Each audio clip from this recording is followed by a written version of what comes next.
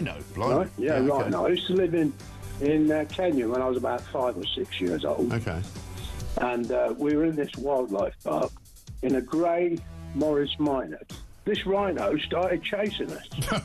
There's me and my sister in the back seat. Right. It was like something out of Jurassic Park. Yeah. We were turning around saying, "Believe it, Dad. Just put your foot down, Dad. We're in a field. Put your foot down." This rhino was chasing us. One from Mark here in Derby. Went on holiday for our first romantic holiday to Tunisia years ago. Decided to take my girl into a petting zoo. I got a bag of food to feed the animals. A giant goat then went for me, putting its front legs over my shoulders and proceeding to headbutt me over a fence into one of the pens, covering me in the food and making my nose bleed. I got out of the pen, then the goat and all his mates attacked me again, sending me running and screaming like a girl out of the zoo, with my girlfriend rolling with laughter on the floor. A tarantula climbed up the bottom of the bed on the sheet. Yeah. And it walked all the way up. It's eyeball to eyeball. Wow. And I thought to myself, what am I going to do when it climbs over my face? But then a miracle happened. It raised its 2 front legs and waved them around. And then it turned around and walked down the side of the sheet. Boris Johnson had been attacked by an ostrich. The former PM was enjoying a safari trip with his family when the bird leaned into his car and went oi oi and pecked his hand. In footage shared online, he quickly jerked from the ostrich. Don't dirty minds away from the ostrich, and shouted, "Oh, Christ, get hell," before driving off. And so I just set it out there. Have you been attacked by an animal? When I was about 7, says Trevor Jenkins, on holiday in Spain in the 70s, a monkey pulled my long hair. It was long because in the 70s I was in floods of tears. And as the family car drove out the car park, an elephant ripped off the car mirror. We got the message. Spanish animals aren't to be trusted. Jeremy, Brittany here from the United States. I was spurred by a rooster in my right foot a few years ago. Spurred? How do you get spurred by a rooster? One here from Dan in Hampshire. Morning, Mike. Is an Aussie that has been dive-bombed by our version of the Magpie, which is much bigger, every springtime. Across the UK, on DAB+, on your smart speaker, on your smart TV, and on your side. This is Talk.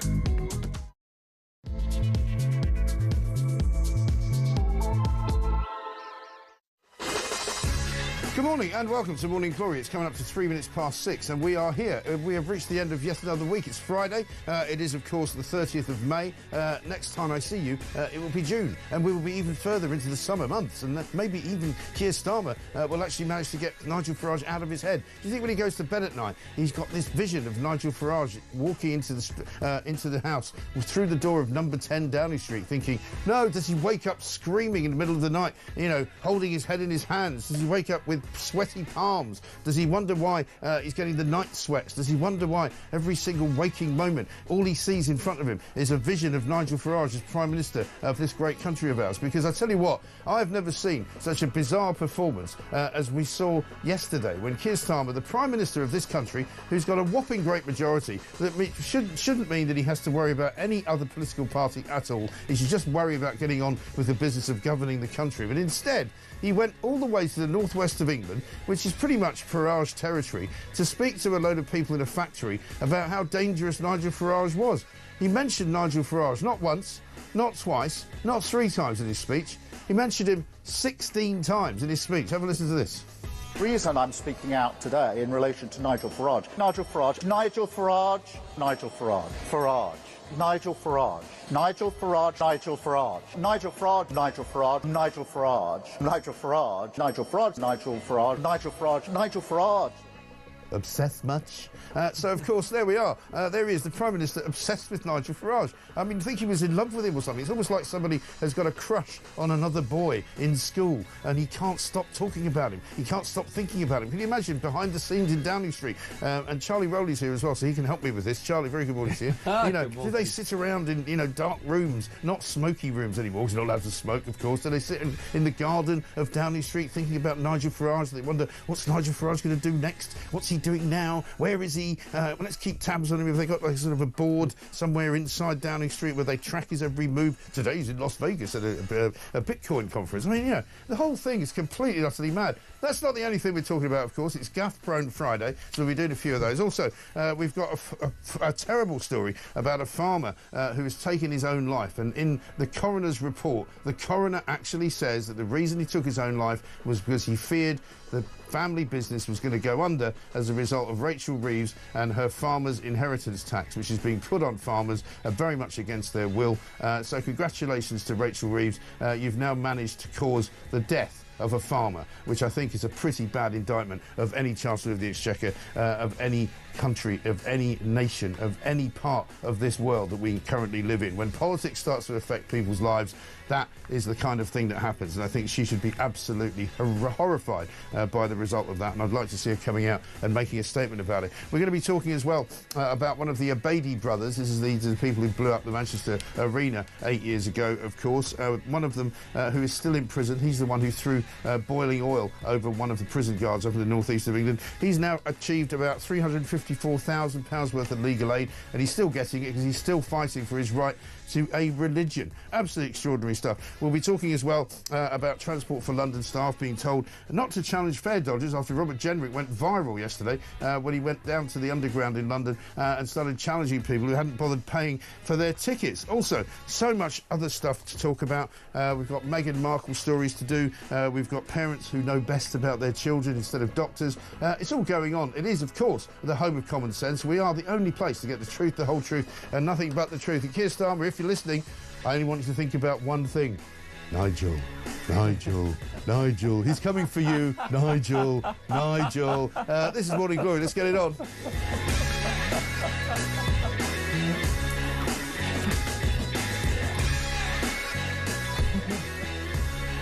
Back in the room. Come on, Sir Keir. Get out of it.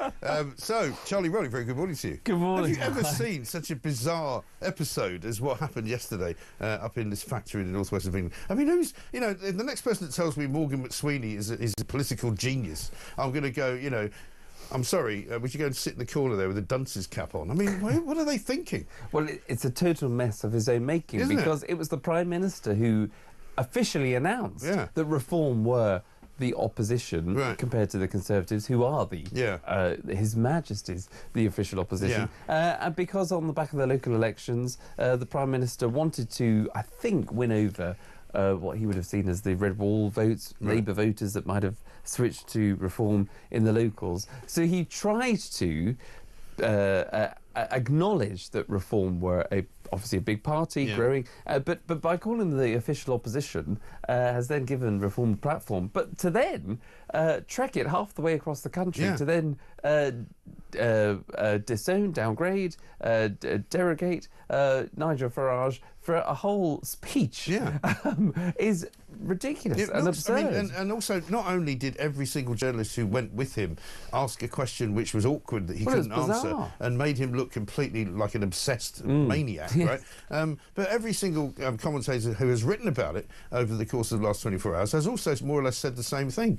You know, Andrew Neil piles in and says, you know, why is he behaving like a man who is literally about to have an election against a very strong party who have got 200 or 300 seats in the House of Commons? You know, it doesn't make any sense. No, exactly. And the people that I've spoken to in the last even 24 hours from Reform have said that they clearly think that the Prime Minister is rattled. Very rattled. They were expecting, if at all, a speech to be made. They would expect this kind of speech to be made 2 or 3 days before a general election. Yeah, So if you're going to the country where people's senses of politics are heightened, where you've got to make a choice, you'd expect that kind of attack on us, but not in the middle of the first year. No. Well, he hasn't been in a year yet. No, you know. Exactly. And because the question is then, what can the Prime Minister do next? If the Prime Minister is seriously worried about Reform, if the Labour Party are worried about Reform, what can they do to mitigate those worries? What can they do to get ahead in the polls again, if that's what they're looking to do?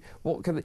It should be, I would argue, if I was Morgan McSweeney, I'd be saying, Prime Minister, it's about show, not tell. So, OK, let Reform take the headlines of all the headlines that they take, let them be ahead in the polls, but when push comes to shove, what is the message that we've got to show to people? Not just tell people what we're doing, so we can say we've increased wages, we've reformed public services, and by the way, we've supported But they say all these things, but the trouble is nobody believes them because the rapidity with which they put out these kind of ridiculous claims, people go, but you haven't made the nation more secure. You aren't putting more money back into our pockets. And everybody knows when they say, well, we put wages up, they've only put the wages up of the public sector. You know, nobody else is feeling anything other than the pinch because everybody goes to the shops and goes, everything's more expensive. My electricity bills are going up. You know, my water bills have gone up. My council tax has gone up. There is nothing they can really sell to the public, I don't think. And they've obviously been very rattled by Dan Hodges, who's coming on the show later on this morning, who wrote a piece, I think, last week, saying basically that reform are now dictating government policy. Because every time Nigel Farage, you know, jumps, Keir Starmer says, you know, how high should I go then? Totally, and it's, you know, there's a full circle of the chicken and the egg. So, you know, you can herald wages have gone up under the Labour government to a certain degree. They've increased the minimum wage, but you won't have a job if you've increased national insurance contributions and the minimum wage and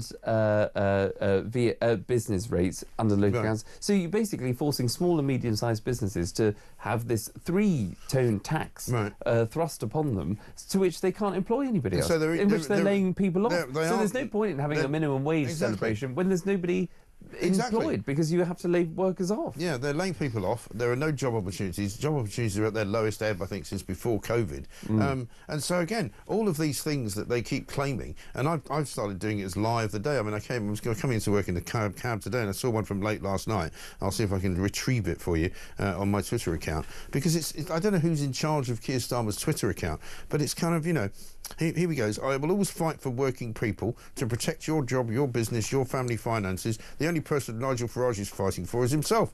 So again, you know, he's having a go at Nigel Farage, and he says, I will always fight for working people. What does he mean by that? You know, working people, as he calls them, are worse off than they've ever been. My only advice would be to people in government at all, and, you know, having spent a bit of time there, what do you want your legacy to be? What can you really look back on? And of course that will cause conflict. So if you want your legacy to be known for something that you've done, and that might be something that you've had to champion which goes against what your own government is championing for. But what is it that you can look back on and say, that was a tough decision, but it was the right decision, and the public were on our side? The public are not on the side. The public have never been on their side, right? Oh, totally, because they voted in such small numbers. It was a low turnout.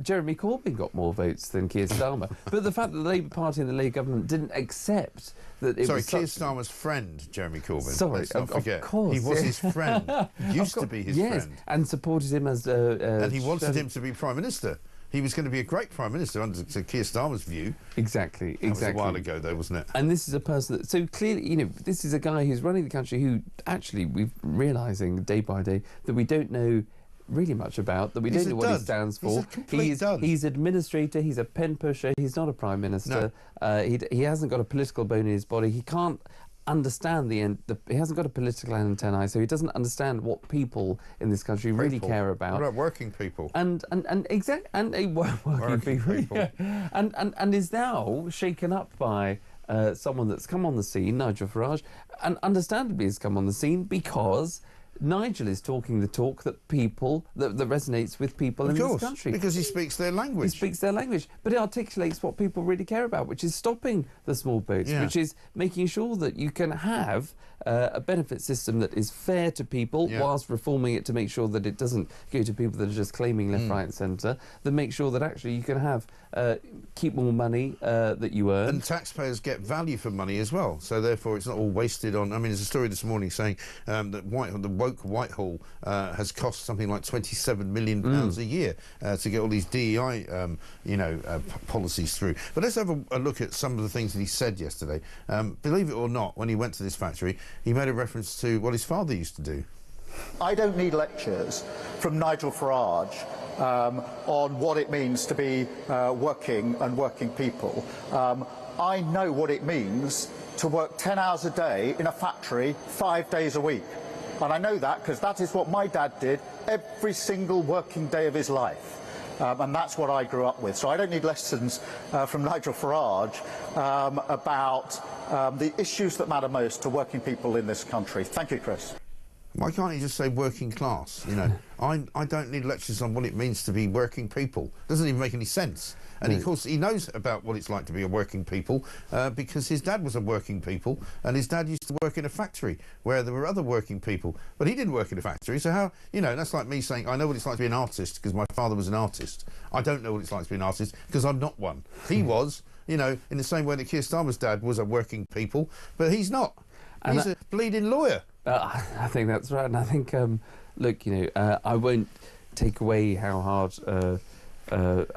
people work, but you know, 10 his dad also ran the factory, by the way. Well, and 10 hours a day is only just a couple more hours than a normal working day of 8 hours, where some people are working fingers to the bone 18 hours a day. And that clip kind of reminded me of, you know, a very cringeworthy moment of Theresa May that was talking to a room of work people to say, when she was asked what was her favourite pastime, and she said, I like cooking.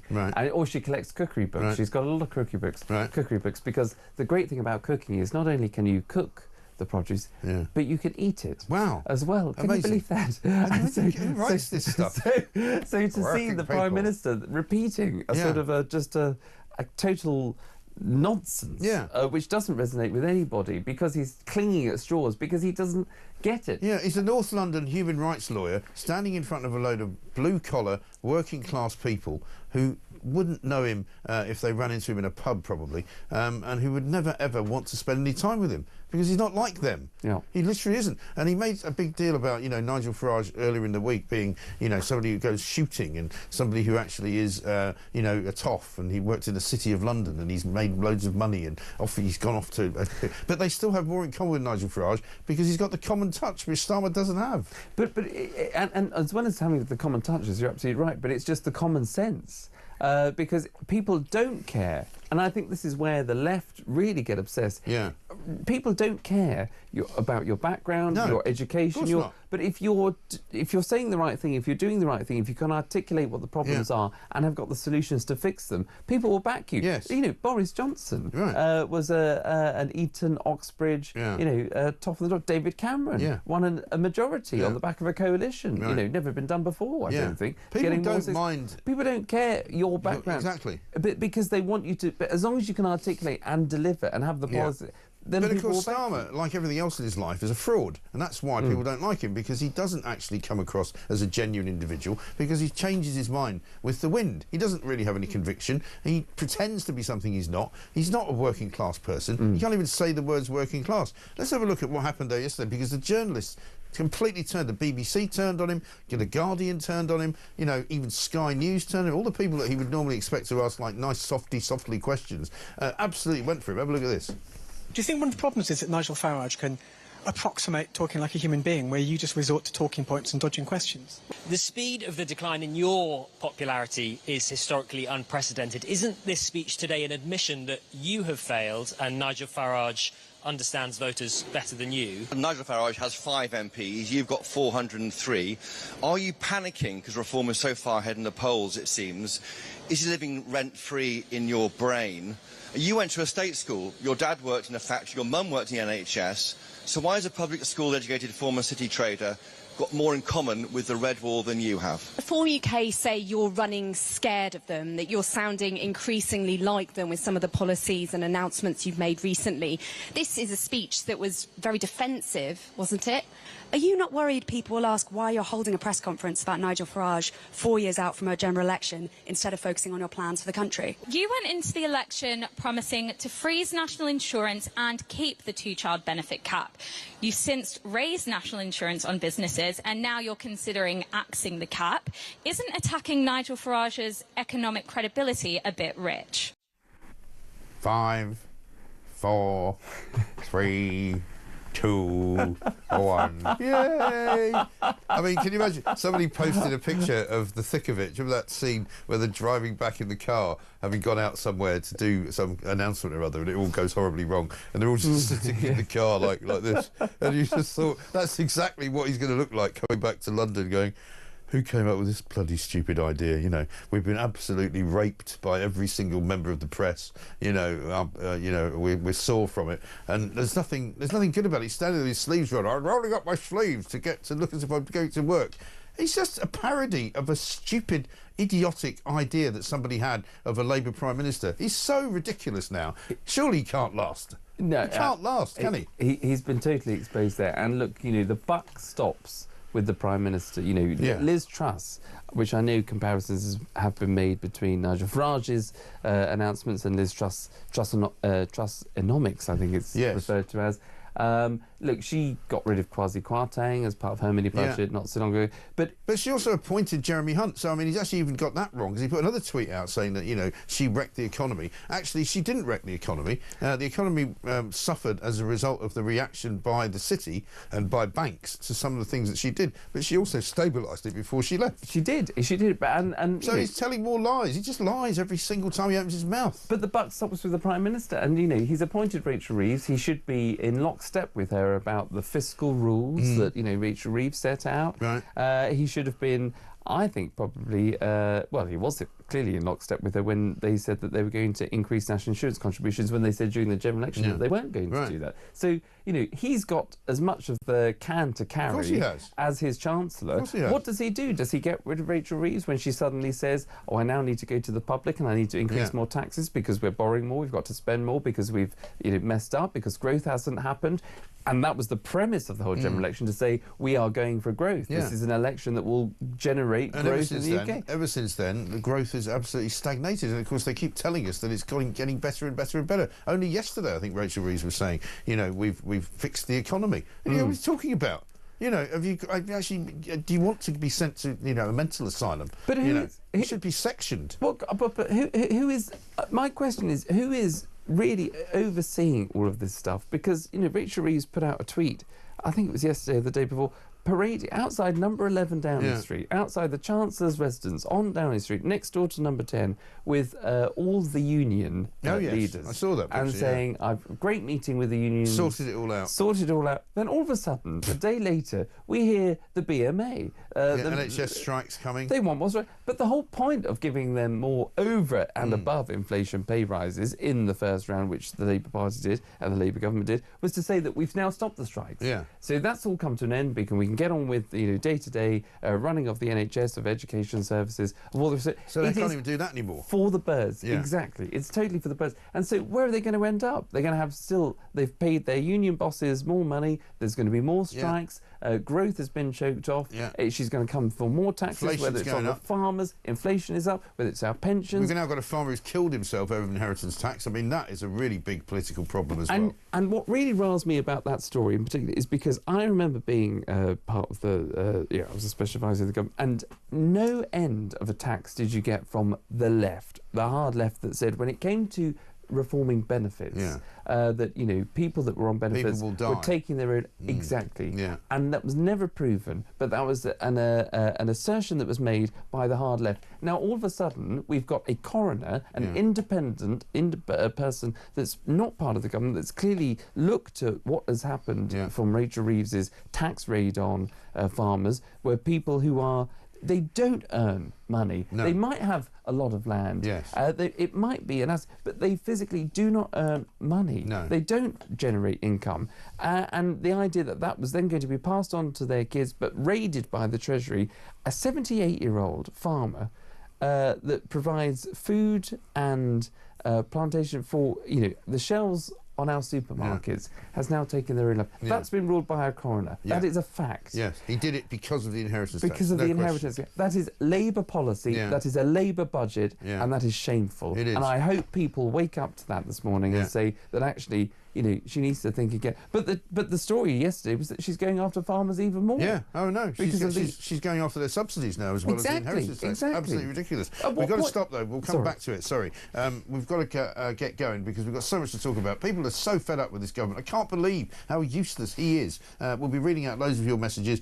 This one from Julian, who says, I've been seething all night about Sir Keith Starmer's audacity to question Nigel Farage's integrity when his own reputation is shredded. He's a political goldfish, an Etch-a-Sketch, one shake and he's blank again.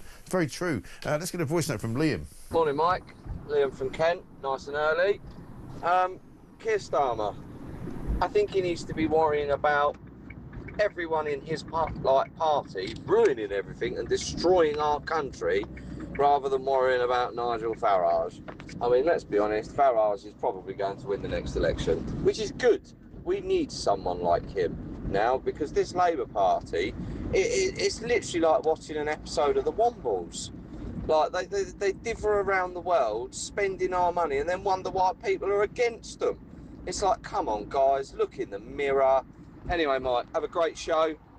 Liam, thank you very much indeed. This is Morning Glory. We have got lots more to talk about. We'll be talking about the charges being brought in the Liverpool parade case. We'll also be talking about Lord Hermer, another absolute moron that works for this government, who's apparently decided that people who want to get rid of the ECHR and who don't want us to belong to it anymore are basically Nazis. What an absolute plonker. This is Talk.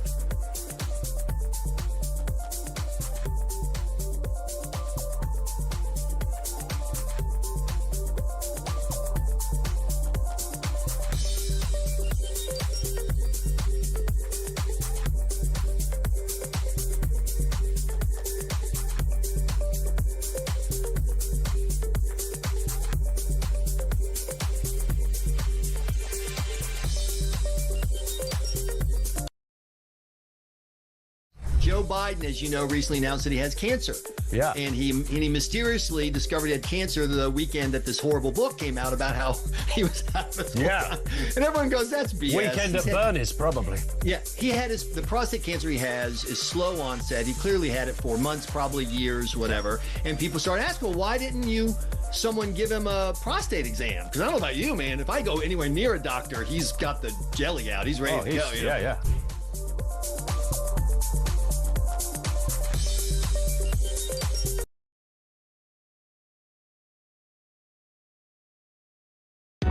Across the UK, on DAB+, on your smart speaker, on your smart TV, and on your site.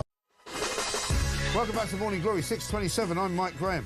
Rupert says this: Mike, two-tier Keir ignores farmers who work 7 days a week and get bashed by him as apparently they are not working people.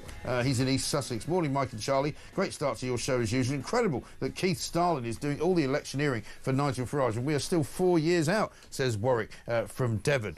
Since it is Friday, though, not just to bring you some cheer, even though we can all have a good laugh about Keir Starmer, let's have a good laugh at some of the gaffes that happened this week. Here's Kevin O'Sullivan, who filled in very kindly for me on Morning Glory earlier this week. With me for the first hour, we're going to go through some of the papers, is the excellent Dr. Alan Mendoza from the Henry Jackson Society. Welcome, Alan. I'm haunted by the memory of last time I interviewed you when you came onto my show, when I introduced you as Dr. Henry Jackson from the Alan Mendoza Society. Only there was an Alan Mendoza Society. Yeah, well, it's only a matter of time, isn't it? Yeah. But welcome. Well, at least he didn't fall off his chair, I suppose, but that's another story altogether. Anyway, listen, let's talk about some other stories that are in the news this morning. Obviously, the father of three charged with Liverpool parade rampage all over the front pages. We've got a clip of the Chief Crown Prosecutor, Sarah Hammond, announcing it yesterday. Prosecution Service has today authorised Merseyside Police to charge Paul Doyle, aged 53, from West Derby, Liverpool, with offences of dangerous driving, causing grievous bodily harm with intent, wounding with intent to cause grievous bodily harm, and attempting to cause grievous bodily harm with intent.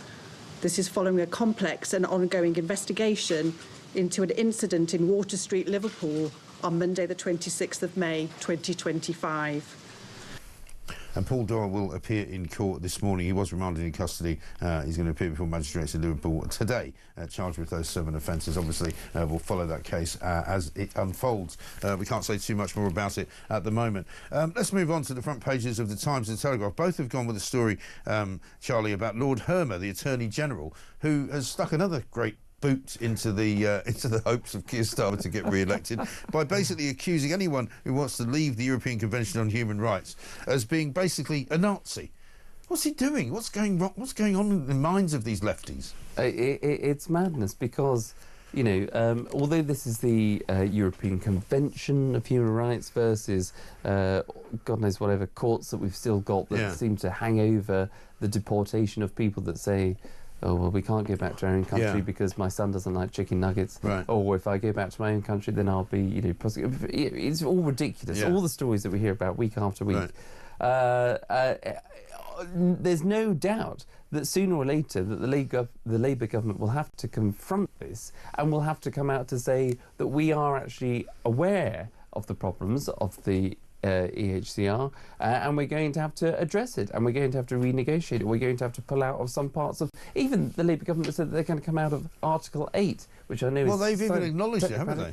Because that Article 8 is the thing that prevents deportation. So it is making sure that the UK court, UK jurisdiction, if you are deemed to be someone that needs to be deported from the country, you shouldn't have a last-minute injunction from a court somewhere else to be able to prevent that. So even the Home Secretary, the Labour Home Secretary, has acknowledged... So the idea that you've then got at one end of the cabinet table, the Home Secretary saying that actually we need reform in some of these areas, to then at the other end of the cabinet table, Lord Hermer, the Attorney General, saying, well, you know... and this guy's been a human rights lawyer all his life, right?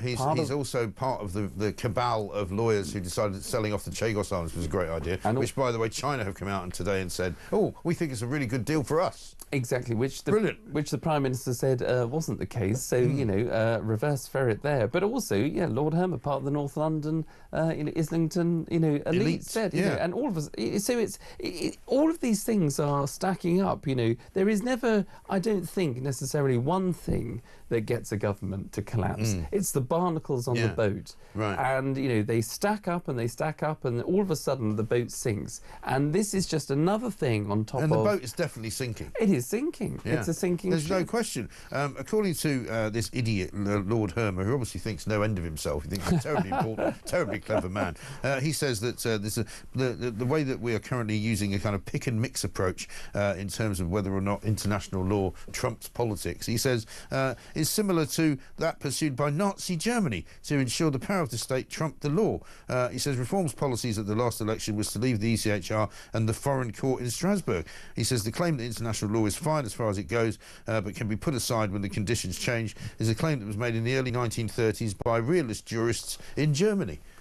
I mean, you know, that's not going to be very helpful to Starmer, that, is it? No, but and I hate to break it to Lord Hermer, but it was 9 years ago that the UK voted to leave the EU on the basis that the public wanted UK law to be supreme. They wanted our courts to be the jurisdiction of UK citizens. And by the way, I know he's a Minister of the Crown, he works in the government, but it's government ministers that set the law. Right. So if he's not happy about a particular part of the law, he's with a 400 or whatever it was seat majority that Labour have got. Well, wasn't also Hermer... They can change it. It's not lawyers that dictate. And this is the frustration. It is Parliament. Parliamentarians have got the responsibility to be the lawmakers.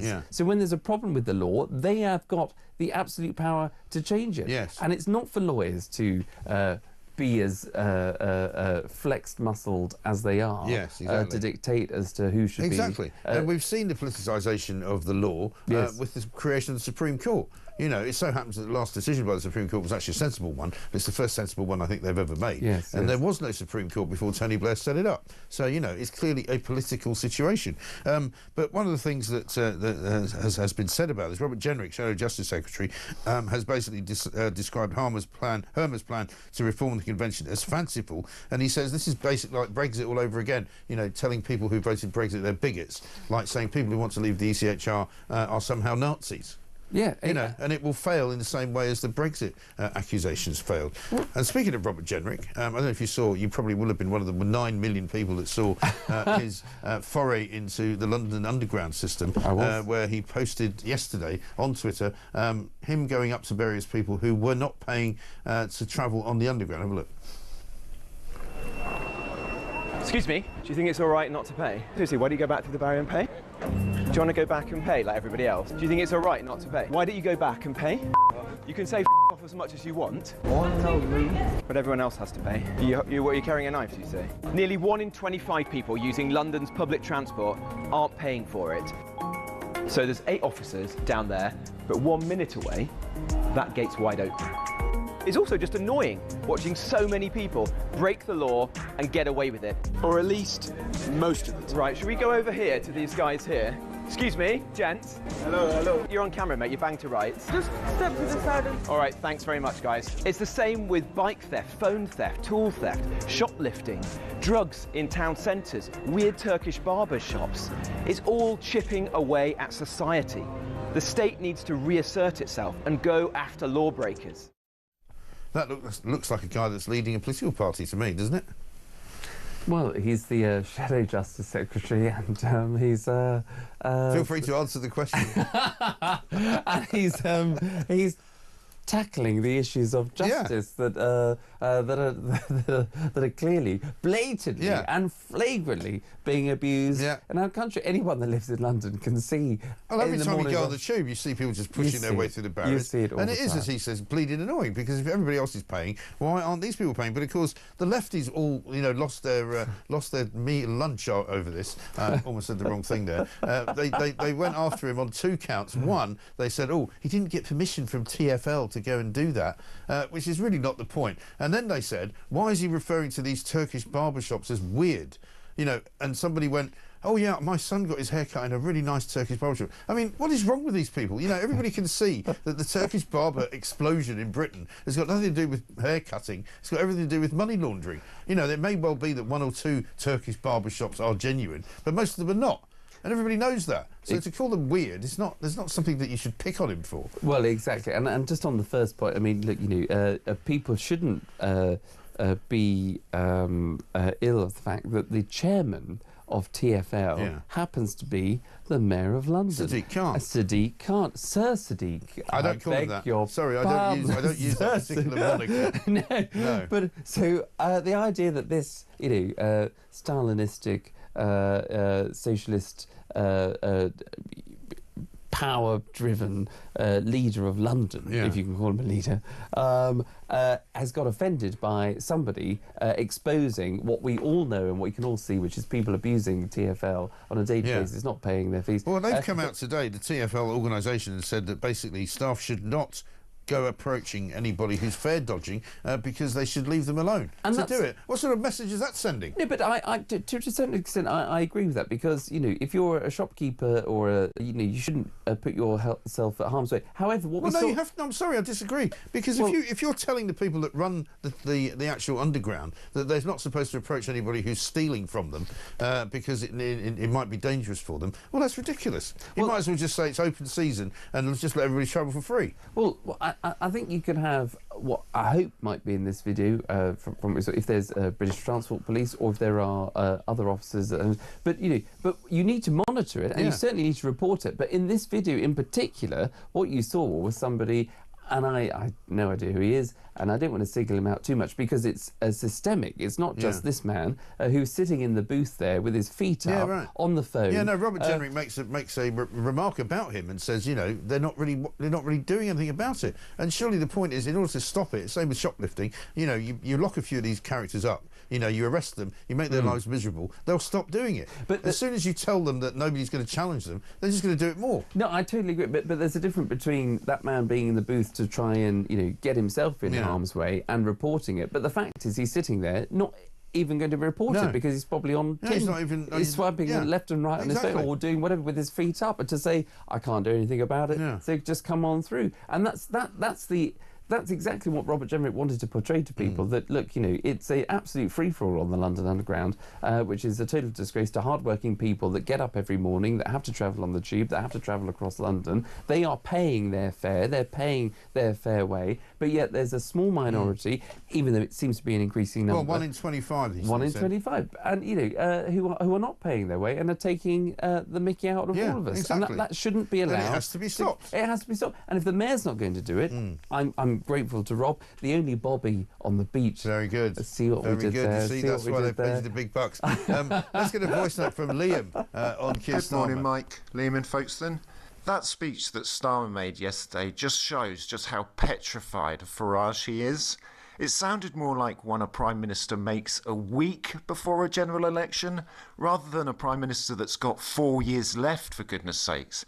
I mean, it seems pretty clear that his MPs, particularly in the Red Wall, are absolutely petrified after the local council reform drubbing and losing Runcorn. It seems that Starmer's just trying to reassure them, and it was just weird. Anyway, great show. Have a great weekend. Cheers, mate.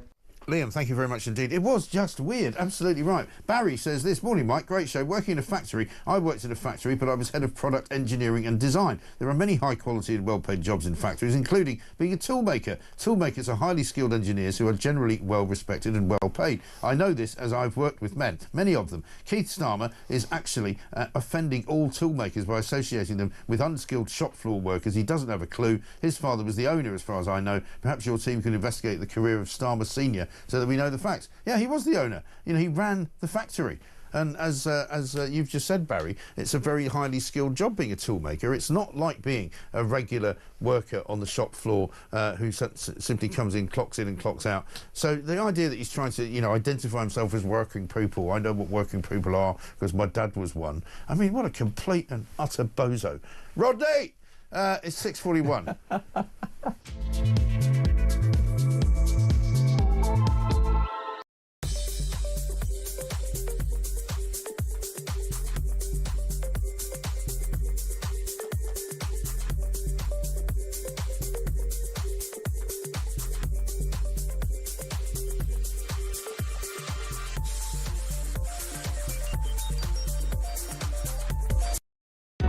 Across the UK, on DAB+, on your smart speaker, on your smart TV, and on your side. This is Talk.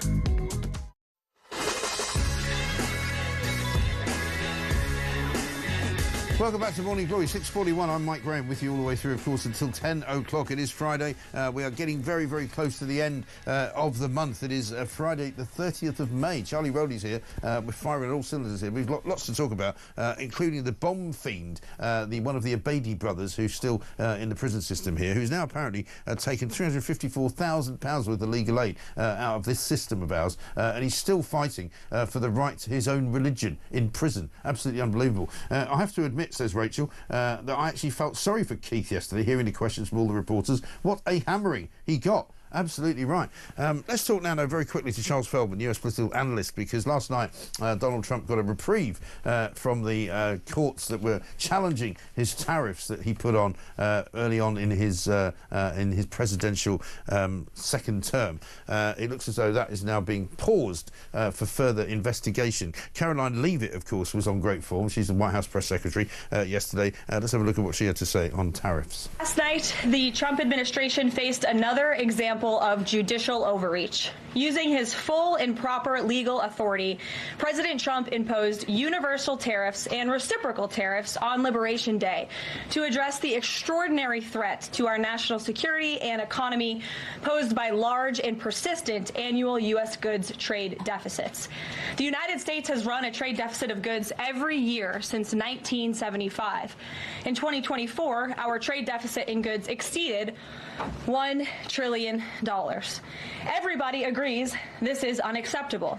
President Trump is delivering on his promise to fix this problem, and he has taken a long overdue and much needed bold stance for American workers after decades of our manufacturing base being hollowed out. The president's rationale for imposing these powerful tariffs was legally sound and grounded in common sense. Three judges of the U.S. Court of International Trade disagreed and brazenly abused their judicial power to usurp the authority of President Trump to stop him from carrying out the mandate that the American people gave him. Caroline Leavitt does an incredible job there. If only Keir Starmer had somebody that good. Charles, very good morning to you. Good morning, Mike. I must admit, when this all came out yesterday, I thought, well, it's all a bit after the horse has bolted, really, isn't it? Because a lot of these deals have already been done. A lot of the negotiations are already underway. And so whether or not this has any effect on anything is a sort of a matter for people like you and I to mull over, really. But it's not going to go... I don't think it's going to have much effect on the real world, is it? Well, the only effect it has, and we've talked about this before, Mike, is it does create uncertainty, right? I mean, in just 48 hours, we went from the tariffs being imposed to the tariffs being blocked to the tariffs being unblocked. Right. Will eventually go probably to the U.S.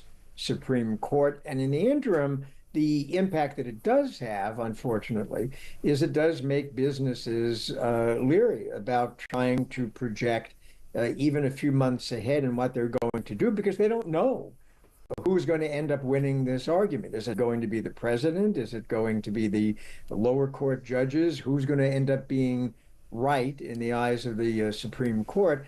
And it's hard to run a business that way, Right. whether you're a large business or a small one. So I guess you might as well say that the judges have actually disrupted the international trade business, and so they should sit down and shut the hell up. That's one way. You know, why not? I mean, that's as good an argument as saying that Trump shouldn't be putting tariffs on, isn't it?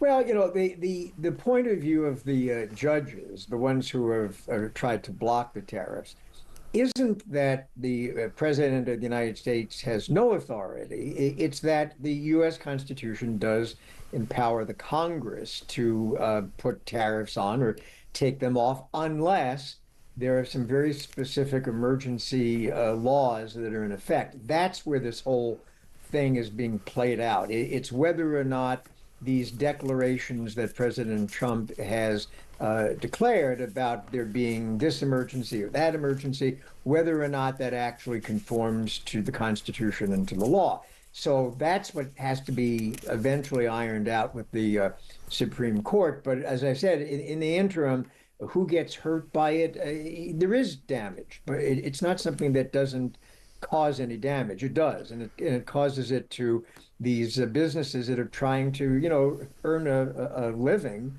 and they're trying to keep their employees happy by paying them, and they don't know from day to day, or as the case may be now, hour to hour, what the situation is going to be, what the cost is going to be for raw materials and that sort of thing. It's difficult. It's very difficult. Yeah, I get that. Good to talk to you, Charles. We were running late today, so I'm going to let you go. Thank you very much indeed. Charles Feldman, US political analyst. I mean, in the end, surely the President of the United States should be able to set the tariffs that he wants to set for the country that he's running. You know, the ludicrous idea that these judges, a bit like Lord Hermer, think that they can get themselves inserted into, you know, policy being made in the White House. I mean, I think in the end Trump will win it. But let's stick with America, because a funny story that I'd like to bring to your attention, Charlie, which I don't know whether you've seen. It's on page 13 of the Sun. What a load of old crop.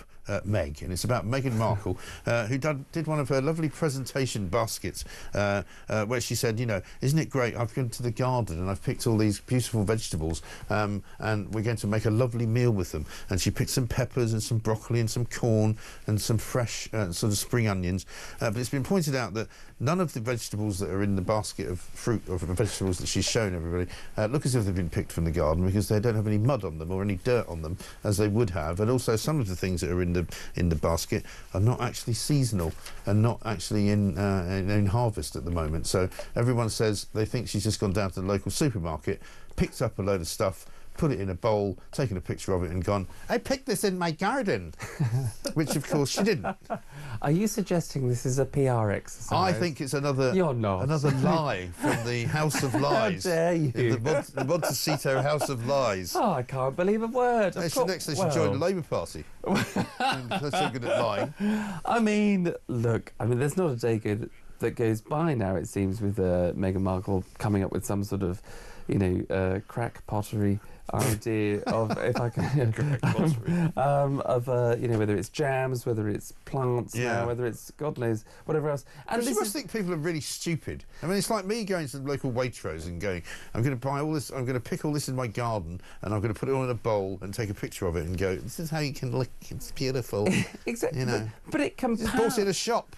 Yeah, well, exactly, but it also compounds. I mean, this idea that there is somebody here that's obviously, you know, got in touch with the Sun from her people, whatever people she still has left working for her, because I think Right. they've all left. They've all through gone, billing I think, allegations and all the rest of it. Even old Harry's gone to China. Well, you know. But this is on the back of, when the Sun, very well done to them, reported, him knocking on random doors in the last street. South West London, yeah. South was the last time he was here, and that was on the back of, he needs security and all the rest of it. So there's clearly dysfunctionality within that relationship, dysfunctionality between just him in general and his father and brother are here, and everybody, I think. And now they can't even get a bowl of vegetables right. Well, they can't. No, because of this whole. She's got corn in there, which apparently isn't ripe really at this time of the year normally until about sort of June or July. Well, I'm looking at it now. Just the photo suggests that this is all a bit of a hodgepodge of greenery. It looks like that stuff. doesn't. It looks like stuff you've got delivered from one of those, organic vegetable places. When they send you all this great stuff to your house. Exactly, at huge cost. But how low have you got to be to have to try and find this sort of PR nonsense to say, well, I've moved on from jams. I know. I've moved on from my. And here's another latest... picture of a vegetable. He's called. No, sorry, I'm not going to do that one. Here's Caroline, talking of lies, here's Caroline Leavitt talking about Jill Biden's lies about Joe. I think, frankly, the former First Lady should certainly speak up about what she saw in regards to her husband and when she saw it and what she knew. Because I think anybody looking, again, at the videos and photo evidence of Joe Biden with your own eyes and a little bit of common sense can see this was a clear cover-up. And Jill Biden was certainly complicit in that cover-up. There's documentation, video evidence of her clearly shielding her husband away from the cameras. They were just on The View last week. She was saying everything is fine. She's still lying to the American people. She still thinks the American public are so stupid that they're going to believe her lies. And frankly, it's insulting, and she needs to answer for it. She's great, isn't she? Let's have a look at old Jill Biden again. Remember how she used to do this? Joe, you did such a great job. You answered every question. You knew all the facts. And let me ask the crowd, what did Trump do? Why? Joe's going, sorry, who are you? What am I doing here? You answered all the questions. I mean, it's not a very high bar, is it, to be president? I mean, it's that clip is it's shocking. It's shocking. It's absolutely shocking. We're all saying it's embarrassing. It really is embarrassing. But I mean, I don't know. I'm a softie, as you know, Mike, and I just think if you've got a partner there that's happy to defend you or support you in the way which Jill did to Joe, I mean, I'd be grateful. That's fine if he's at the local bowls club. But if it's he the happens local to be bowls, running the free world, not the leader of the free world, no. That's got his finger on the nuclear button, don't think so. and trying to lie to the whole American What's nation. This? Yes, exactly. Don't press it, Joe. Exactly. To say that he's all there, all compassed, and when clearly, and accounts are emerging day by day that he wasn't. And they were all lying about it, and that's what makes it worse. The political establishment was lying about it. We've got loads more to do, not much time to do it in. Let's get a quick voice note from B. Good morning, Mike B from the Midlands. Just a quick point. Why didn't Starmer make no striking a condition of the pay bargaining last year? This man is an absolute idiot. Have a great day. Yeah, he's a complete turnip, speaking of vegetables. I mean, they didn't put any conditions at all on the NHS doctors that they gave more money to. They didn't put any conditions at all on the ASLEF train drivers or on the RMT or any of the civil service unions they've done deals with. Absolutely hopeless. But we've got a break because we've got one more thing to talk about, and that is the bomb plot fiend, Manchester Arena terrorist Hashim Abedi. We'll bring you more on that. And also, Chris Packham's in trouble for messing up the countryside, believe it or not. 6:53.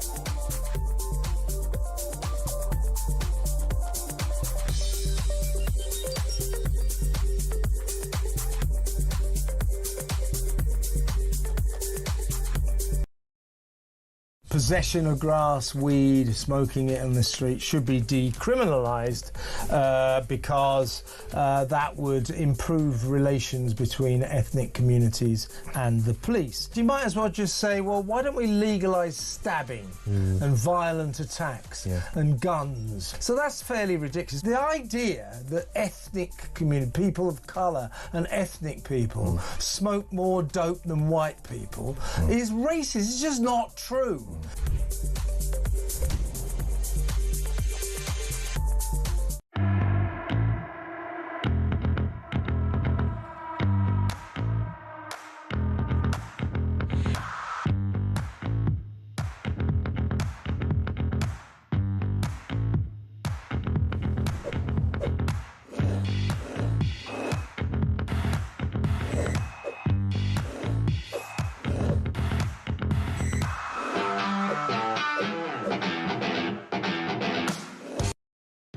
Across the UK, on DAB+, on your smart speaker, on your smart TV, and on your side.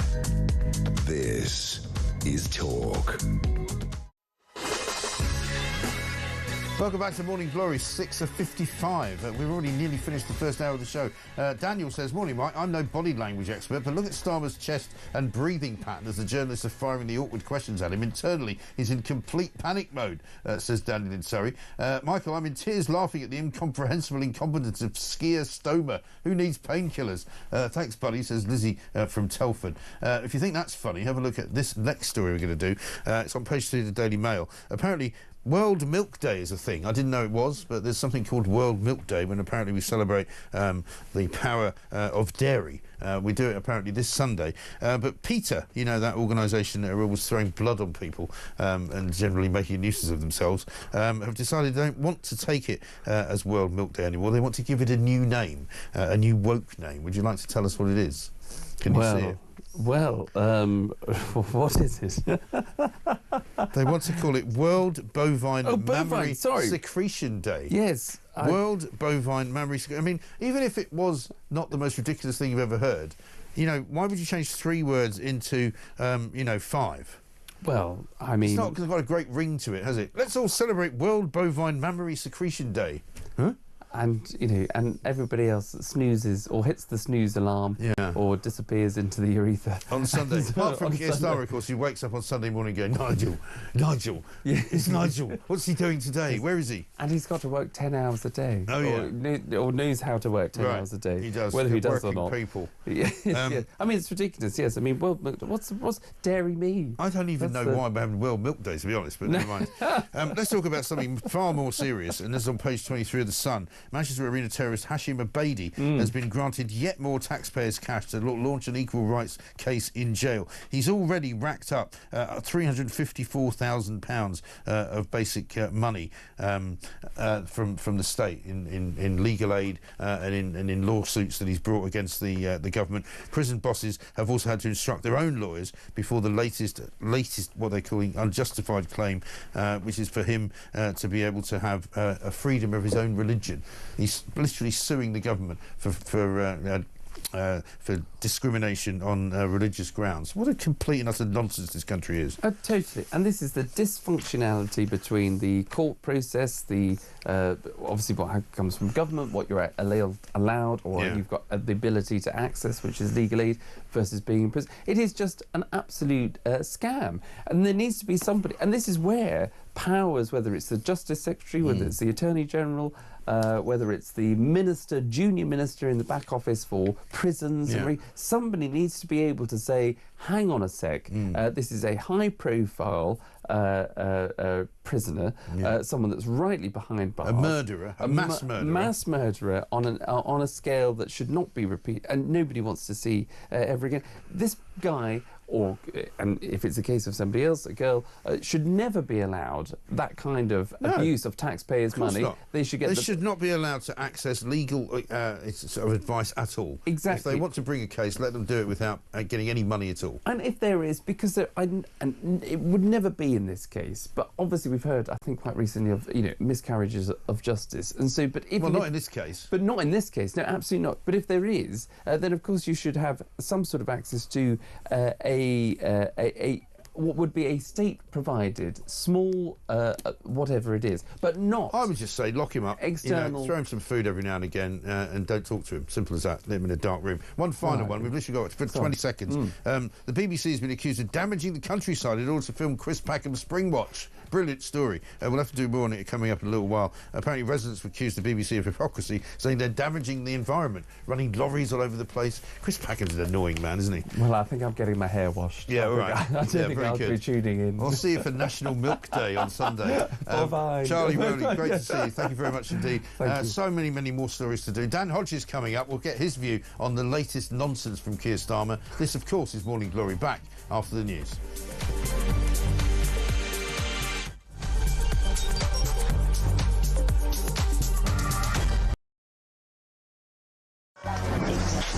Five, 4, 3, 2, 1. Hey! 8722, start your message with the word talk. Who would you send to space and why? The person I would love to send to space would be Mr. Keir Starmer. And then I would tell the Galactic Empire that he was part of the Rebel Alliance and let them blow him away with the Death Star. No Brits was involved, no fingers could be pointed. You carry on taking the medication, George. Yes, I'd send all the Labour government to space with a one-way ticket and throw in the SNP for being useless. They're all a bunch of... Oh, all right, fair enough. One person, quite frankly, I think needs to go to space in a one-way journey is Jeremy Kyle. If he goes on about his age one more time, how he's 60 this year, he was 59 last year, repetitively over the course of the weeks and months, we have to hear him, I'm 60 this year, I'm 60 this year. Richard Tice, did you put that cheeky bugger up to that? I'm hoping he's going to send me the invoice because that was absolutely brilliant. Which MP would you send to space? Oh, no, I'll get in terrible trouble if I answer that. But it's fair to say there's quite a long list. The sad thing is about sending people into space on a one-way ticket is I don't think that we've built a spaceship big enough to take the lunatics off this planet. I mean, from the net zero loonies to the transgender loonies to the racists to the terrorists, there is just so many to the wokerati. We need some big spaceships. Big spaceships. Good evening. I never know how you're going to start this conversation, Jeremy. Katy Perry went to space today, OK? Who would you send... I'd love her to say what I wanted to, but I'd never disrespect her. Who would you send to space who could never come back? Well, I'd be happy to send Ed Miliband to space, I think. Oh, that is an outrageous question to I'm not even going to answer that question. Sam Matterface, do you get the job, yeah? Come on. No, Sam Matterface, I tell you what... There's no. I think David Lammy would be the person I'd want to send up in space and never come back again. Yeah, the problem is how much would the bill be for him to munch through whatever food on the way there? Hey, it worked.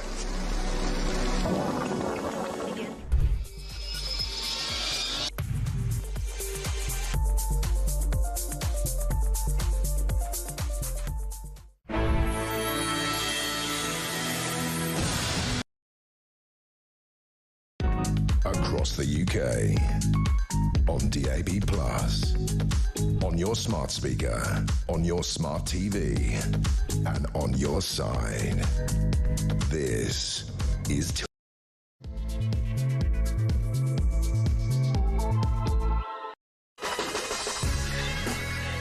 Welcome back to Morning Glory, coming up to 3 minutes past 7. I'm Mike Graham. It is Friday, the 30th of May, and we've got quite a nice weekend coming up. I think it's not going to be too ghastly. It doesn't look like it's going to be too wet. However, if you're looking at hoping to get the vegetables out of the ground like Meghan Markle did, you're going to be out of luck, I'm afraid, because I've got a great message here from Kate in the Wirral, who sent me a picture of her sweet corn and red pepper plants as of right now. She says, I know we don't live on the west coast of America, we live on the Wirral, but they're not even flowering flowering yet, let alone fruiting. Well, of course they're not. She's been accused of, shall we say, gilding the lily, or indeed gilding the sweet corn, because she's produced this kind of, basket of fruit and vegetables, which clearly have been bought at a shop and just stuck on a plate and been pictured. Anyway, there's far more important things to talk about, of course, rather than Meghan Markle's BS and her latest nonsense. Dan Hodges joins me this morning from the Mail on Sunday, of course. He's had an awful lot to say about the influence of Nigel Farage on Keir Starmer. Keir Starmer yesterday made probably what is one of the more bizarre political speeches of anybody's career, never mind his own career. He seems to be obsessed with Nigel Farage. Nigel Farage has actually put out a tweet overnight saying, "Why are you obsessed with me?" Because he seems to be only able to think about Nigel Farage and reform. He doesn't seem to think that anything else matters. He doesn't seem to think that getting on with running the country is important. He went all the way up to the northwest of England yesterday to stand in front of some reform voters, probably, to tell them how dangerous Nigel Farage was. And he name-checked him not once, not twice, not 3 times, 16 separate times. Have a listen. The reason I'm speaking out today in relation to Nigel Farage, Nigel Farage, Nigel Farage, Nigel Farage, Farage, Nigel Farage, Nigel Farage, Nigel Farage, Nigel Farage, Nigel Farage, Nigel Farage, Nigel Farage, Nigel Farage, Nigel Farage, Nigel Farage, Nigel Farage. And so, it goes on. He's obsessed, isn't he? It's very, very worrying. I mean, I don't really think we should have a Prime Minister who has got such a ridiculously unhealthy obsession with another man. Why on earth would he have that? 0344 499 1000 is the number. More bad news as well for Rachel Reeves this morning. A farmer aged 78 has killed himself. The coroner in the case says that it's as a direct result of the fear of inheritance tax that was being put on by this government that drove this man to kill himself, to take his own life. Absolutely incredible. So hopefully Rachel Reeves may have something to say about that. Meanwhile, China has hailed Keir Starmer's deal to sell the Chagos Islands off to Mauritius as very, very good for them, and said that basically they're very happy about it, which rather gilds the lily and what he was saying before about how it was not a good deal for China, it was a great deal for us. Lord Herman, meanwhile, says anybody who wants to leave the ECHR is basically a Nazi. So it's not going very well for Keir Starmer this morning. 0344 499 1000. We've got Migrant of the Day, we've got Lies of the Day. It's all going on. This, of course, is Morning Glory. Let's do it.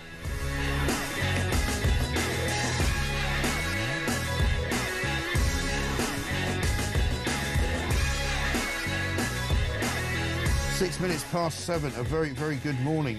Here's one from Margaret. Morning, Mike. Starmer is well and truly rattled by Nigel Farage. The press going for him was priceless. What a complete plonker. She's in Birmingham. When is the reshuffle? I can't wait. And, of course, down here from Dave Tiller, who's in South Gloucestershire, the situation highlighted by Mr Jenrick in the Underground is a mini example of the malaise affecting the whole country. It shows who is committing the offences, it shows who should be doing something about it, but are not because of their self-preservation or interest, who is telling us we shouldn't do anything because it would contravene some human rights rule or would be risky. All we do is talk, say how awful it is, but nobody does anything, even those who are paid to. Can we really survive 4 more years of this? Well, it's a very good question. I think the answer to that is, can Keir Starmer survive 4 more years of this? Let's ask Dan Hodges. Dan, very good morning to you. Good morning. I think it's all your fault, Dan, because I'm going to track this back all the way to that piece you wrote. I think it was last week. I can't remember what day it was, when you wrote a piece in the Mail which basically said Nigel Farage is now dictating Labour Party and government policy, which was an entirely correct thing to say. But I think that really rattled Keir Starmer, because how else can you explain what he did yesterday? I've got to be honest, I've got absolutely no idea. It was interesting. I was in Westminster yesterday and I was talking to MPs and strategists from all the main parties. Yeah. And everybody was scratching their heads. They just literally couldn't understand what Keir Starmer was doing. Let's step back. If you remember in the immediate aftermath of the local elections where Labour got an absolute shellacking from Reform, Keir Starmer's initial response was to say he was going to ignore the results, he was going to carry on going further and faster with his existing strategy, which was obviously, and I said at the time, was ridiculously tone deaf. Now, however, we've got him lurching in completely the opposite direction. So, as you said, I actually wrote at the start of this week, we don't just have a situation where Nigel Farage is setting the political agenda and Starmer's responding to it. I mean, we've also got a situation where Farage is actually setting specific policies. So obviously Nigel Farage was coming out saying you've got to drop the winter fuel, you've got to drop the 2-person benefit cap. And to preempt that, obviously Keir Starmer literally came out and started floating the idea that he's going to do that. But the speech yesterday, I mean, just on a sort of strategic level politically, why the Prime Minister of the country would seek to boost the profile of one of his political opponents who, yes, is ahead in the opinion polls, is obviously doing very well in the local elections, obviously beat Labour in the by-election, but still somebody who only has 5 members of Parliament, 4 years out from the date of which he, the Prime Minister, has to call a general election, is utterly bizarre. And it's like, you know, I used a Star Wars analogy yesterday. It's like that, you know, that moment when Darth Vader strikes down Obi-Wan Kenobi and he says, if you strike me down, I'll come back even more powerful than you. That's the practical political impact of what Keir Starmer is doing. He is just boosting Farage. I mean, there were some people yesterday, I mean, as I said, I was discussing this, there were some people yesterday who were wondering if Keir Starmer had some sort of master plan in which, by boosting Farage to such an extent and focusing on him to such an extent, in a sense, he was marginalising the Tories and marginalising Kemi Badenoch and effectively, you know, pushing them into a corner. But the reality is Kemi Badenoch is doing a pretty good job of marginalising Tories But that's on the her other own. thing. And I think I saw that analysis and I thought, you know, that's the subject of people spending too much time in the Westminster bubble trying to find something good out of what is clearly an absolute car crash where the wheels have completely come off. Because, I mean, when you've got The Guardian and the BBC and I think LBC and Sky News and everybody who would normally give Keir Starmer the benefit of the doubt and certainly not be particularly pro-Nigel Farage, when they all turn on him, you kind of go, you know, they can't all be wrong, can they? Let's just have a look at what some of the questions were. Do you think one of the problems is that Nigel Farage can approximate talking like a human being, where you just resort to talking points and dodging questions? The speed of the decline in your popularity is historically unprecedented. Isn't this speech today an admission that you have failed and Nigel Farage understands voters better than you? Nigel Farage has 5 MPs, you've got 403. Are you panicking because Reform is so far ahead in the polls, it seems? Is he living rent-free in your brain? You went to a state school, your dad worked in a factory, your mum worked in the NHS, so why has a public school-educated former city trader got more in common with the Red Wall than you have? Reform UK say you're running scared of them, that you're sounding increasingly like them with some of the policies and announcements you've made recently. This is a speech that was very defensive, wasn't it? Are you not worried people will ask why you're holding a press conference about Nigel Farage 4 years out from a general election instead of focusing on your plans for the country? You went into the election promising to freeze national insurance and keep the 2-child benefit cap. You've since raised national insurance on businesses and now you're considering axing the cap. Isn't attacking Nigel Farage's economic credibility a bit rich? I mean, you can see him standing there without really any understanding of why it's happening to him. He looks like a guy who's just been planted from Mars into a room and he doesn't really understand what's happening at all. I mean, somebody's pointed out that even his rolled-up sleeves have been ironed as rolled-up sleeves. I mean, but the key thing is, what did Keir Starmer think was going to happen? You know, this wasn't him being ambushed by the media. No. The Labour Party sent out what we call a calling notice about this event yesterday. Yeah. And it was all about how he was going to attack Nigel Farage. You know, the release had Nigel Farage all over it. Right. Now, yesterday's press conference was basically a free party political broadcast for Nigel Farage, brought to you courtesy of the Labour Party and the Prime Minister. And I don't know what on earth he thought he was doing. Yeah. Now, one thing I would say, there is one positive, which is Nigel Farage, whether you like him or loathe him, is is currently proving politically successful because he is articulating in a way the mainstream parties aren't the thoughts, aspirations and fears of a big swathe of Britain, and in particular working class Britain. Yeah. And the fact that the Prime Minister is now at least waking up to those concerns and is at least addressing those concerns, that I think we have to acknowledge is a positive. But the way he's doing it, and the way that, as I said in my piece, he is dancing to Nigel Farage's tune rather than setting out his own agenda and setting out his own policy prospectus and setting out his own vision for how he should transform the country on behalf of working people is politically insane. Right. I just literally don't understand. But that's part of his problem, isn't it? Because if he was stewarding the country well, if things were on the upturn, if the economy was improving, if there was growth, if there were jobs being created, all the things that he says he's doing, which clearly isn't cutting through because you can tell people don't believe a word that he says. So when he says he's stopping the boats, he's smashing the gangs, he's crushing the scooters, you know, he's arresting people at record rates, he's locking more people up. If all of that was true, then he could probably say anything about Nigel Farage. But because none of it is, and because nothing's going right for him, it looks even more ridiculous.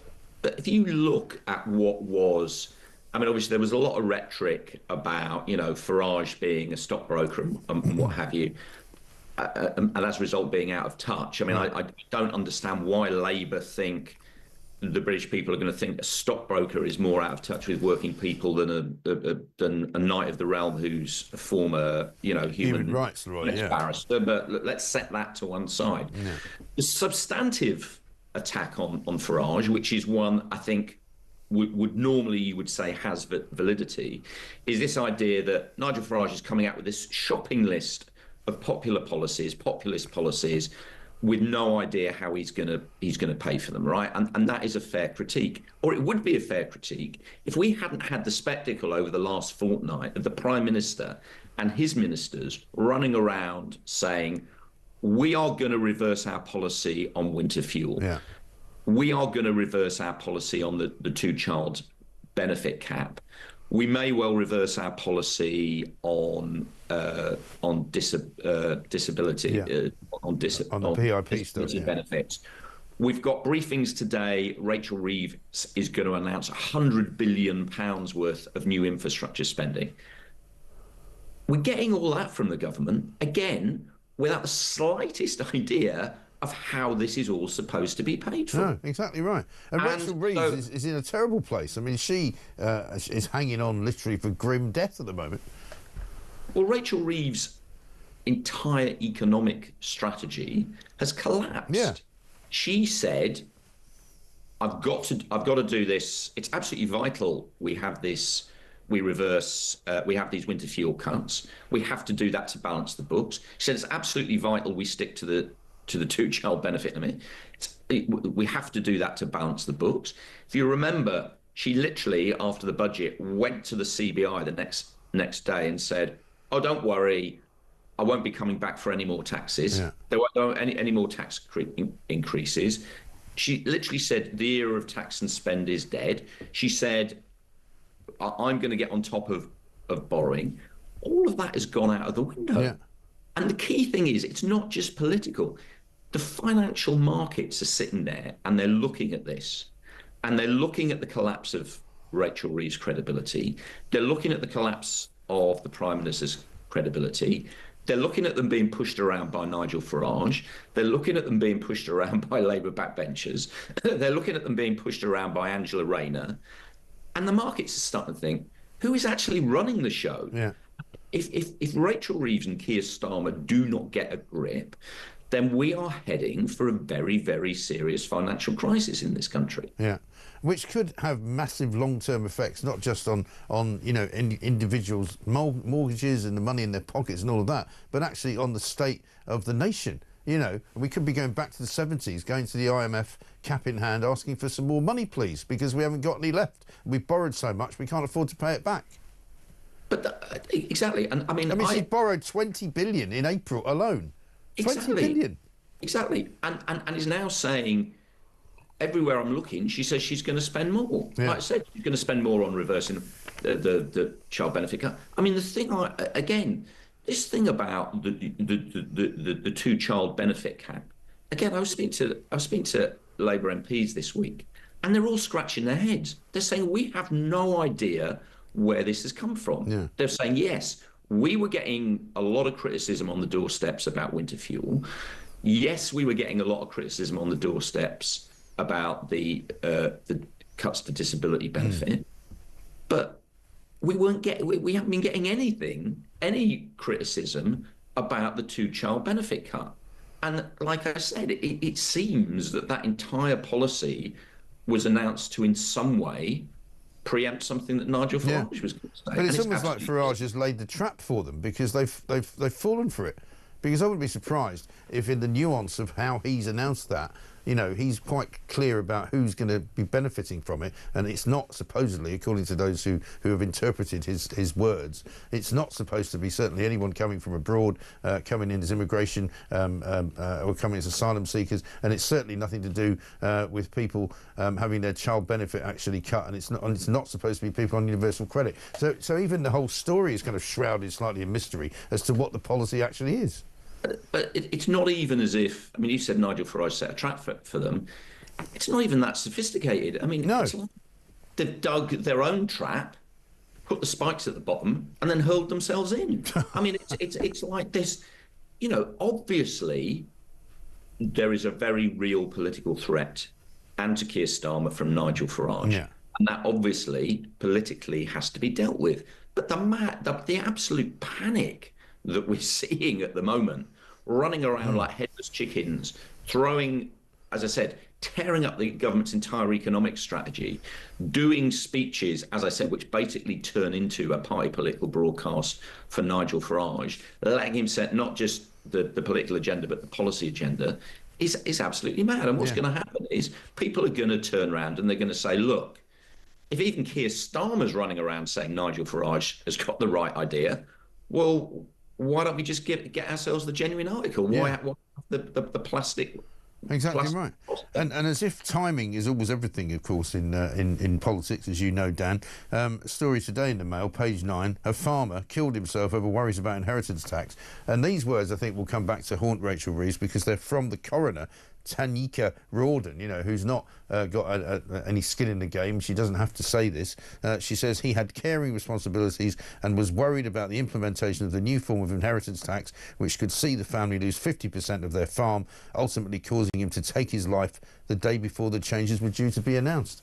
You know, so for all of the left-wing kind of, you know, warnings that whenever the Tories were going to cut benefits, people's lives will be lost and people will die, well, somebody now has died taking their own life because of the inheritance tax put on farmers. That's not going to play well for her. It isn't. I mean, I've got to say, and I'm just saying something that I know, and I think all journalists know, that whenever there's a tragic instance like this, you know, we are always told, do not link a tragic death of this kind to any one specific issue, because these are very, very complex issues. So I've got to be completely honest. I was slightly surprised at the judgment there. But that's from the coroner. Like to set that aside, it's not from a newspaper. It's from a coroner. Yeah, no, I know. I want to set that aside, because I don't want to just do what I just said. You know, we're always advised not to do. Setting that aside, obviously, this is a serious, you know, this is an issue for the government, and it's an issue for, you know, a lot of Labour MPs who are in rural constituencies. But it's just another example of the fact that Rachel Reeves and the government's economic strategy and fiscal strategy and political strategy are just not in alignment. It's a shambles. It's like they're just pulling. You know, they're just desperately trying to pull levers. And, you know, I'm speaking to Labour MPs, and Labour MPs are saying, we don't know what we're supposed to be defending. We don't know what we're supposed to be selling. And the line I get again and again and again, this is from ministers, it's not from, like, just backbenchers, is what is the story we're supposed to be telling as a government? And at the moment, they haven't got a clue. the story seems to be help or we're not Nigel Farage, which just doesn't seem to be a particularly sustainable political strategy. Well, that's it. And even after the press conference yesterday, he still didn't seem to get it. He put out a tweet that said, "I will always fight for working people to protect your job, your business, your family finances. The only person Nigel Farage is fighting for is himself."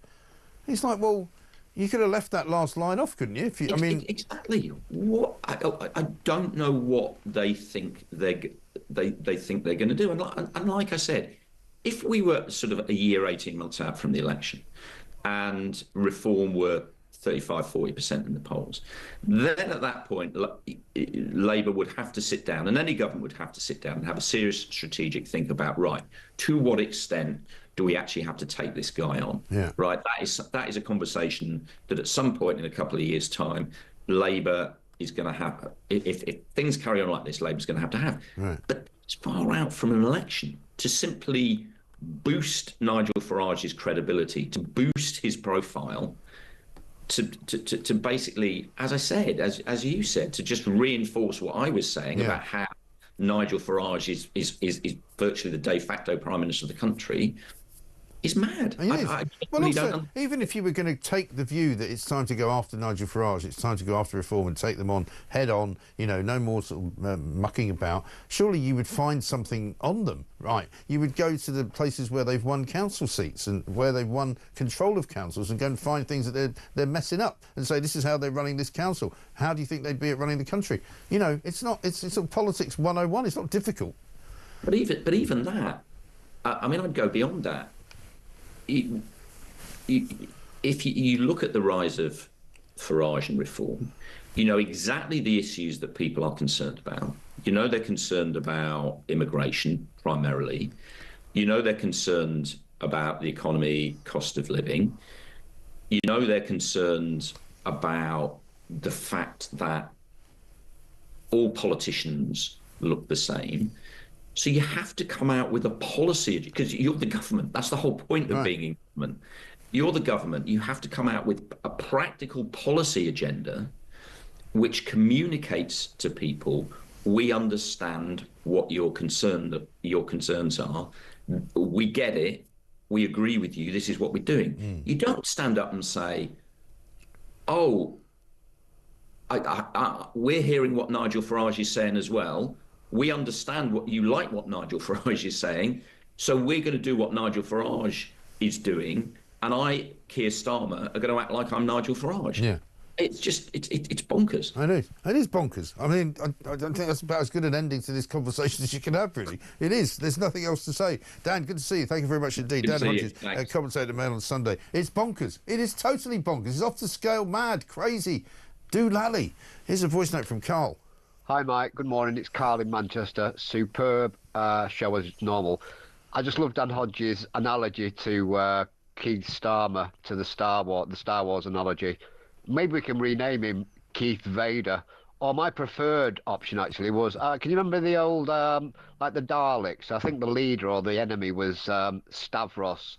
And he used to have that punchline, exterminate. I think even that goes well with the voice. Yeah. Anyway, leave it with you. Bye. It was, absolutely. Well, he's more like R2-D2 than he is like Obi-Wan Kenobi, though, isn't he? That's the thing.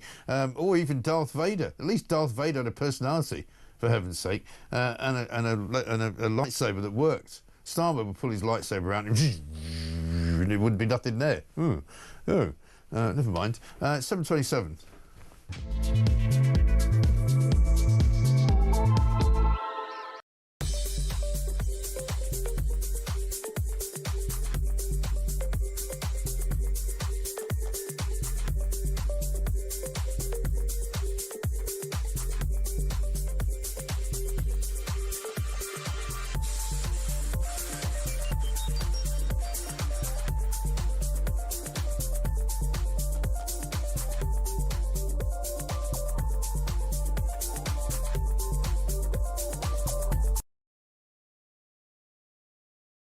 Sometimes you've got to get out of a suit, get out of Westminster, frankly, and shame the authorities into doing things. And I was just fed up seeing people dodging their fares, not just on the London Underground, but all over the country. I represent a community up in Nottinghamshire, and I've seen it there as well.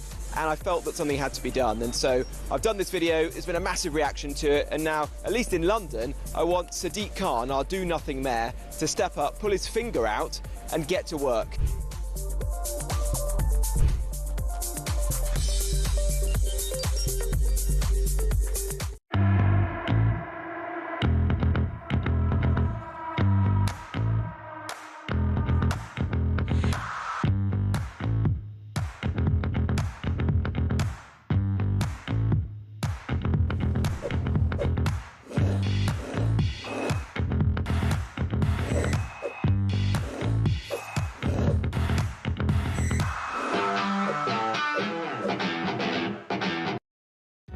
Across the UK, on DAB+, on your smart speaker, on your smart TV, and on your side.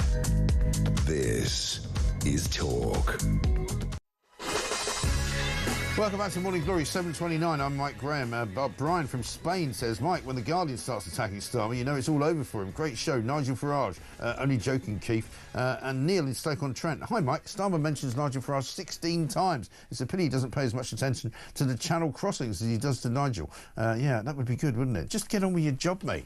Stop obsessing about another bloke. Another man, another politician. Let's talk now, though. So Hamish Brown, MBE, retired Scotland Yard detective. Yesterday, we saw Robert Jenrick venturing down into the depths of the London Underground. He went to Stratford Station, in fact, on the Jubilee line, and decided to try and apprehend and catch some of the people who, on a regular basis, refuse to pay their fares because the TfL people don't seem to be doing terribly much about it. We showed you the video a little bit earlier on. I don't know if we've got a shorter version of it, which we'll play you in a sec. Let's talk to Hamish first, though. Hamish, very good morning to you. And to you, Mike. I mean, I said when I saw this looks like a proper political leader, a man who's actually decided to take the law into his own hands and to go down and have a look and see what's going on. What did you make of it?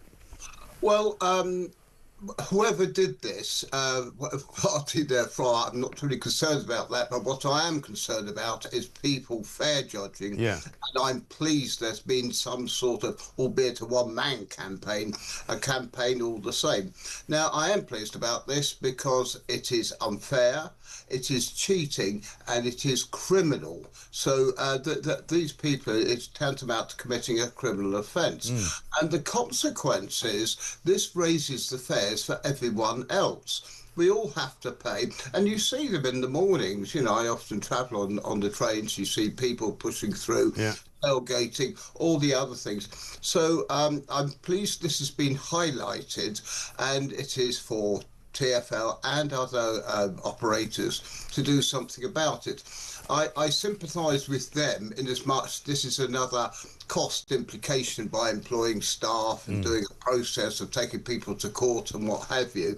But actually, the public shaming and knowing you're likely to be caught might be just that sort of deterrent.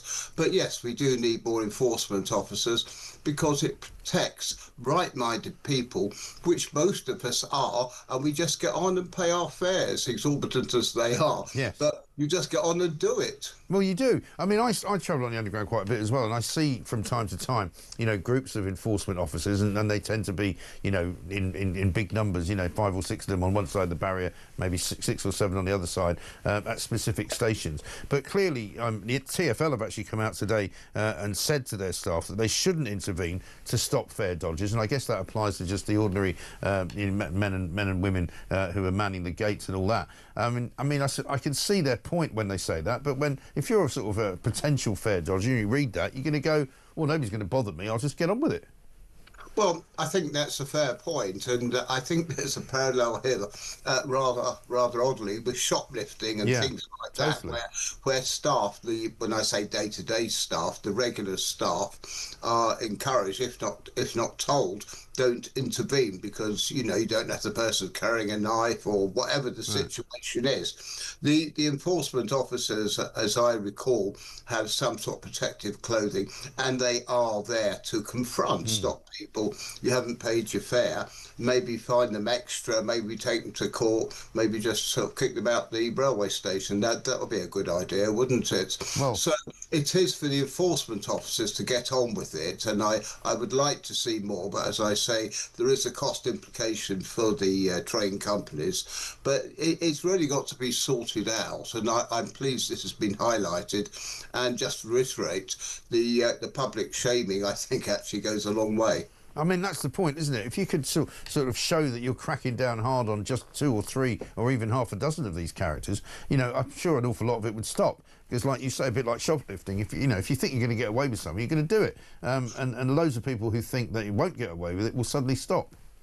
Well, that's absolutely right, and it comes back to the old chestnut, and the police will shout long and hard about this. And of course, there's the British Transport Police. They've got the competing demands, and is this a priority crime for the BTP to deal with? They'll talk about robberies and all the other serious things they deal with, but it's much proportionality, and it's a matter of getting it right. So, no, it's not the most serious thing they deal with, but yes, it is there to be dealt with, and the enforcement officers play a key part, and I hope backed up by the police if there is going to be a little bit of problems because someone is stopped. Yeah, I think it's also sort of systematic in a way of our society at the moment, where people just don't have any respect for the rules and they just think they can get away with anything. Hamish, good to see you. Thank you very much indeed. Hamish Brown, MBE, retired Scotland Yard Detective Inspector. Let's get a quick voice note from Brian.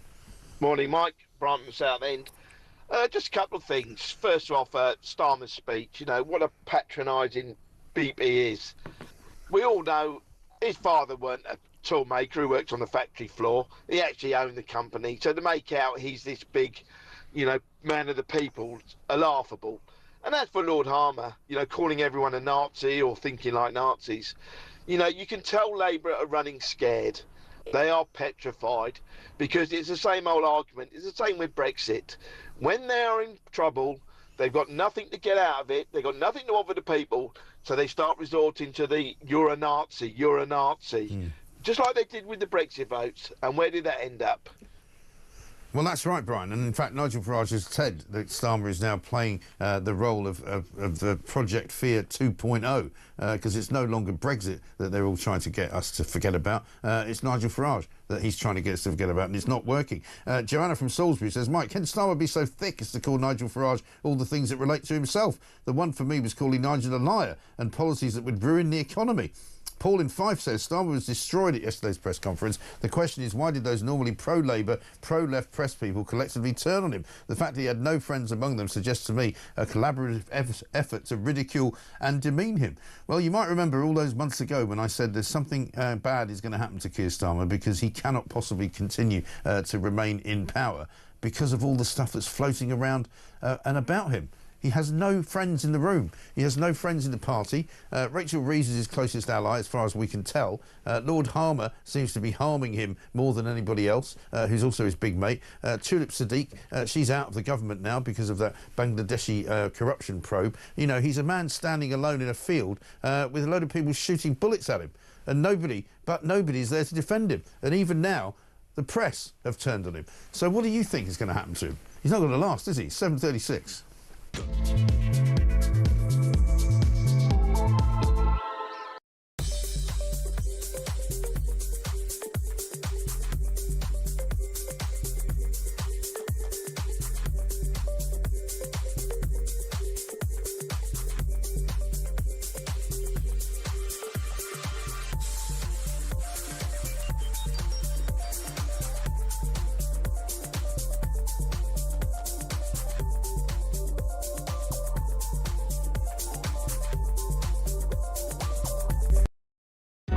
Across the UK, on DAB+, on your smart speaker, on your smart TV, and on your side.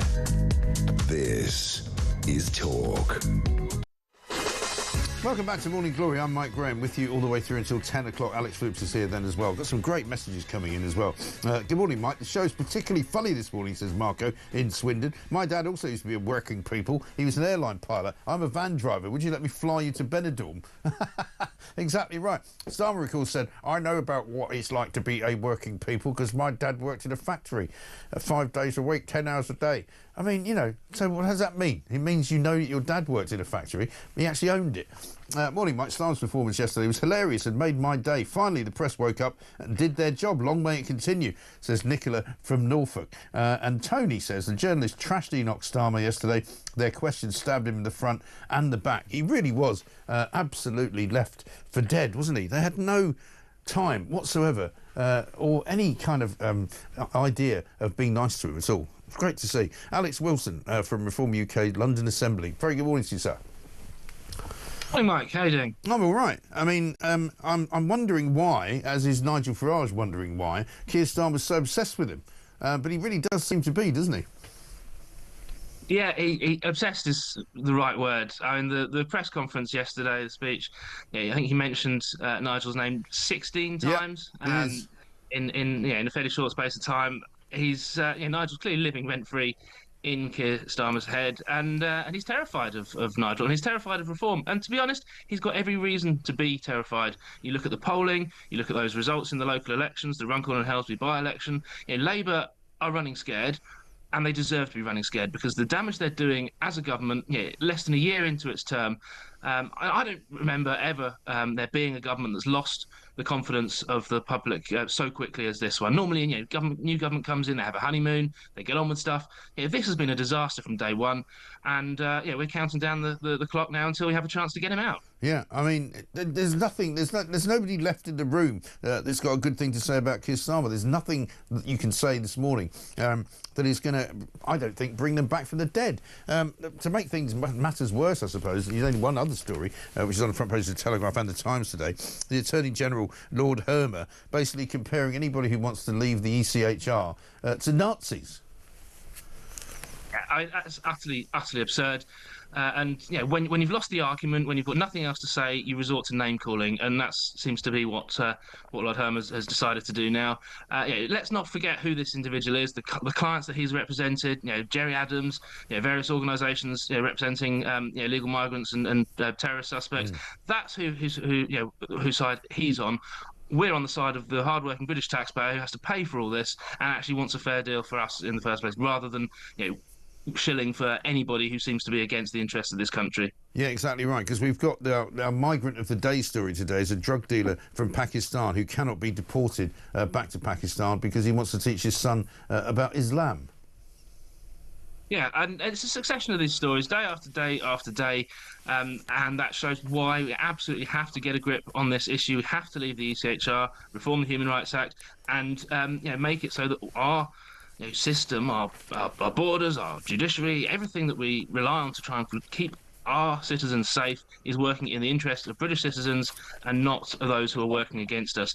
And it's a terrible mess. It was bad enough under the Tories. It's getting worse under Labour.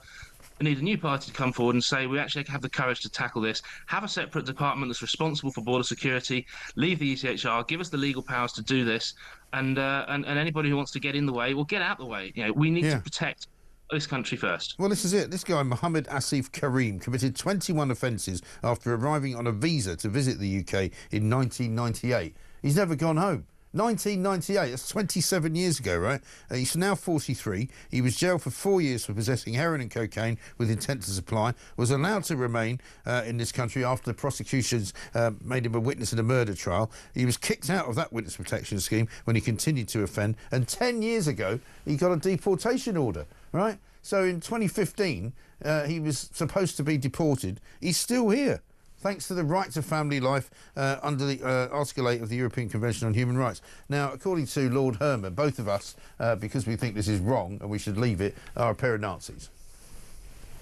It's crazy.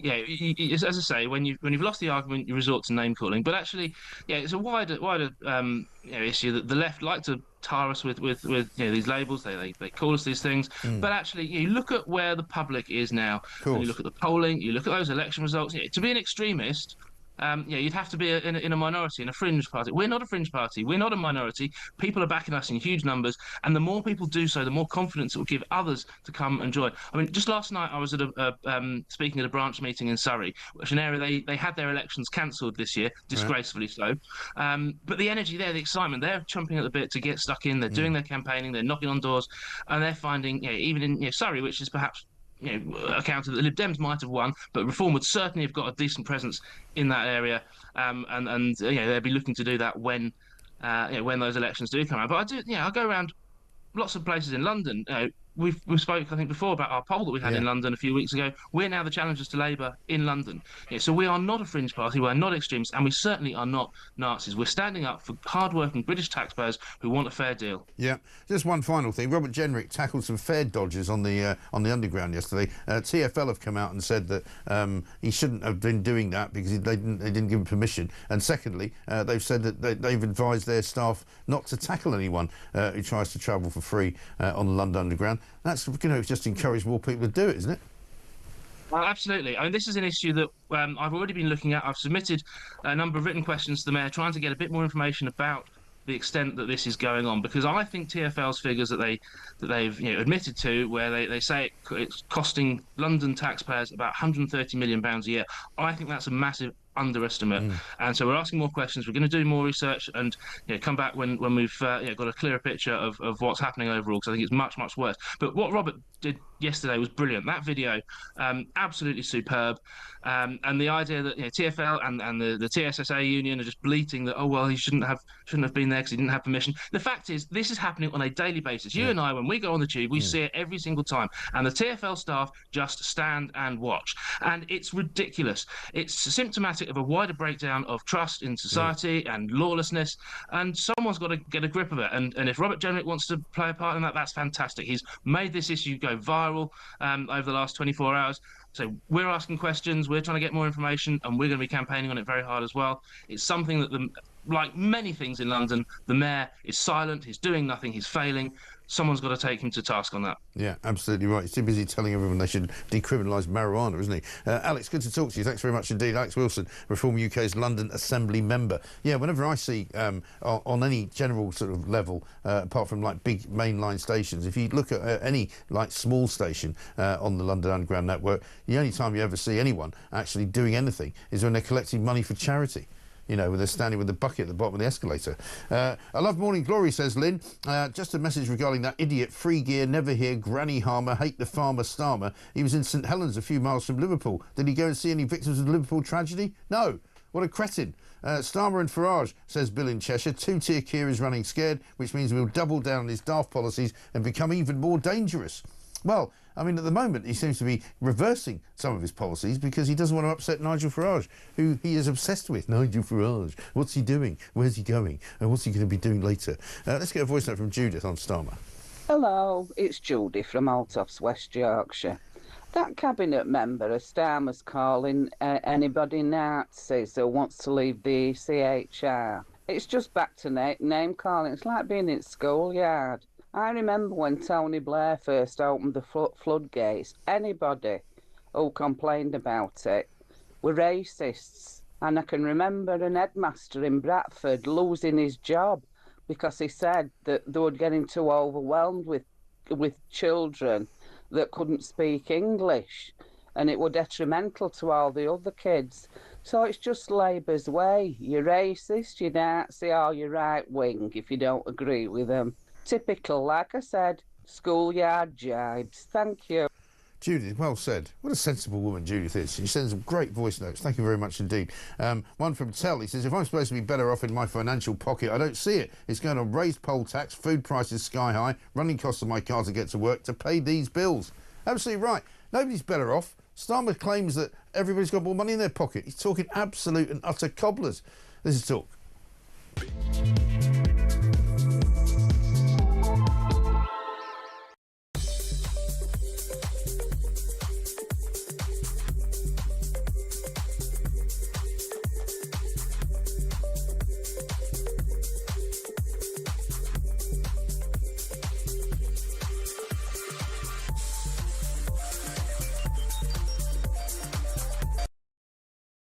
Keir Starmer talking about fantasy economics. It was last June, if you recall, the Labour manifesto claimed that they would increase spending by £10 billion. 3 months later, their first budget, just 3 months later, they announced spending increases of £60 billion. And since then, they found a further £30 billion on their magic money tree for Chego. So people listening to this programme understand that just like the Tories, there always seems to be infinite money for foreign citizens.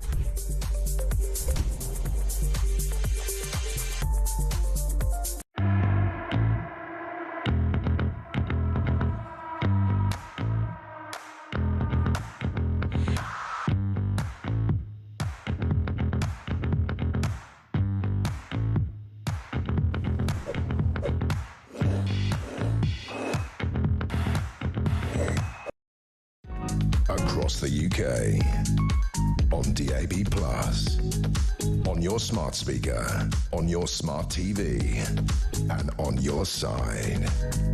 This is Talk. Welcome back to A Morning Glory. I'm Mike Graham. It's the home of common sense, of course. It's the world headquarters of it. Does anybody know what Keir Starmer was up to yesterday? Because even Dan Hodges seems baffled. He says absolutely bonkers for the Prime Minister of the day with a 270 majority, 400 plus MPs to go after a man who may well be indeed the zeitgeist at the moment in politics, but with only 5 MPs, absolutely utterly obsessed. Nigel Farage has actually asked the question, why are you so obsessed with me? John says, brilliant show, Mike, from John in Rotherham. Really impressed with the research on how often Starmer repeated Nigel Farage. Brilliant montage, and thanks for keeping the country sane. Keep up the good work, brother. Well, it's hard not to with Keir Starmer. He's such a plonker. We're going to talk to Simon Calder now, the travel correspondent at The Independent, because guess what? Another one of Starmer's great promises. You'll be using e-gates in the summer, and you'll have a much quicker way of getting in and out of countries. Obviously, I said at the time, I don't think it really matters. Presumably, each and every country decides whether or not you can use their e-gates. You can do it in Portugal, you can do it in some parts of Europe, in other parts you can't. Simon Calder's going to tell us. We may not get the right to use them this summer anyway. Simon, very good morning to you. Yeah, good morning, Mike. Look, I find myself in agreement with you. Obviously, you are the intergalactic home of common sense. But in this particular case, yes, it's, as you exactly were explaining, it's a devolved issue. Each EU country is sovereign when it comes to they've got to impose the same rules, the Schengen area rules, but how they do it is up to them. If they want to have, you know, a young lady sitting there with a desk with a plane load of people queuing up to have their passport checked and stamped, that's fine. If they want to, as they have in parts of Spain, some holiday airports have e-gates specially for Brits, they can. I'm here at London St Pancras International. There will be people just a couple of 100 metres away from me going through French passport control, which is what you do on the way to Paris from here.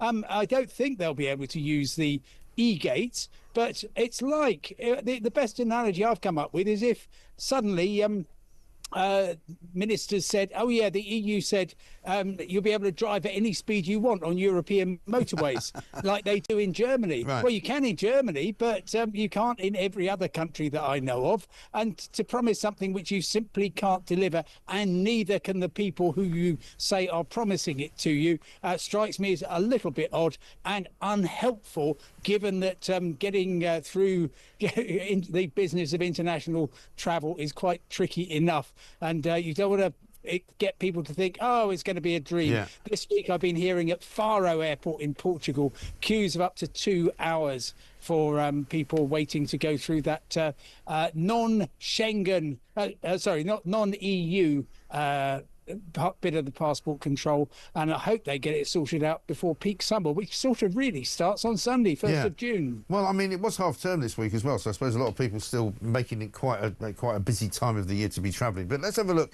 at what Keir Starmer said literally the day after he supposedly did this e-gates deal. Have a look.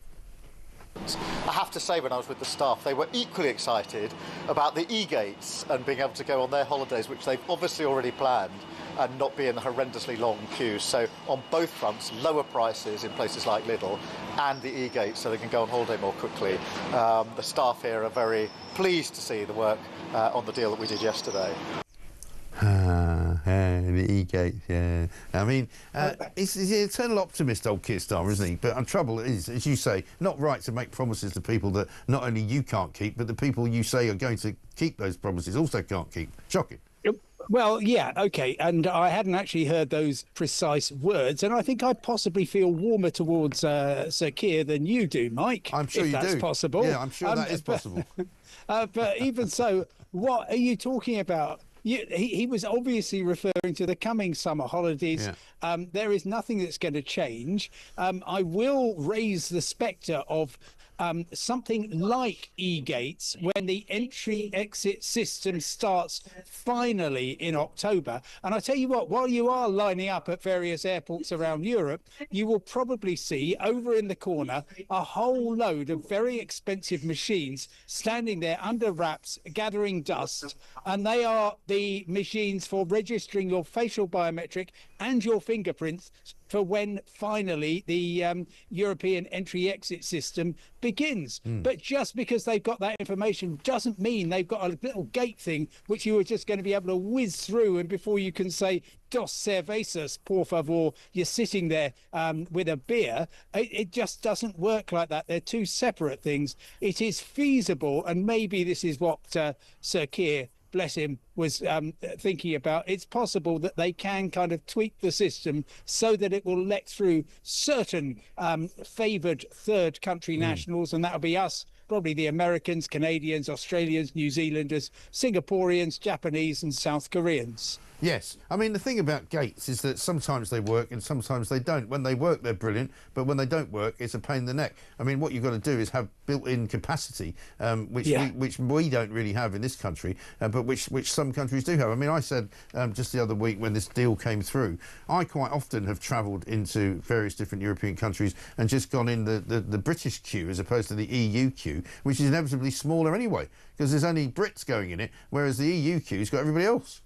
Well, I find it all depends what sort of flight you're on. Certainly, if I'm flying to Eastern Europe on one of the Wizz Air flights, then I will very often there'll be about 5% Brits. The rest will be mostly nationals of whichever country it is you're going to, Poland or Romania or whatever. And yeah, you can sort of whiz through. But if you are on Jet2 or EasyJet and you're flying out to Alicante, then the likelihood is that 95% of people on that flight will be Brits, and the other 5% will be Brits with Irish passports. Yeah, I'm guessing. Yeah, so, right. And if you've got, for example, these biometric gates, which I presume are the similar ones to the ones we have at Heathrow, that's where you put your passport down and you look into the camera. I mean, those can work great, but they can also sometimes break down.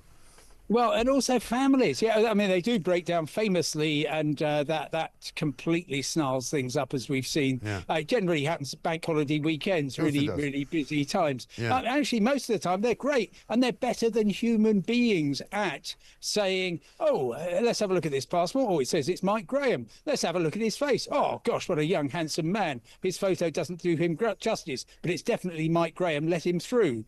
So they can do that quicker than a human can do it, and generally more accurately, and that means that the officers of the UK Border Force or the EU Schengen area are able to spend their time on people of interest. So they're a very good thing, but of course we did say after Brexit, no, we want to have our passports checked and stamped, and that's what's going to hold things up this summer, whatever Sir Keir might be promising. Yeah. Well, all I can say to you is I just went to Dubai over the weekend, and if we could learn an awful lot from the way they run their airport, because it was absolutely fantastic. No delays going in, no delays going out, no delays checking in, nothing at all. Everything was very, very smoothly run and very efficient, I thought. Oh, yes, and I mean, if you go to places like Singapore as well, they have incredibly good pre-registration systems where you get off the plane, you've been on it for 14 hours, so you're a bit bleary, but they just say, scan this QR code with your phone, give us a couple of details, and then you're kind of through, and you think, hang on, I'm sitting on the bus into town with my dinner awaiting, and I don't not even aware that I went through. Very, very few people involved in it. It's just very efficient. So that's good. And I think straight to the chili crab. Exactly. Yes. East Coast Parkway restaurant is my my favourite. Let me ask you like a quick final question before I let you go. The man in charge of Heathrow Airport apparently slept through. It turns out the calamity of the power cut and the sort of airport being shut down. He says his phone went into silent mode automatically. Has your phone ever done that? Well, look, it's 10 weeks ago today that we woke up to find that Heathrow was closed for the day. But I think you and I possibly woke up a little earlier than Thomas Walby, the chief executive of Heathrow. Look, I just do not understand what happened. And absolutely, let's be clear, the Kelly review conducted by Ruth Kelly, she says it was the right outcome, the right decision was taken at the right time. And while it's regrettable that the chief executive was enjoying a good night's sleep rather than getting into work, it wouldn't have altered the outcome. But I just don't understand. I mean, he presumably has a landline somewhere, or you go and knock on the door. Exactly, yeah. Jump in an Uber, off you go round his house. Thomas, wake up, get in this car. We got a problem or two, and you brief him on the way to the airport. But that didn't happen. However, while the review is, they're going to have a second way of contacting people, which might even involve going around their house, letting yourself in, tapping them on the shoulder, and saying, "Oi, get to work." I think for 3.2 million, he should be slightly more available. But there we are. Simon, good to talk to you. Have a great weekend. Thank you very much indeed. There's a little clip for you of a passenger plane in Minnesota getting harassed. Get me the off this goddamn plane! You want to be to me? You will see me. You will. This is the moment a furious passenger lost her temper during an emergency landing. It is believed that the woman, who was removed by police, was a military veteran. You know who my brothers are? They're Marine snipers. You want to with the Marine? Oh, blimey. Let me The incident was said to have left fellow passengers on board the Spirit Airlines flight shaken.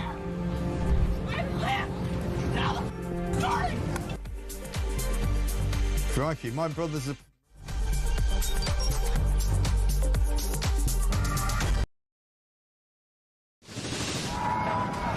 We've been talking this morning about a new theme park which is going to be built. The Universal Studios apparently are going to build it in Bedfordshire. We've been asking many of you to give us some ideas for theme parks. Alison in South Wales says in the new theme park at 5 p.m. every day they could have the PIP parade. All the people driving their brand new Motability cars. Instead of the water rapids, you can have a road you go down that's full of potholes in a car with bad suspension and flat tyres.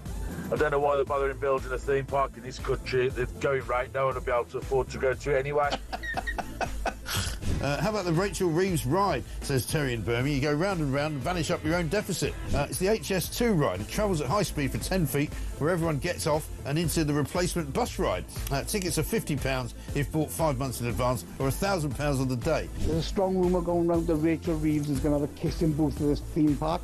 So what I do, mate, I shove a £5 in a pot and you can go in and fill your boots. Thank you very much indeed, and very generous of you. One from G, who says fast-track entry to every ride for illegals, plus a free night stay in the Parks Hotel and free food. New theme park bumper cars will have to pay a congestion charge, and the funhouse isn't built yet, despite Angela Rayner's pledge to build houses. And what about Ghost Train doesn't move because the driver's on strike? Have a good day. This is brilliant for the theme park. How about grow your own cannabis farm? Yeah, that's a good one. An Ethiopian safari park narrated by Angela Rayner, says Gary in Durham. How about that? This sums up the Labour Party to me. The one idea they have to improve growth for the economy is to basically have a bloody big fun fair. It's the type of idea primary school children would pitch, given 10 minutes to come up with something. Well, it turns out, Matt, in Royston, that it's not even their idea. But they're now trying to claim it's their idea, even though it was actually the Tories. They have done brilliantly on breakfast, but you know on Drive you've done brilliantly as well. Downhill slide ride surrounded by ULEZ cameras so that people are fined on exit. Love it. You could have a Birmingham-themed Whack the Rat stall. If you whack the rat, you can have your bin emptied for free. On the Labour theme park, a house of mirrors where they're all boarded up because they can't bear to look themselves in the eye. I've got a great one for you, mate. This is for the is this for the Universal theme park run by Labour? Most right around the park. Yeah. There's loads of dinghies. Call it a channel and say anyone who can. Across the UK. On DAB+. On your smart speaker. On your smart TV. And on your side. This is Talk.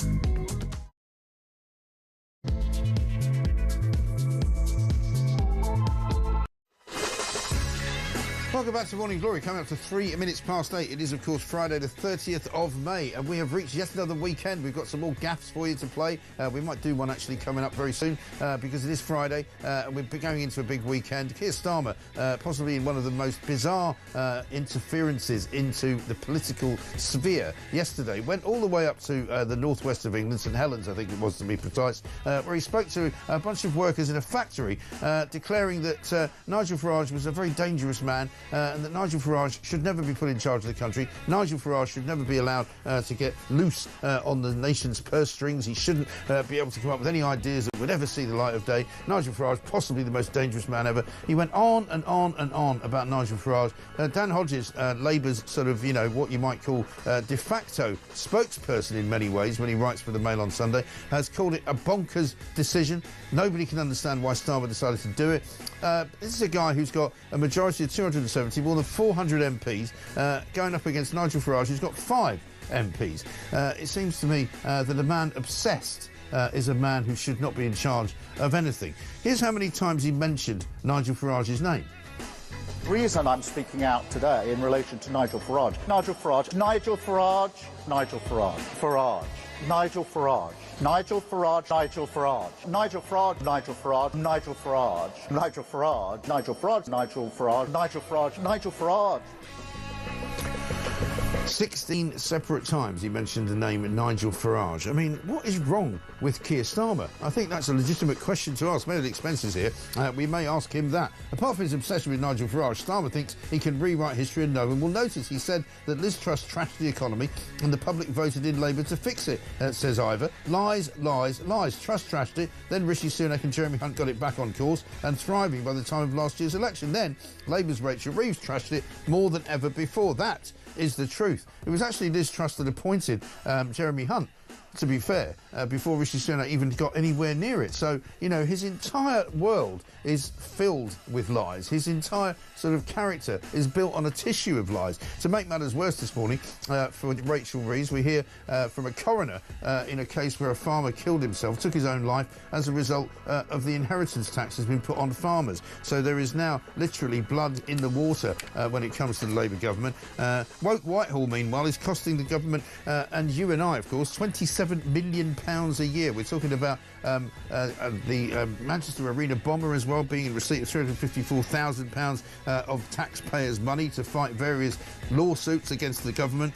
So much to talk about this morning. By the way, Reform won another council seat last night in Wales, just for good measure. It's 5 minutes past 8. This is Morning Glory. Let's get it on.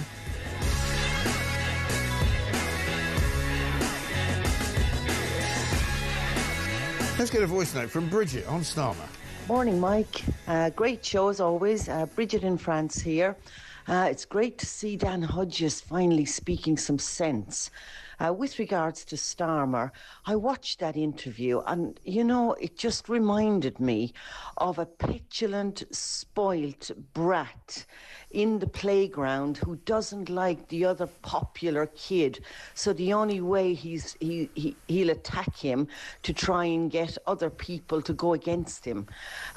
It's just a spoilt, petulant child in a playground. That's the only words I can think of saying about him yesterday.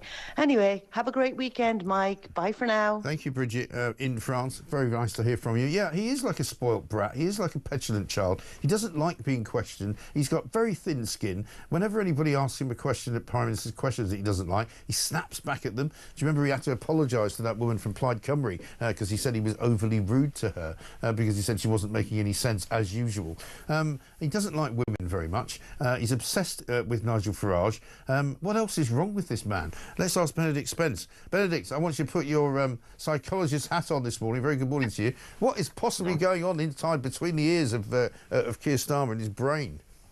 I mean, I think that's a very unfair question for you to put to me, because I don't have half an hour to explain to you how many different ways, not very much, can be going on inside somebody's brain. Yeah. Honestly, because it's for a very long time, one just sort of assumed it was the old joke about the monkey with the symbols just doing that, because honestly, he seemed to be so completely out of tune with the rest of the country in terms of what it is that they actually wanted and what he was planning on delivering.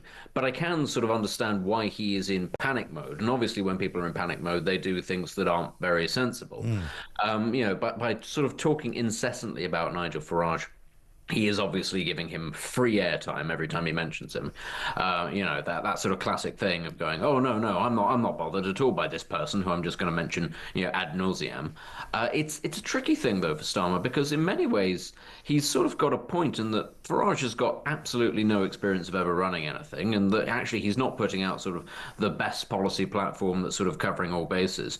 But the point, of course, that Farage would make, if anybody were to ask him, was, and he was being honest, well, why would I need any of that? Right. Ultimately, I exist here and I'm doing so well here because all the things Keir Starmer is accusing me of and all the things the Tories are accusing me of, well, they already have a really good track record of, or, crashing the economy, not being responsible, this, that and the other. Well, it's the two established parties that have actually led Britain to a pretty disastrous economic situation. Why should we care about Nigel Farage's track record, even though he doesn't have one? By definition, that's not as bad as Labour's or the Conservatives. Yeah, and again, they haven't learned anything from the United States of America, because this is what they tried on Trump back in 2016 when they said, here's a guy who's never worked in government. He doesn't know how government works. He doesn't understand it. He'll run it into the ground. It'll be awful. And, of course, that's precisely why people wanted him in, because they know what the uni party, as Reform voters call it, have done to this country. 14 years of Tories, before that, sort of 13 years or so of Labour, and before that another sort of 18 years of the Tories. We've just had one disaster really after another, occasionally sort of punctuated by periods of wealth and periods of good times. But I can't remember ever walking around this sceptred isle of ours thinking, what a great government we've got. I'm so happy that they're leading the country so well and stewarding us into a bright new future. I don't remember ever saying that, do you? No, and I mean, that's the thing, isn't it? When politicians turn around and say, well, reform Nigel Farage, they don't know how government works. The voters turn around and go, but that's the point. It doesn't work. Yeah. And even if Farage himself doesn't have experience of this, I tell you what, he has a lot of people, a lot of friends in the business world who are going to be more than capable of sort of coming in, if he so chooses, in the event that he's able to form a government, who might in fact have a slightly different view on how to run the country than career politicians. And I think that that's the really important thing to remember here. For as many opportunities that Labour and the Tory states say, oh, well, we have this MP and they tick this diversity box and we have this one that ticks that diversity box. Actually, what there is a real lack of, and has been for some time, is people with real world experience. And I don't mean people who work down a coal mine or anything like that, but people with tangible experience of running complex systems, running large organisations.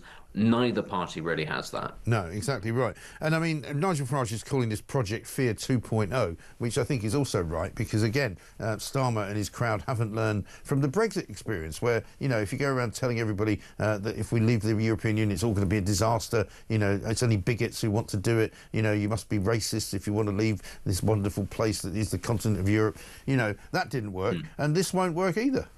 No, it won't. And again, it's that sense of, well, whatever it is that you say Farage will do, look at where you have already led us. We want something different. And even if it is an unknown, this is the key thing. And it's such a disaster that our politicians haven't recognised this. If you push people to a point, they will be prepared to take the unknown over what they currently have. And that's the thing. Whatever it is Labour are currently offering, people are going to reject it en masse at the next general election on the current trajectory, just like they rejected the Tories. And you can cry all you want about Farage and about he's a bigot and this, that and the other. People have heard it now for 15 years. They're tired of it. They're completely inoculated against it. It's not going to work. Exactly right. Let's just have a look at some of the questions that were put to Starmer yesterday, because The Guardian turned on him, the BBC turned on him, Sky turned on him. All of his usual kind of allies who would normally be teeing up him to be able to destroy Nigel Farage with the answer, said all of this. Have a look. Do you think one of the problems is that Nigel Farage can approximate talking like a human being, where you just resort to talking points and dodging questions? The speed of the decline in your popularity is historically unprecedented. Isn't this speech today an admission that you have failed and Nigel Farage understands voters better than you. Nigel Farage has 5 MPs, you've got 403. Are you panicking because Reform is so far ahead in the polls, it seems? Is he living rent-free in your brain? You went to a state school, your dad worked in a factory, your mum worked in the NHS, so why has a public school-educated former city trader got more in common with the Red Wall than you have? Reform UK say you're running scared of them, that you're sounding increasingly like them with some of the policies and announcements you've made recently. This is a speech that was very defensive, wasn't it? Are you not worried people will ask why you're holding a press conference about Nigel Farage 4 years out from a general election instead of focusing on your plans for the country? You went into the election promising to freeze national insurance and keep the two-child benefit cap. You've since raised national insurance on businesses and now you're considering axing the cap. Isn't attacking Nigel Farage's economic credibility a bit rich? And he's standing there like a man without any kind of country to hold on to. And somebody pointed out that even his folded up, his rolled up sleeves are not rolled up sleeves, they're actually folded up sleeves and ironed, folded up. I mean, that tells you everything you need to know, doesn't it? That's the sort of thing that's going on in his brain. I've got to look normal, he says, as he gets someone to iron his sleeves. I mean, the thing is, with the media beginning to turn on him, there are two aspects to this. The first is that even if they are ideologically driven, a lot of journalists, a lot of lobby journalists, what they actually really love is the show. They love the circus, they love the hysteria. They loved it when the Tories were in power and everything was going wrong, because it meant that there was more stuff for them to rail against. Even though we all knew that most of them were not ideologically very sympathetic to the Tories, they were absolutely delighted when the Tories were in power, because it meant stories, it meant chaos, it meant scandal. And, you know, as much as a journalist might be politically motivated, ultimately what they like is the story. There is another element to this as well, though, and it's interesting that it's happening quite so early, which is that you see them turning personally on Starmer, but it's not necessarily turning on the Labour government. And that's because, of course, I think we're beginning to hear the rumblings behind the scenes. Angela Rayner's name, for some reason, keeps on being mentioned, that there is a lot of unhappiness with Starmer, and that there is a possibility that some MPs might try to unseat him. Now, doesn't tend to happen in the Labour Party. If it is going to happen, I think it would need quite a bit of momentum, quite a bit of a push. And so I think you can see there why journalists might be happy, if you like, to turn on him quite aggressively. They understand, as well as his MPs understand, if you are going to make that change, it's going to take quite the heave. And I think that they will have to play their part in that. I think so, but I think they clearly smell blood in the water, because I've never seen them all turn collectively like that quite as quickly, if you like.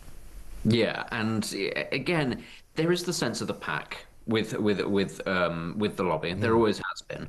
And it's a very difficult one, because I think a lot of lobby journalists like to think that they sort of lead the agenda, that they're at the forefront and that they have the power to bring down prime ministers and governments. Whereas, in fact, I think it's actually the opposite. You know, they're doing this now. They feel empowered to do this now because of where Reform are and how bad the government are already doing. Because, as you say, a couple of weeks ago, you know, they were still polling quite badly and there wasn't this sort of aggression. But it's only now that those stories have started to emerge and people are starting to say, you know, properly, ooh, could there in fact be an alternative? Does there need to be an alternative? That I think that, I don't want to call them tame journalists, but we all understand the sort of the established journalists feel confident enough to go, this might be the moment to start pushing. Yeah, exactly right. And when you see Lord Hermer in the papers this morning, you realise how out of touch actually this government is, because Lord Hermer, another mate of Keir Starmer's, who's appointed to the role of Attorney General, who should have been kicked out last year when it turned out that he was a bit too close to certain clients that he had worked with in the past who might have been, shall we say, slightly anti-British, and he had a very dodgy role in the kind of whole selling off of the Chagos Islands, which again this morning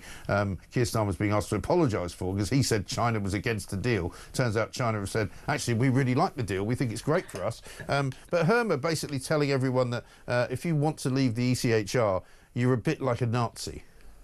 Yeah, but of course, everyone who disagrees with anybody in the Labour Party is a bit like a Nazi, and they'll always find ways of being able to say, you know, that there's something a bit fascist about everyone who disagrees with them. Yeah. The problem is, you know, leaving the ECHR would be a very difficult and complex process, and it is sort of being a bit thrown around quite willy-nilly at the moment. It would need to be replaced with something else, and my fear with it is, well, look at the current state of our political system, our politicians, the lawyers in our politics. Would you actually trust these ones to come up with a better alternative than the ECHR? It might be very imperfect and written for a different era. I do think that it's out of date and not fit for purpose, but have we actually seen anything from any other political party that could stand up to the scrutiny? I would argue we've not yet seen that, because I think a lot of politicians, and particularly I'm talking about the Tories here, have not quite cottoned on to the fact of how important this legislation is, how much of an outsized role it plays in our politics. I think Reform have cottoned on to it, absolutely,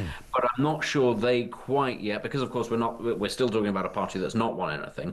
I don't think that it's yet in a position where it can campaign on saying, well, we need to leave the ECHR, because a lot of people will go, please just stick to migration, stick to one thing at a time. Let's not stop other referendums. That's going to be a bit too divisive. Get through the door first. But I've always said there's no necessity to leave the actual ECHR, you know, and make a big deal out of it. Just start ignoring it, which is what an awful lot of other European countries do, and just don't pay any attention to it. And take out Article 8 and just say, you know, on this specific situation with deportation of criminals, you know, it will not apply because you are a dangerous person and you're not welcome in this country, and so therefore you do not have the right to apply to stay under the human rights laws. And you could easily do that without having to have the whole rigmarole of, you know, walking away from something and tearing it up and inventing something else.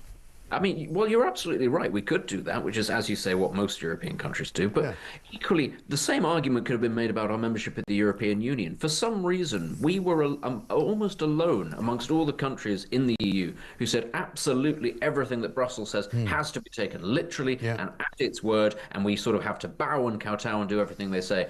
Every other country kind of went, yes, we like the overall idea of this, but every now and then there will be something that we don't like, and we will ignore it, and we'll take the little slap on the wrist that Brussels gives us later. There was always that interpretation, at least before Brexit. I think it's hardened since then. But you do sort of sense that if we had been a little bit less literal about the interpretation of some of these laws, like our European colleagues, we might conceivably still be in Europe. And you're right, when it comes to the ECHR, we could just ignore a lot of these things and do what other countries go, which is the fine is probably less than the cost of enforcing the legislation. That's usually the case. We don't seem to get that, though. Yeah, exactly right. Very good to speak to you. Benedict Spence, thank you very much indeed. Political commentator there on what it is that we have to do differently to every other country in Europe. I don't understand. I never did understand why it had to be like that. Let's get a voice note from Deborah. I think it's absolutely brilliant that Starmer is going after Nigel Farage. It reminds me so much of how the Democrats in the States went after Trump so vehemently, so horribly, so threateningly, and look what happened there. Trump won, and he's going to turn the country around, and that's what will happen in the UK when we finally get Nigel Farage looking after us all again. So keep going, Starmer. There's not a day I don't wake up when you're not putting another nail in your coffin. Hooray! Yay! Deborah, well said. Thank you very much indeed. Ella in Shropshire, Starmer saying he knows what it's like to work in a factory. Don't make me laugh. The idiot has no idea. I worked in a factory on piecework. I loved it, but it was bloody hard work. He would never know hard work if it slapped him in the bleeding face. Absolutely right. And Keith says, right, Ray Lord Hermer and the ECHR, I'm struggling to understand how the ECHR articles seem to not apply to what we know as the general population. We seem to be fair game for irregular groups of people whose motivations are harmful, often deadly to us. The ECHR seems to only respect their rights. Absolutely. And one here from Michelle, who says those mainstream media reporters are like sharks circling Keith. They know he's going to be done soon. Angela Rayner as Prime Minister, that can only help reform. I mean, it's hard to imagine that we're even having the conversation about the possibility of Angela Rayner becoming the next Prime Minister. Morning, Mike. I'm a Reform supporter, and I would dearly love them to win the next election. My only concern, though, is that I think they will face the same problems that the previous Tory government faced when it seemed that every time they tried to push through legislation or policies, they were prevented either by Parliament or by the House of Lords. The Tories were useless, but I'm thinking that it may have not been so vehemently opposed. They may have achieved more. Rwanda is only one example. Great show. Yeah, well, I mean, I think the thing is that the Reform guys are going to be slightly cleverer about things than the Tory party were, Because the Tory party, don't forget, had a massive majority. It seemed like a massive majority of 80, wasn't it, when Boris Johnson got in? By the time they left, I think it was down to about 50-something. But in the end, they didn't take advantage of it. They didn't press home what they wanted to press home. And part of the reason for that was that the Tory party itself was full of wets. It was full of people who weren't really sure about leaving the European Union, full of people who weren't really sure about not going with net zero, who weren't really sure about being horrible to immigrants. You know, they weren't really sure about whether we should be not letting people come to this country if they really needed to from war zones, because that's how they got it all wrong. Boris Johnson, at the end of the day, actually likes immigration. He likes the idea of not having closed borders. He loves the idea of having open borders so that everybody can travel wherever they want. That's not true conservatism. That's the problem. Should we have a little gaff? Here's Kev O'Sullivan once again with a Starmer impression. Yeah, Nigel Farage, you know, public school educated, former city trader boy, posh as posh as they come. How is it that, you know, and you, working class son of a tool maker and an NHS nurse, how is it that this posh boy can talk to ordinary people and you can't? Well, you could almost see him malfunctioning there, couldn't you? It was like sparks. What do I do? Starmer bot malfunction. But that is a serious. A Guardian journalist is essentially saying you are not fit for the job. You are the Labour Prime Minister. You are not fit for the job. They've turned on him, absolutely right. We'll have more gaffes for you coming up throughout the course of the show. It's 8:23.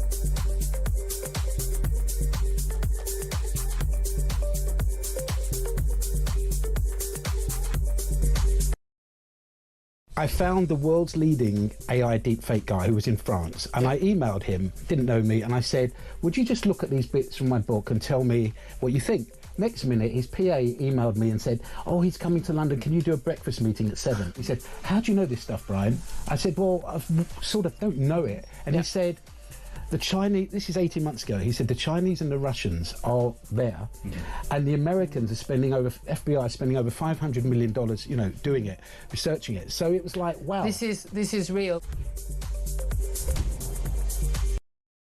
Across the UK, on DAB+, on your smart speaker, on your smart TV, and on your side. This is Talk. Welcome back to Morning Glory. 8:25 is the time. We're here, of course, all the way through until 10 o'clock. Alex Phillips will be here then.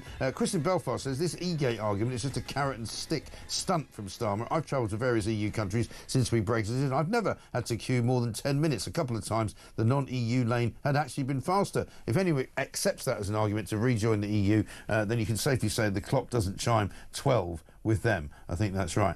And Reg says, morning Mike, if there's a hung parliament at the next election, do you think Labour and Conservatives will get together because they're virtually the same party, aren't they? Well, I mean, a lot of people don't think that there will be a Conservative party at the next election worth a fag end. I mean, certainly on current projections, you might end up with as few as 7 or possibly, 10 and maybe at the most 20 actual Conservative seats being won, because at the moment they're not even running third, they're running fourth in an awful lot of polls. So I don't think there'd be much of a coalition to be had.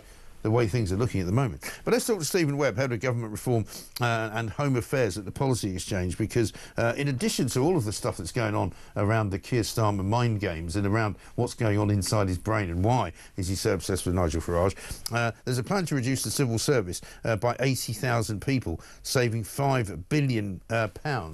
Whether or not that's going to happen is sort of up for argument, but the headcount has ballooned since 2016 from 380,000 to 514,000. A lot of people said, oh, we had to hire more people during COVID, but really, they should have let them all go by now, shouldn't they? Stephen, very good morning to you. Good morning, Mike. I was reading this morning that the woke Whitehall sort of project is costing us something like £27 million a year. I dread to think how much sort of, another sort of 125,000 employees has cost in 2015 or 2016. Well, that's what the Policy Exchange paper I've authored is looking at. It is, there's only been 1 year, 2006, where the numbers have been as high as it is now. And as you say, over the last couple of years, the expansion has been enormous. The government's obviously desperately short of money. They've been talking about 2 billion of cuts and 10,000 staff. More recently, they're briefing about 50,000 cuts by the end of Parliament. What this paper suggests is that 80,000 cuts in the next year or two is absolutely doable, and would save about, as I say, about £5 billion a year, which the government urgently needs. We're particularly talking about the level of grade inflation that has been in the civil service, which is absolutely astonishing. And the size, over the time that I was in the civil service, the size of the expansion of the senior civil service, the general grade drift has been, really quite remarkable. Right. And what is that? Is that about people being given sort of promotions and still doing really the same job, but just getting more money for it? Absolutely. So take an example of a principal private secretary for a minister is the same job now as it was 100 years ago. Yeah. They're being done at 2 grades higher than they were when I started the career in the 90s.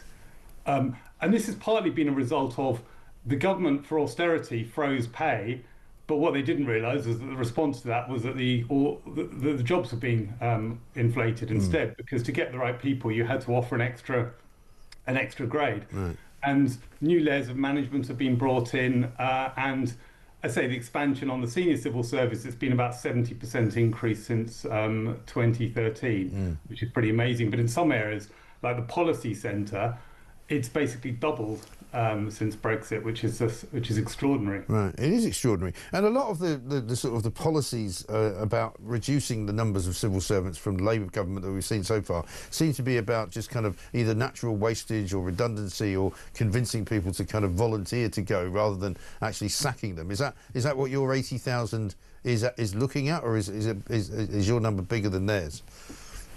It's definitely going to have to include, I think, all those elements, because particularly if you're looking at a lot of middle and senior management, it's not going to be possible to do that just through natural wastage. And if you look at things like the Senior Salary Review Board, they've actually analysed when people leave the civil service, which are the sort of people leaving, and it's very clear it's the best people. It's the people who get the highest performance marking. So the problem with these voluntary packages is the people who've got the best offer somewhere else are the ones who go, and the ones who don't remain. So, unfortunately, there's going to have to be an element of compulsory in that. And this is a kind of, all businesses go through these boom and bust phases, but the difference with the civil service is in the 30-odd years, there's never really been the bust. All the bloat has never been driven out of the system. And that's the problem. And what about, I mean, you might not know the answer to this, but I mean, what about the sort of comparisons to the private sector in terms of the working from home side of things? Because you get the sense, certainly when Jacob Rees-Mogg was still in the Conservative government, he used to go down to Whitehall regularly, didn't he, and sort of check it out and see who was in and who was not in. I get the sense that there's an awful lot of public buildings in Whitehall that don't have an awful lot of people in them. Yeah, I know, I was working for Jacob Rees-Mogg at the time. Yeah, I think it is true. My sense is I ask a lot of people out in the private sector. I think not that many companies have gone back completely working in the office, but certainly the sense is there are some agencies where you hear extraordinary things, 1 day a week or a couple of days a month in the office, and that has real problems. It has real problems actually training up people, being sure what people are up to. In extreme cases, you had a few people who are actually working from home in more than one job at the same time. Right. Because it's hard to keep a track on them. Yeah, it really is. I think there has been a real problem with public sector productivity since COVID. And feel working from home has got to be part of that. Yeah, I think so, and that would have to be really sort of something that would be kind of completely upended. Because just even anecdotally, I can tell that London is a lot busier now than it was even a year ago in terms of the numbers of people coming in. They might not be coming in Mondays and they might not be coming in Fridays, but certainly 2 or 3 days of the week, London is almost back to normal. And I think most central departments are probably doing that. But you hear of some agencies where it's been much harder to get people to come back and where there's issues with the unions and so on. I say the expansion has been everywhere. Labour is talking about hitting the sort of the centre and the back office, which I think is reasonable. But actually, if you look at the grade drift and the grade inflation has been happening absolutely everywhere. So I don't think there's any part of the civil service you should say it's fine as it is, because these numbers are historically very, very high. Yeah, absolutely right. Good to talk to you. Thanks very much. Stephen Webb, Head of Government Reform and Home Affairs at the Policy Exchange. Their paper saying Whitehall's headcount has ballooned from 380,000 to 514,000, and they need to lose about 80,000 of those in order to save taxpayers $5 billion a year. And again, this is something that reformers said they would do. You know, we're going to be speaking coming up a little bit later on in the show to the deputy, what is he, shadow paymaster, I should say, Richard Holden, and he'll probably do what the last two Tory MPs who've been on this show will do, which is also to attack Nigel Farage, to say that he hasn't got any fiscal policy, he hasn't got any plans that can be completely and utterly examined and found to be working very, very well. The trouble is, no political party has got financial plans that work particularly well. Look at the state of the economy. Look at what promises have been made by Rachel Reeves. Look at how the Tories ran the economy into the ground as well. It was doing a lot better under them, to be fair, and I'll acknowledge that to Richard Holden. But at the end of the day, you know, the criticism that Nigel Farage is getting, which is obviously deliberately aimed at him by the Tories and Labour, is simply not cutting through. Nobody's believing it. Nobody's buying it. It's as simple as that. Morning, Mike. Here says Jill, if two-tier Keir is so adamant that Nigel has his figures wrong and is turning into Trust 2.0, why doesn't he clear the issues up and produce his own stats like Nigel has? If two-tier Keir is not willing to do that, in my opinion, he knows Nigel is on the correct path. Keep chuckling, Mike. It makes me chuckle too. And Graham in Birmingham says, for a Prime Minister with 400 MPs to be terrified of a man who leads a party of just 5 MPs with 4 years to go before the general election tells us a lot. It really does, doesn't it? I'm obsessed with Nigel Farage, is what it tells us. And working people, of course. Let's get a voice note from Gary. Good morning, Mike. It's Gary from Canterbury. Looking at Starmer yesterday, and all the questions he was getting, I mean, the look on his face was like something you saw when President Biden had lost it, and he had no answers. And although he hasn't tripped up, yet physically, but he seems to be being tripped up politically. But on another note, I mean, this is like watching Apollo 13, go into orbit, and all the different problems that they're having. And the person that's actually going to save the day is Farage, because he's going to come in and say, yeah, we're going to change this procedure, and if they've got this, and this, let's change it and let's get them back down to earth. And that's exactly what's going to happen. Yeah, I think you're absolutely right, Gary. The problem for Keir Starmer is that he doesn't have a solution. Nobody has a solution for him. He's finished. He's done. I've been saying this for a while, because it has been done for a while, but it's only now that everybody else is catching up, as usual, with my opinion. And soon there will be no more Keir Starmer. He will not be the Prime Minister, I promise you. This from Pete in Essex. Mike, next question for Keith should be, do you agree with your Attorney General that all Reform voters are Nazis? It's a journalistic open goal. Also, we have Keith selling e-gates for sovereignty, while Mad Bad Red Ed is telling us to stop flying. Does the left hand of this government ever know what the right hand is doing?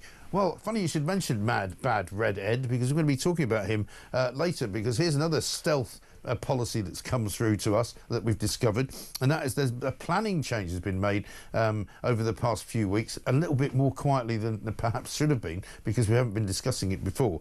But basically, heat pumps, supposedly, if you put one into your house, had to be at least 1 metre from a neighbour's property.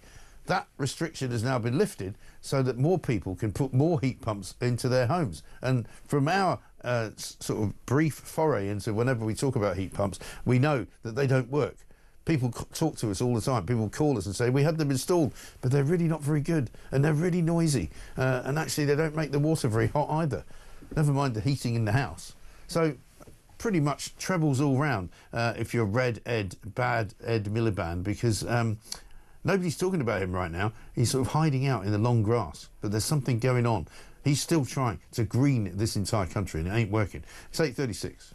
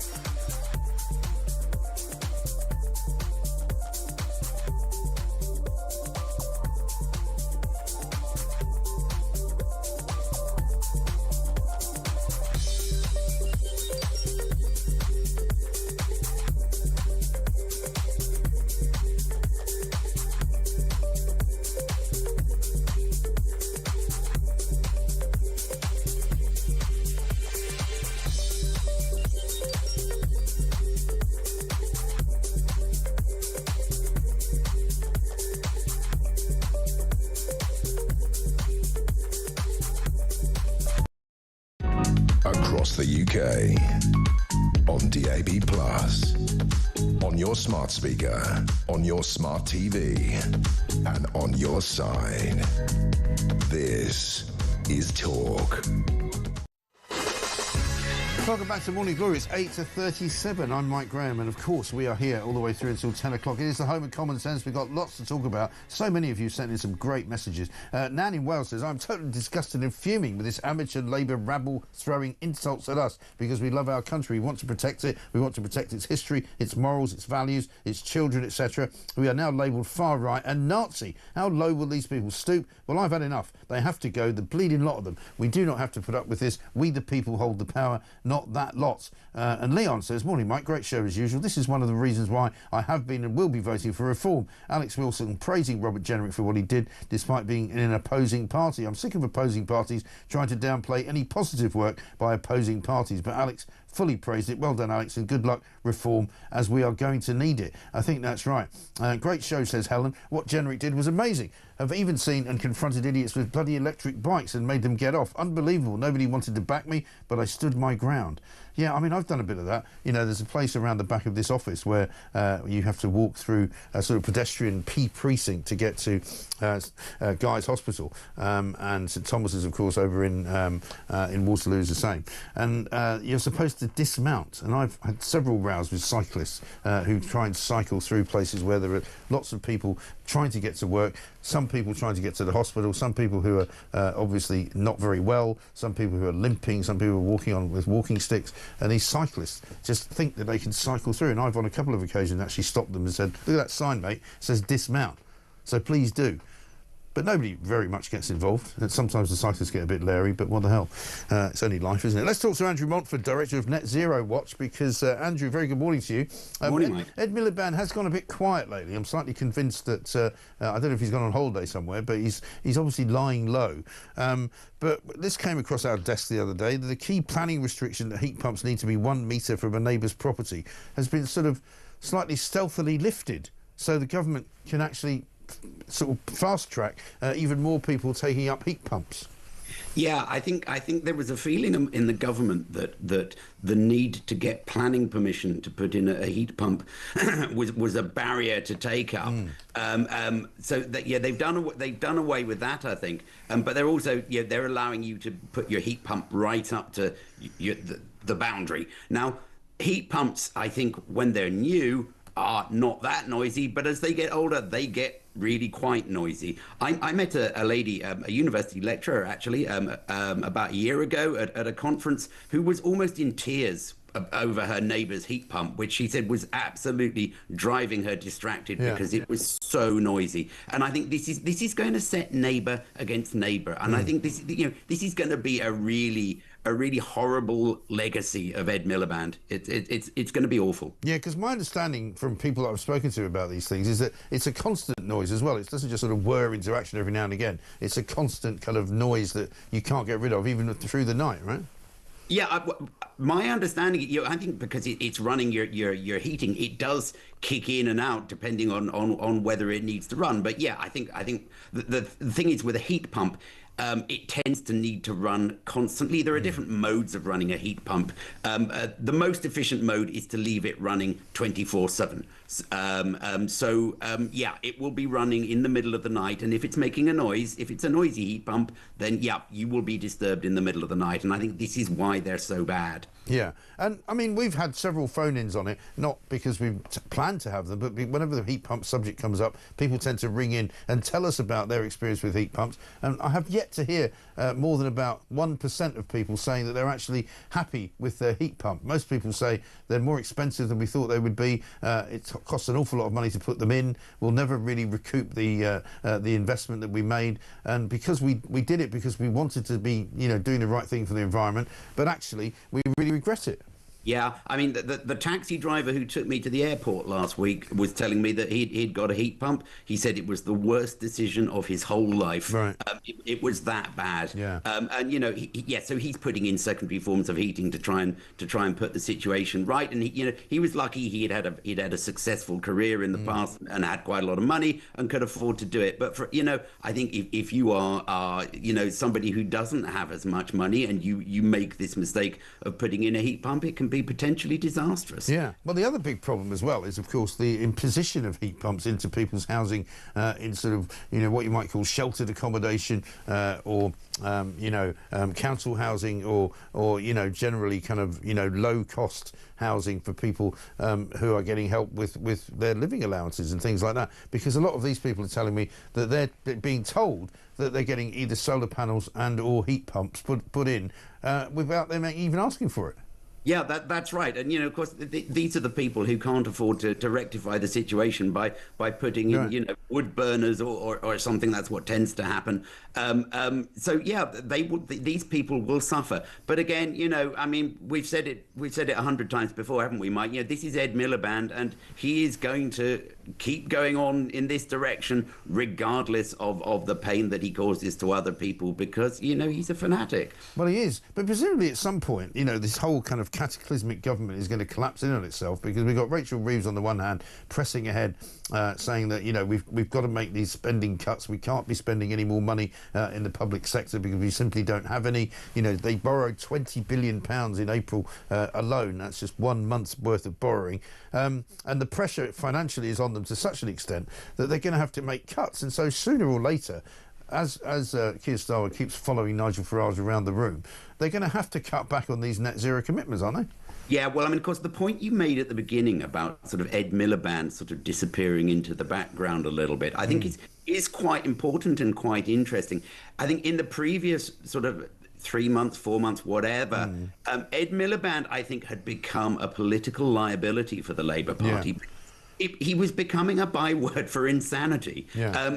And I think the public had looked at what he's doing and going, this is just utterly bonkers. So I think Ed Miliband has decided he's going to keep as low a profile as he possibly can to try and save his political career, because I think people were starting to talk about, Keir Starmer is going to have to jettison Ed Miliband if he wants his government to survive. Whether that would be enough is another question altogether, because, I mean, as you say, things are getting pretty bad. Yeah, absolutely right. Thank you very much indeed. Good to talk to you. Andrew Mockford, there, Director of Net Zero Watch. Mark in Suffolk says this: "Hi Mike, love the show. Why? For the life of me, I can't understand why Starmer thought that press conference yesterday was a good idea. What on earth did he gain from it other than universal condemnation and ridicule? Who is advising this clown? Nigel must be picking the curtains for number 10.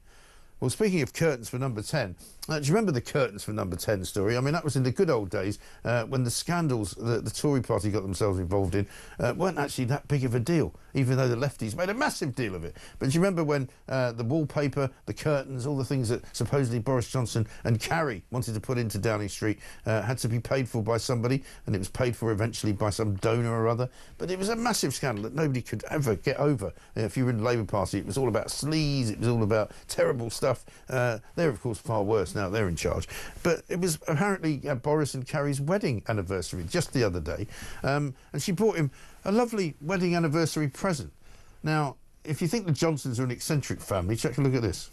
Take her out for a meal.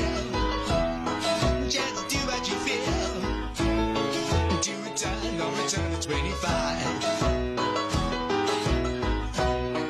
You can make it good and only buy. When I tell you when I mean, but we do as you please. I mean, I suppose it gets you around the ULEZ fine, doesn't it? I don't know what you call that. It's not really a tandem. It's got a sort of sidecar, but it's a bicycle. Very strange all round. Let's get a voice note from James. Morning, Mike. Great show as usual. James from Liverpool here. Just leaving a message with regard to Captain Wet Wipe. Strikes again, doesn't he? Can't help himself. Now, the thing it is, what would happen if he walked tomorrow? Look who he's got left as options to come in. Miliband, Lammy, Rayner. We might as well just pack it all in now. Great show anyway. Have a great weekend. Thanks a lot. Cheers. James. Bye.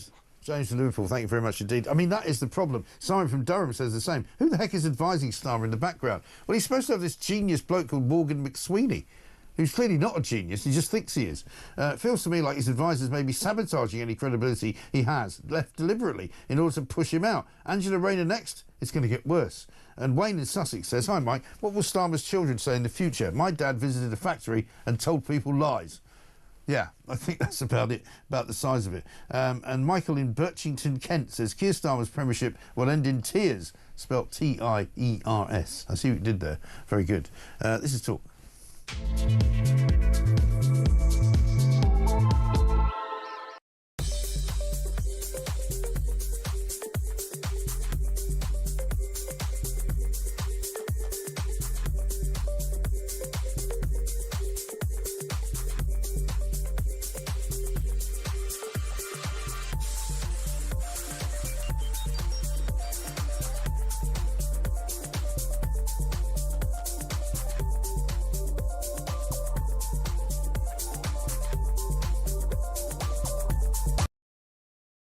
Can you imagine Sadiq Khan doing that? He was too busy saying that we should legalise cannabis this week to bother about shoplifting, mobile phone theft, fare dodging, the kind of things that Londoners actually want to see him doing.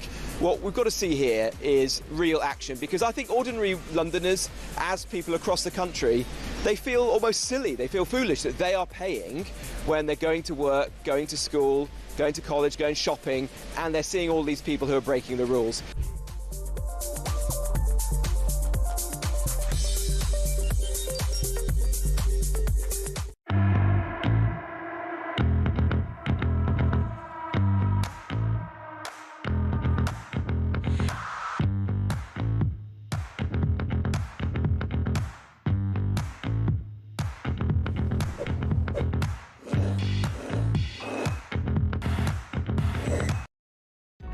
Across the UK, on DAB+, on your smart speaker, on your smart TV, and on your side. This is Talk. Welcome back to Morning Glory. It's 8:49. Dylan in Wales says this. Listening to the coroner's report on the farmer is truly heartbreaking. This is totally blood on Reeves's hands. A conclusive direct result, and she still thinks it's okay to ignore them. She still thinks she's above meeting them. She has to go. Nothing short of a self-serving, jumped-up, unqualified Klingon. I'm bleeding sick of the lot of them. Well, let's not forget, Rachel Reeves faked her own CV. Rachel Reeves, sort of plagiarised somebody else's book to write her own book. She pretended that she had done jobs that she hadn't done. She pretended she worked in places longer than she actually had. And at the time, everybody went, oh, well, everybody fakes their own CV, don't they? Well, no, they don't. And look where we are now. She's stewarding an economy. She doesn't know what to do. This morning, the story, a tragic story in the papers. A man by the name of John Charlesworth, a 78-year-old farmer, wasn't going to let the government beat him, wanted to pass on the farm to future generations on his terms. These were the words that were heard at an inquest because he took his own life. In Sheffield, the coroner at the inquest said this. Tanika Rawdon is her name. He had caring responsibilities and was worried about the implementation of the new form of inheritance tax, which could see the family lose 50% of their farm, ultimately causing him to take his life the day before the changes were due to be announced. His son and the rest of his family have taken over the running of the farm, sent a message to the Chancellor saying, if she'd have been here, I would have hoped she would have listened to the evidence. Government policy caused my dad dad's death and will no doubt cause more before the tax change comes in 2026. And if that is not a wake-up call to Rachel Reeves and this Labour government, I really don't know what is. And here, one from Mick. After China's intervention and praise of the Chagos deal, should there be an inquiry into the deal? Well, funnily enough, the Tory party are asking for Keir Starmer to now apologise, because when the Chagos Island deal was done just last week, he gave the impression and actually said that China was not in favour of the deal, as if to say that, you know, we've negotiated this deal with Mauritius. We've done it on behalf of the Chagosians who live there, even though they don't want it. We've done it on behalf of America, who apparently don't understand the deal. And then we've done it on behalf of the military, who will have definitely a certainty of having the military base there for years and years and years to come. However, today, it turns out that China have actually said that they rather like the deal, and they've hailed the deal as a great success for them. So let's talk now to Jean-Francois Nellin, who's a British Chagosian, to find out what is actually going on. Because if China really, really wants this deal, then it can't be good for Britain, can it? Jean-Francois, very good morning to you. Good morning. Thank you very much for joining us. I mean, this gives the lie, does it not, to what Keir Starmer told us. He said that China wasn't very happy with the deal and it wouldn't be good for them. But now the opposite seems to be true. Let's put it this way. The first displacement of the Chagosian from their homeland in the 1960s, that was done under Labour government, which remained one of the most severe human rights violations in the 20th centuries. And this violation is still carried on today under the Labour government. So there's so many lies about this deal. And I read on somewhere that Russia has even approached Mauritius about the maritime. So this deal, it's a bad deal for the Chagosian. It's a bad deal for the security of the United Kingdom. It's a bad deal for the British economy, for the British public. But it is a very good deal for China, as we said it would be, and it's probably quite a good deal, I suppose, for Mauritius. But I remember when we started talking about this a few months ago, Mauritius wasn't even that keen on taking control of the Chagos Islands, and everybody knew that the Chagosians, including your good self, didn't want to be sold on, as it were. Yeah, exactly. And we know Mauritius was up for the financial gain, and it has shown during the negotiation they wanted more money, and the UK was giving them. And what we are saying to the government, they should ensure the Chagosian included into that discussion about the future of our island, and our human rights should be upheld in line with international law. And Chagosian keep being ignored by the Labour government. It's shocking, really. And what's been the sort of immediate result, if any, of the deal being done? Has anything changed yet, or what do you fear is going to happen?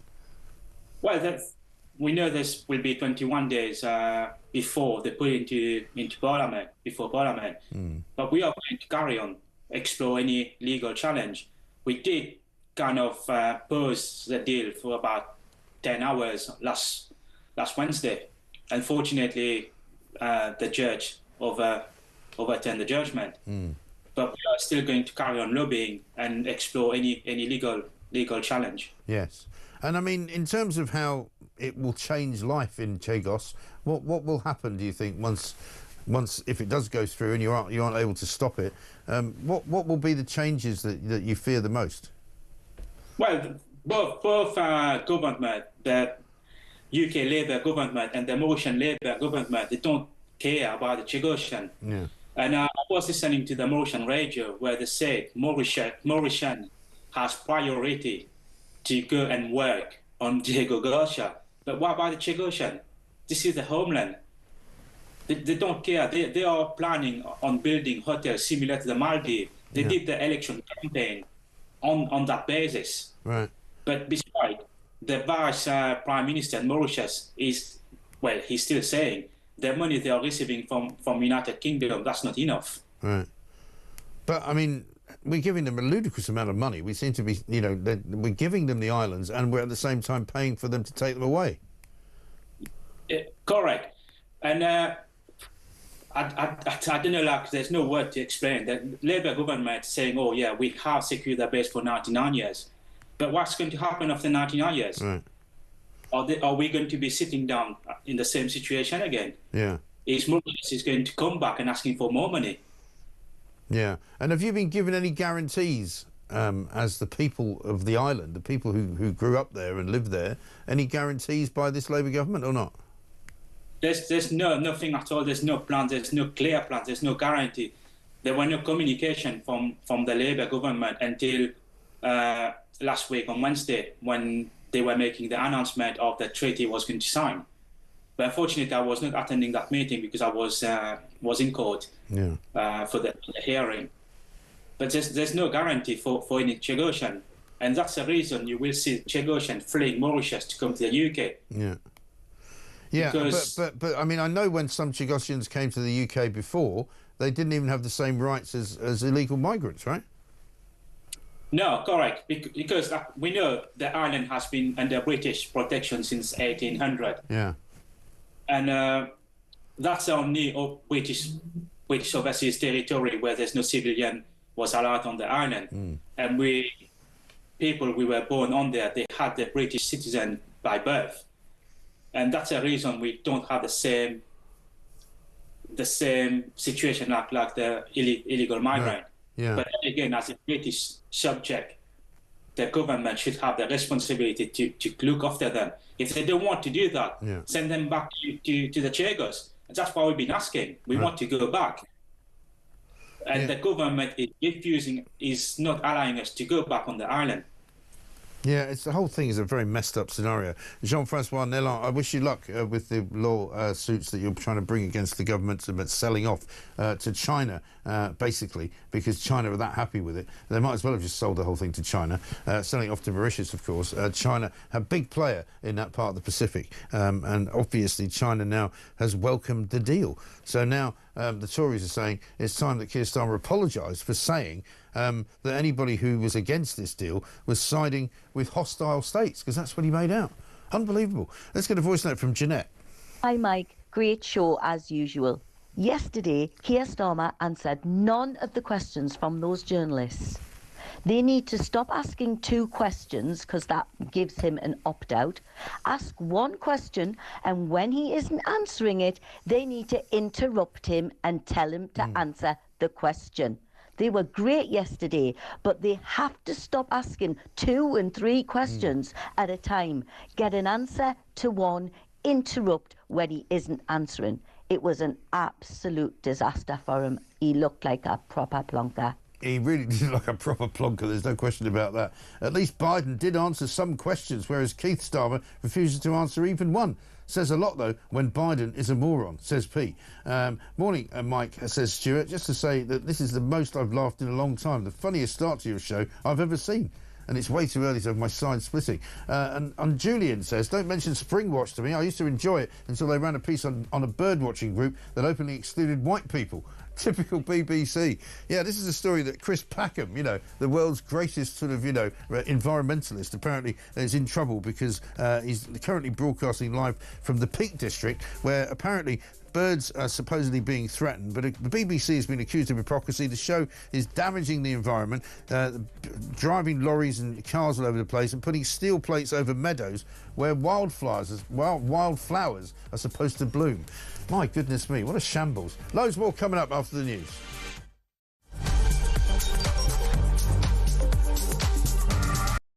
Good evening and welcome to Plank of the Week. It's the one show where you do not have to be worried about judgmental people because we'll do all the judging for you. Let's just have a look at how Humsley Useless is now spending his time. There goes your career, mate. Over there a bit is over towards where all the migrants come in. He's jumping there. There he goes. He goes over the bar. Hello, and lady. Unfortunately, it catches on his Johnson. If he's Plank of the Week, he's got a sizable plank. That's a whole different show.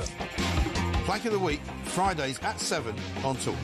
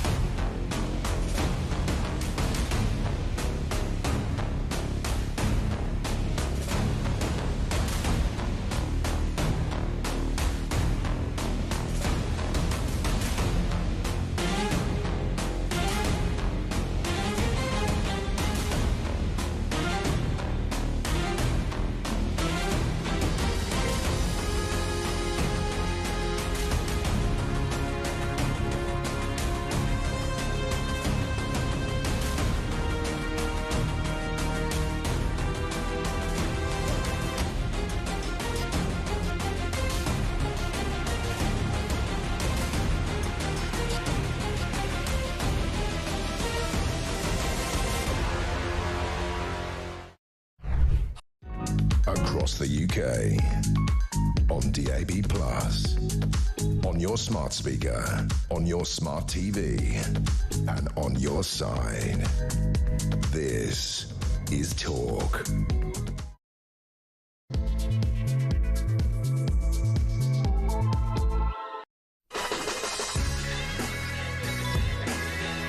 Welcome back to Morning Glory. It's coming up to 3 minutes past 9. We're in the final hour of the show already. It's Friday the 30th of May. We're very nearly in June. The summer is practically upon us. It was quite muggy, I have to say, in London yesterday, although we've just come back from Dubai. I mean, it didn't really make me sweat or anything because it was about 45 when I was over there. But it should be a reasonable weekend. If you're Keir Starmer, of course, it won't be very good because Keir Starmer is obsessed. He's a man that cannot get another man out of his mind. All he does when he wakes up in the morning is think about this man. When he goes to bed at night, he thinks about the same man. When he dreams about the same man. When Mrs. Starmer wakes him up and says, "Will you stop shouting in your sleep? Will you stop calling out another man's name? It's really bothering me." People don't like it. You know, if you're sleeping with your husband, you don't expect him to call out another man's name in the middle of the night. But here we are. This is where we've got to, because there's an obsession going on. There was a movie made by Alfred Hitchcock called Obsession. It wasn't quite about the Prime Minister of the great British nation of ours having another obsession about another man, but it was kind of like that. It was crazy. It was bonkers, in the words of Dan Hodges, because what Keir Starmer did yesterday was completely bonkers. He's obsessed with one man. And do you know who that man is? Have a listen. Speaking out today in relation to Nigel Farage. Nigel Farage. Nigel Farage. Nigel Farage. Farage. Nigel Farage. Nigel Farage. Nigel Farage. Nigel Farage. Nigel Farage. Nigel Farage. Nigel Farage. Nigel Farage. Nigel Farage. Nigel Farage. Nigel Farage. They're coming to take me away, ha. It might be time for the men in the white coats. Keir Starmer has become obsessed with Nigel Farage. He can't stop talking about him. Every single time he turns around, he's thinking about Nigel Farage. Every time he wakes up, Nigel Farage. When he gets in the car, Nigel Farage. Of course, it all went horribly wrong yesterday for him because even The Guardian turned on him. Even the BBC turned on him. Even the Sky News people were asking him why he was so useless and why he thought it was a great idea to attack a man who's got 5 MPs when he's got over 400 and he's 4 years away from an election. What is he thinking? Is he trying to do a kamikaze pilot on himself? Is he trying to drive the Labour government into the dust? Nobody knows why he's being so hopelessly useless. We'll be asking that question, of course. 0344 499 1000 is the number. We'll also be talking about many other stories as well, including Trump winning his victory over those tariff judges who tried to stop him from actually issuing tariffs around the world. Also, there's a terribly sad story which Rachel Reeves should pay very much attention to this morning, and it's about a farmer who's committed suicide. He's killed himself over the farmer's inheritance tax imposed by this Labour government. And not only are we saying that, and not only is his family saying that, but the coroner in the case is actually saying that he took his own life as a direct result of the fears of the inheritance tax, which could force the family to lose 50% of their farm. Absolutely extraordinary stuff. 0344 499 1000 is the number. This is Morning Glory. Let's get it on.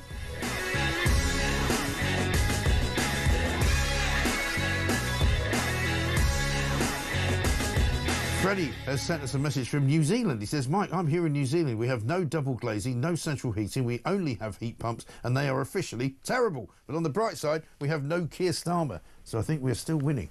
I think you are. Although you did have Jacinda Ardern for a while, didn't you? Don't talk to your neighbours, which was not great. Let's get a voice note from John. Morning, Mike. John from Chesterfield. Great show. Hope the wine was on point yesterday afternoon. Just a quick one with Starmer, Mike. If I or you or anybody running a company or a business was as comprehensively bad as he is, you would lose your job. And he is basically governing the UK, so taking us all down with him. I hope you're right, Mike. Something's got to change because 4 years will take the company to rack and ruin. Yeah. Absolutely right, John. Something has got to change. And this from Sue in Scotland. Morning, Mike. Keir, 10 hours a day, 5 days a week. What? You had a weekend? I can remember my husband working 7 days a week for about 6 months without a break as a painter and decorator when we had a young family, and has worked hard ever since. Pah! Absolutely right. And Stuart says, "Morning, Mike. Could you imagine the outcome of Starmer doing what Robert Jenrick did in the Underground yesterday?" No. I mean, Keir Starmer is now fast becoming just a ridiculous figure. We're going to speak to Richard Holt in a moment, Shadow Paymaster General. He keeps putting out these tweets, right? And I'm calling them lie of the day. I can't keep up. He's just put out another one. where he says this: years of neglect have left our schools and hospitals crumbling. My government is fixing it. Our plan for change is making the NHS fit for the future and giving children the best start in life. It's just kind of random thoughts. It's almost like somebody just throwing words onto a screen and going, how about those? Put those in some kind of order and see if it makes any sense. It's unbelievable. Richard, a very good morning to you. Morning, Mike. How are you doing? I'm doing very well indeed. I'm not quite sure what's going on inside Keir Starmer's head, but I'm not sure that I'd want to wake up with him every morning with him shouting Nigel Farage's name out. No, me neither. And these tweets, I think you're absolutely right. It's like these sort of AI word salads which come out from him every day. And honestly, they've got absolutely no basis in reality. And you just see them. I think what's happened over the last 10 months is we've seen Labour just totally collapse so quickly with all those promises about no tax rises and then massive tax rises on things like national insurance. And then we give those massive giveaways like the Chagos Islands, costing us over £100 million a year, betraying the country. I think you've just seen them totally collapse. And I think at the moment, people are just thinking, what on earth should we do next? I think my party's got a long way to go. We've still got to show some real sensible policies for the long term in that space. And I think it's quite clear that Nigel Farage has seen an opportunity with Labour at the moment, trying to trace down some of those voters around benefits, offering, to scrap the two-child universal credit cap, because I think, they're seeing that Labour voters are abandoning the Labour Party so quickly. I think, it's going to be quite an interesting few months and years. Kemi's made a very, strong statement in the Mail today with a big article and interview there. Talking about how the Conservatives have to be the party which says, lower taxes, and we're not going to unleash the spending on benefits. Nigel Farage clearly going after Labour votes with that sort of saying, actually, he's possibly quite interested in maybe increasing more benefits. The question there, I think, though, is how he's going to pay for it. Yeah, I think the trouble is, though, with the Tory party, I had Kevin Hollyrake on here yesterday, and there's a danger, isn't there, that the Tories are kind of losing out in the publicity fight, I suppose, here, because you've got, Keir Starmer and Nigel Farage going sort of head-to-head. Starmer's obviously decided that, he thinks Nigel Farage is more of a threat to him than the Conservatives are, and you've got to be careful that you don't become a little bit irrelevant in this whole kind of conversation, don't you? Well, I think if you're Keir Starmer, then you're looking at the voters you've still got left. A lot of those, Nigel Farage is going after those people now because with his messages on, he wants to provide more benefits. So I think for what Keir Starmer's got left, they are a lot of, they are in that sort of fight there. I think the Conservative Party needs to be in a different place, really talk about our values as a party, and try and get those messages across. It's not going to be easy. I think you're absolutely right on that, but we've got to do that, Mike, because I think it's important, and I think people want to see actually changes when it comes to things like reforming welfare, reforming benefits. I think that's what they do want to see. I'm not sure that a lot of your listeners want to see actually more of their taxes going on more benefits, which is, I think, a little bit where Nigel Farage has ended up. No, I don't think they do, and I mean it's not that clear exactly what that sort of the nuanced version of that story is yet. But yeah, I mean I said at the time, we certainly, if it does mean giving more money to people who are who are sort of feckless and just want to have more kids in order to get more money, then obviously that's a bad thing, and certainly our listeners don't want that, and neither do our viewers, But the problem for me is that people are really worried that by the time this Labour government is finished with this nation, we'll be so much in the debt of all the borrowing that we've got. I mean, they borrowed 20 billion just last month alone. That, we could be in a serious financial crisis. Even Dan Hodges was on earlier on this morning saying that we could be in a serious financial crisis in this country within months, the way things are going. Yeah, and I think there's a real danger of this, especially when we're seeing on the front page, I think it might be the Times today, Rachel Reeves saying she's going to tear up borrowing rules and just go on a big public spending splurge.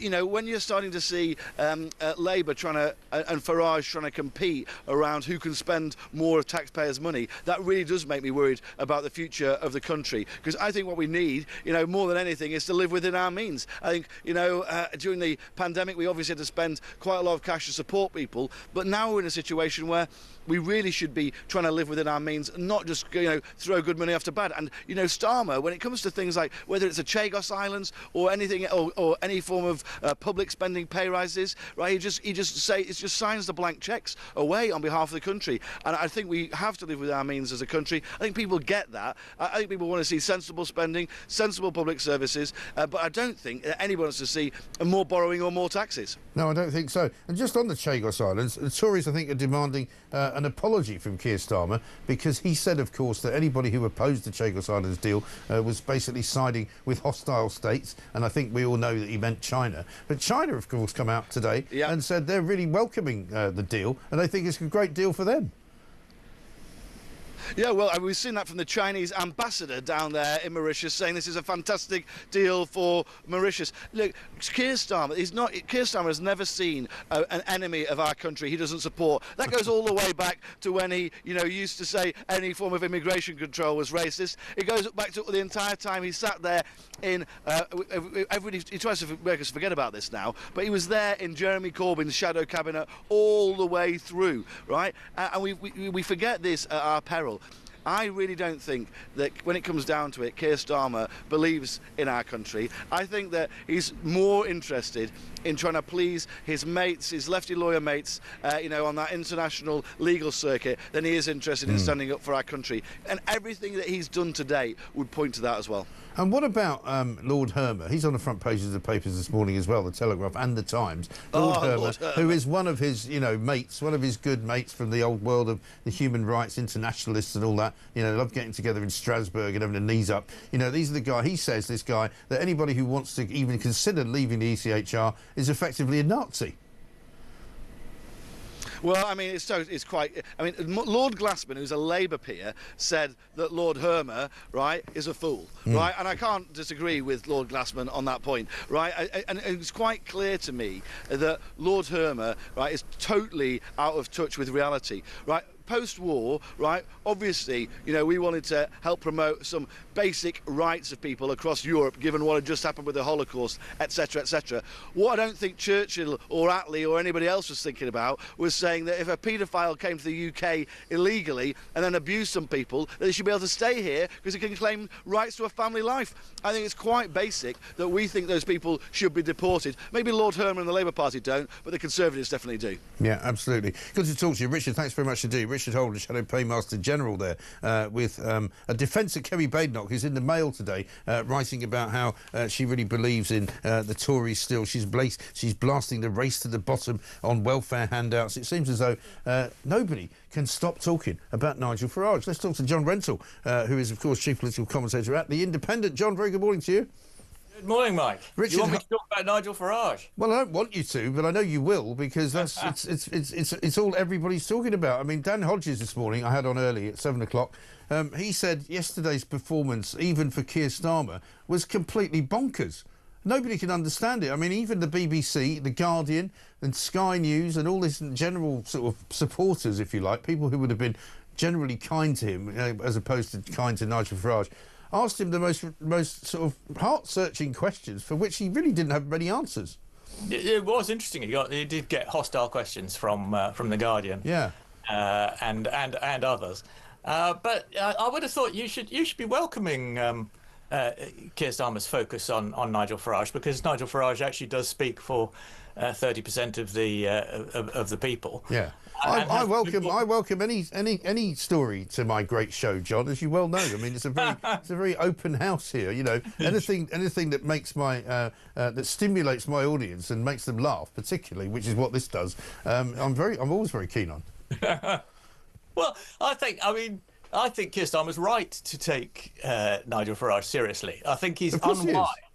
I think he's unwise, however, to be so explicit about it. I mean, I think he should make his case on its merits and attack Nigel Farage by implication rather than by naming him so many times, especially as he pronounces his name in such a strange way. It's very odd. Well, it's very Starmer-esque, isn't it, to kind of be as robotic as he is. And the problem, I mean, somebody pointed out earlier that even his sleeves are not actually rolled up; they're folded up and ironed. You know, so he's trying to do this. I'm a working people. I mean, let me just play you the clip of when he talks about understanding working people. I think this is his major problem. Check it out. I don't need lectures from Nigel Farage on what it means to be working people. I know what it means to work 10 hours a day in a factory 5 days a week. And I know that because that is what my dad did every single working day of his life. And that's what I grew up with. So I don't need lessons from Nigel Farage about the issues that matter most to working people in this country. Thank you, Chris. So he doesn't actually know what it's like to be a working people because it was just his father who was a working people, and his father worked in a factory 5 days a week, 10 hours a day, but he doesn't actually know that. He just knows what his father did. I mean, it's all mixed up, isn't it? It's a bit strange, and also that's the wrong way to attack Nigel Farage because, I mean, whatever the reality, most voters think that Sir Keir Starmer, KC, is quite posh, and they that Nigel Farage is a man of the people. I mean, exactly. And that's sort of it's baked in, if you want. I hate that. Well, phrase, exactly. So there's no point. There's no point taking that on. No. I mean, where Keir Starmer is absolutely right, of course, is to take Nigel Farage on his policies, and he's quite right to say that his numbers don't add up. And it's fascinating to see Richard Holden for the Tories just there attacking Nigel Farage on the same grounds that his numbers don't add up. But attacking him from the left, saying he wants to spend too much on benefits and has no idea of how to pay for it. Right, but this is the thing, you know, everybody's attacking Nigel Farage on the numbers not adding up, but which would be effective if you came from a party where you knew how the numbers did add up. But unfortunately, the Conservatives weren't very good at that, and the Labour Party is even worse, you know, because the government at the moment is stewarding the economy over a cliff. And, you know, their numbers don't add up either. Because that is an extremely good point. I mean, Labour elected on impossible promises to save public services without increasing taxes. Right. Of course, once they got in, they increased taxes. Yes. Yes, their numbers didn't add up either. But I think Nigel Farage's numbers are of a different order of not adding up. I mean, they're just. I'm not sure there's any. But you see, I think the point is. There is, Mike, because I mean, he's Keir Starmer's absolutely right to point to Liz Truss. I mean, Liz Truss. Well, Liz Truss doesn't think so. Liz Truss. They failed to add up so badly that it spooked the markets and caused a meltdown and the end of Liz Truss's premiership.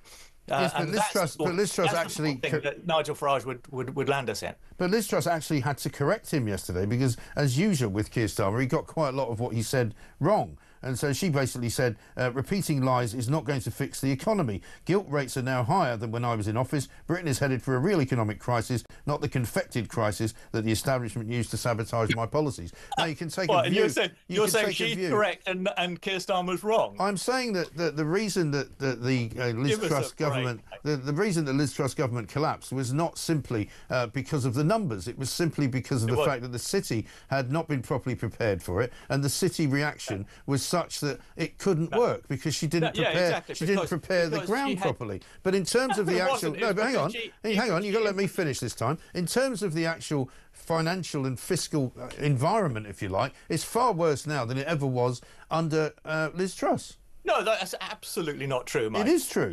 Gilt rates are higher. That means we are in more. Well,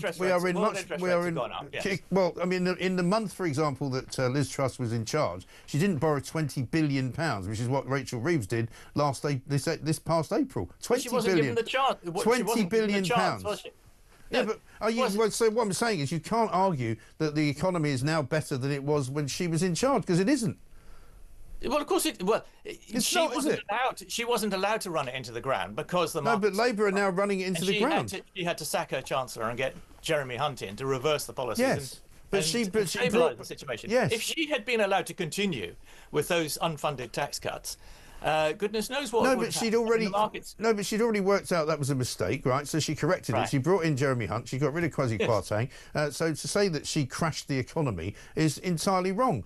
You know, she might have crashed the economy if she'd had a chance to, but she didn't actually crash the economy. So that part of what he said is wrong, isn't it? No, that's not. No. But the point stands that if Nigel Farage tried to implement his policies, they would in effect crash the economy, because they would do what Liz Truss tried to do and was forced not to do. Yeah, well, if you're going to sit there as the only person in the entire world who thinks Rachel Reeves is stewarding the economy in a good way and is not crashing it, then I'm very happy. In a better way. Very happy for you to propose. Well, there is nobody else in this country, John, who believes that. Even Labour Party members don't believe it. That's completely standard. She is stewarding the economy in a better way than Liz Truss proposed to.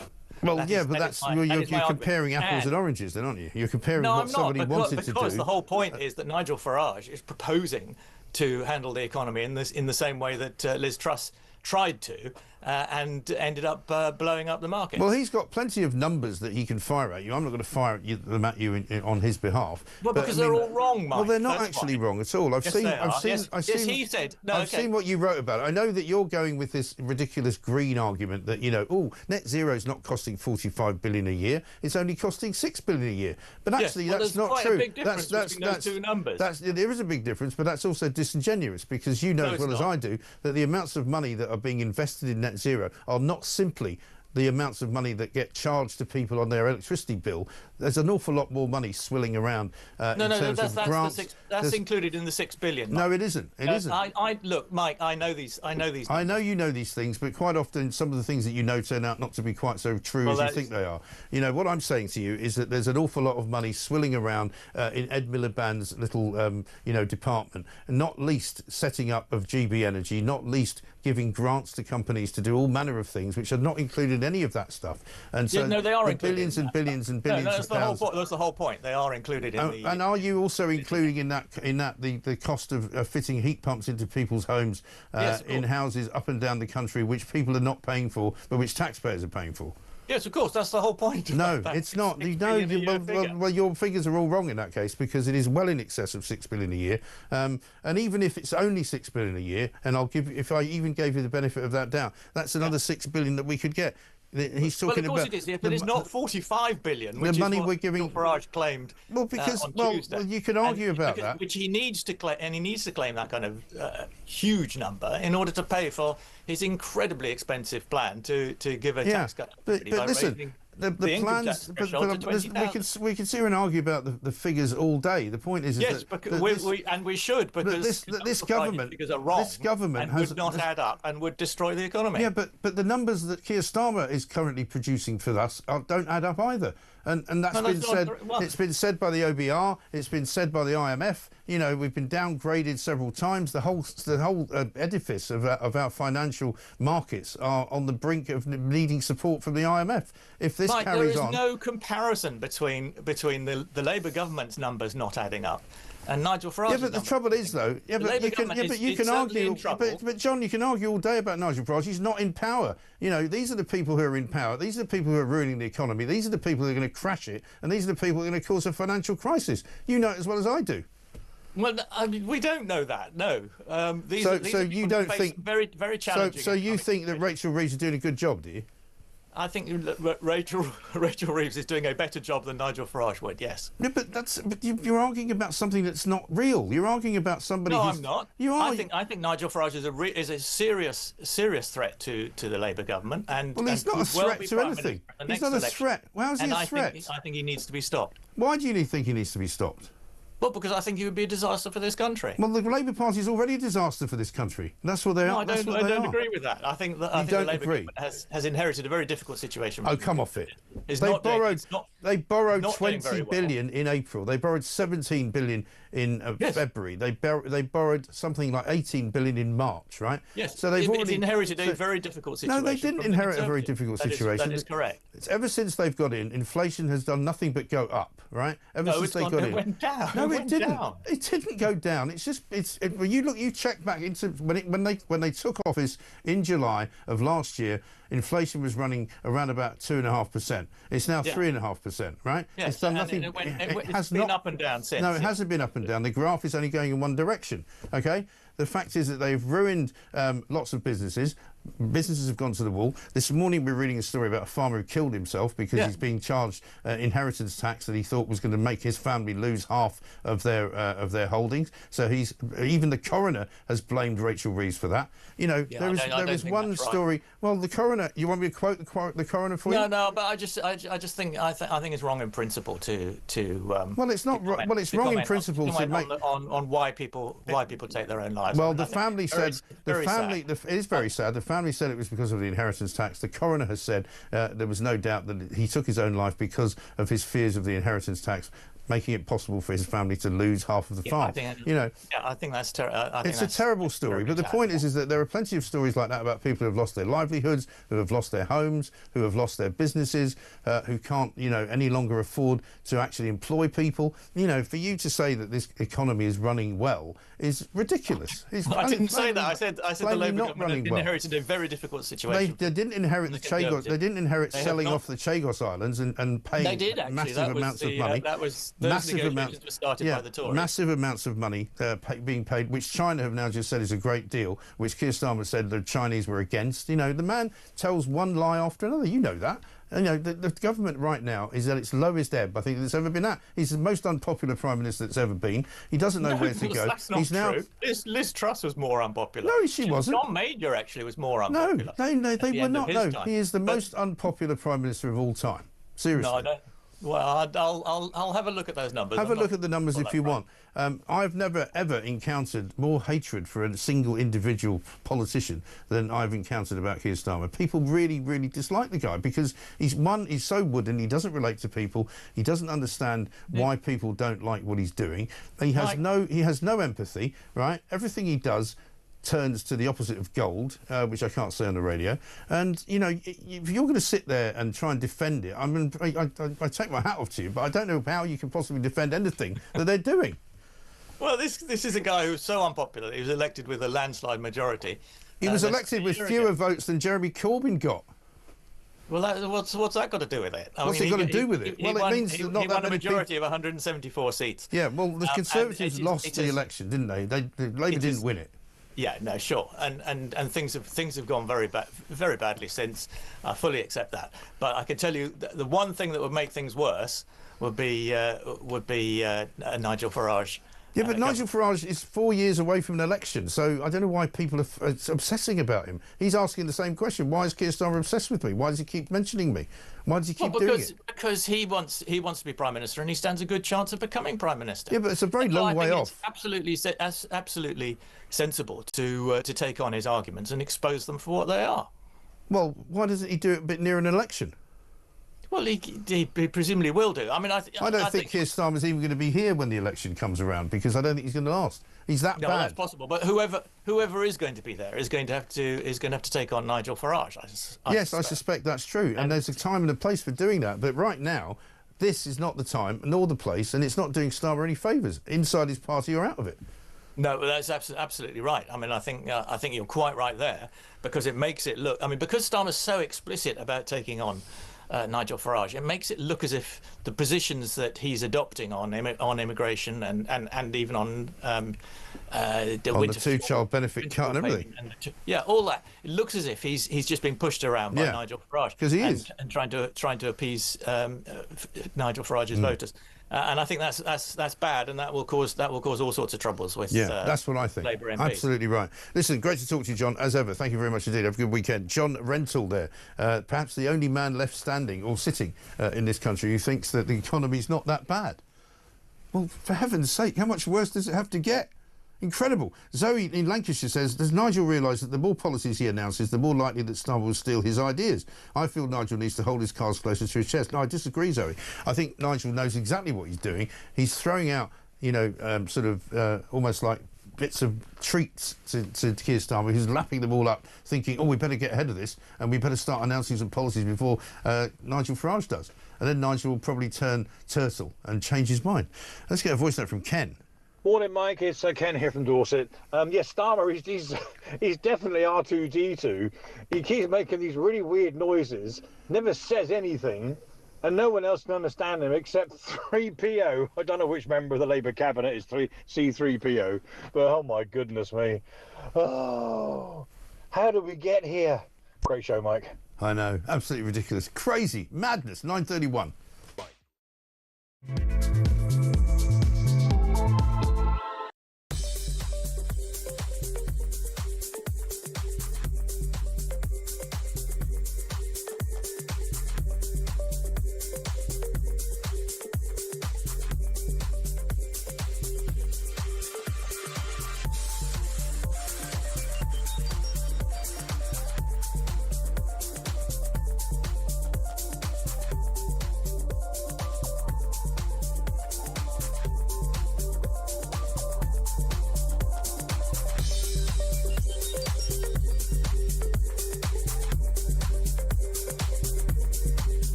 One of the things that a lot of people don't realise about cannabis, that excessive use can produce psychosis. Yeah. So we do get quite a lot of incidents within London of psychopathic behaviour of people who are extreme cannabis users. So there is some truth in the fact that it's a damaging drug. Yeah, I think that's a massive issue that's often overlooked. People think of it as just some sort of, we just a few people sort of sitting around smoking dope. It's not. That's certainly not the kind of drug that a lot of people are using.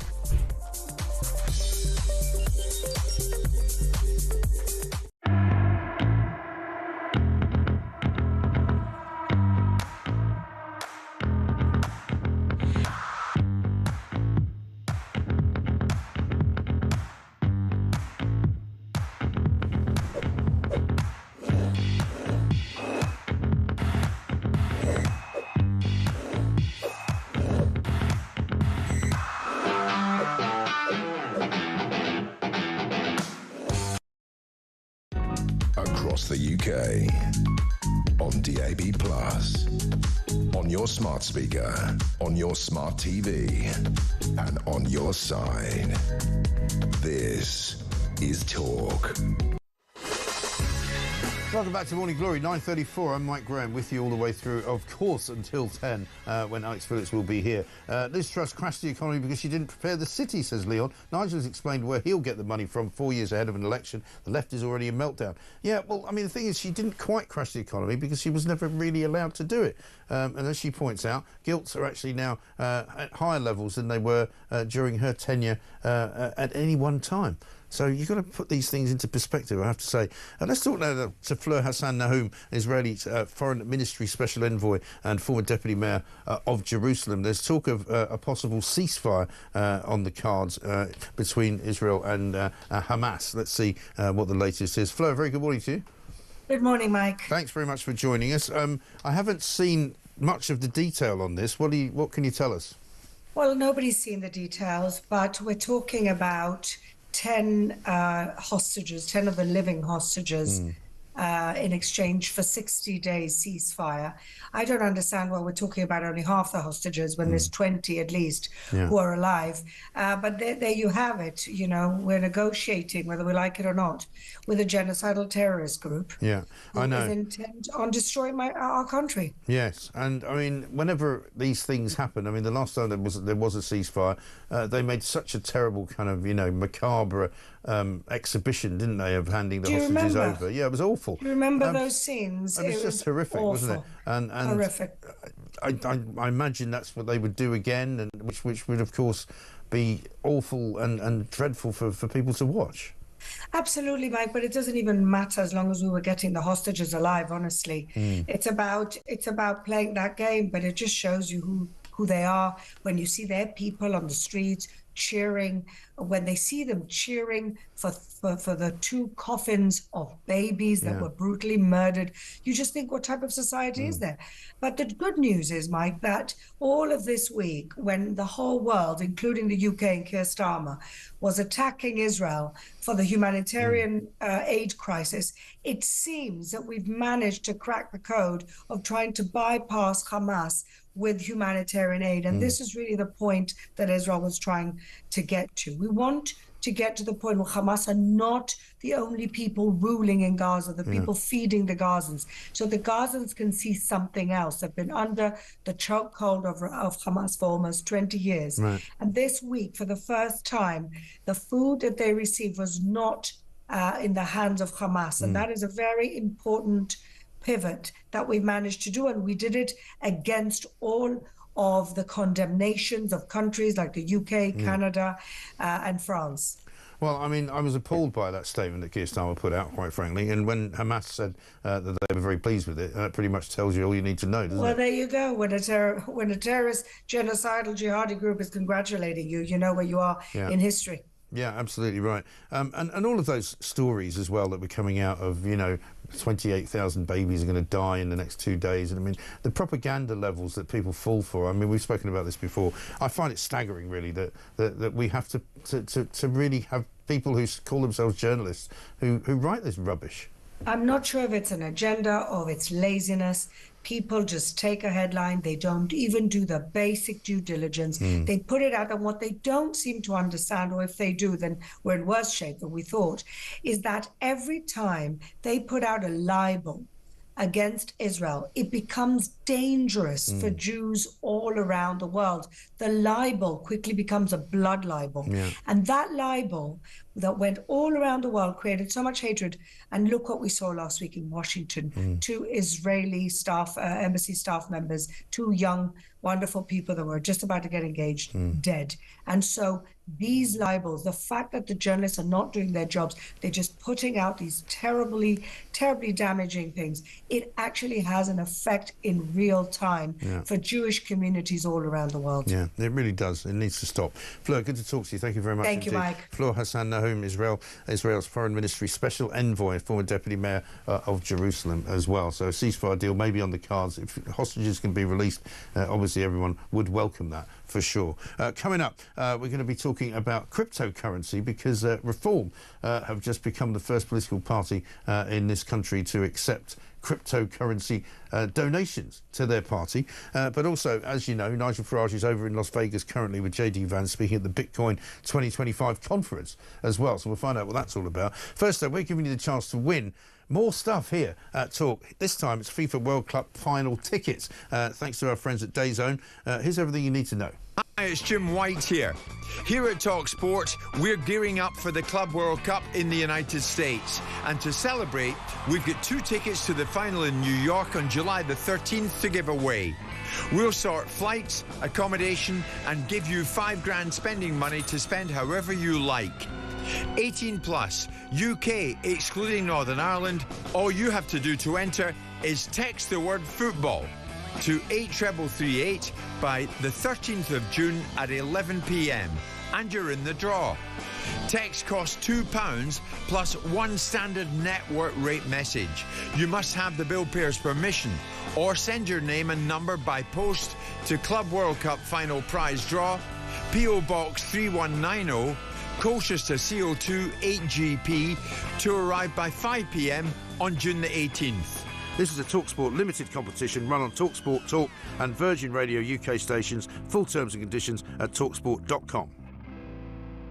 This is, of course, the home of common sense. Mike, let's talk about some of those EU travel stories, right? Gary says this: even when having to go through the non-EU queue, I can honestly say that I've never got through immigration before my bag has been unloaded and found its way onto the carousel in the baggage hall. So you will only benefit from getting through immigration quicker if you're travelling with just hand luggage. And what family does that when going on their summer holes? And Charlotte says, we've just come back from Tenerife. The e-gates caused more issues as we had a pushchair and the member of staff had little patience with this.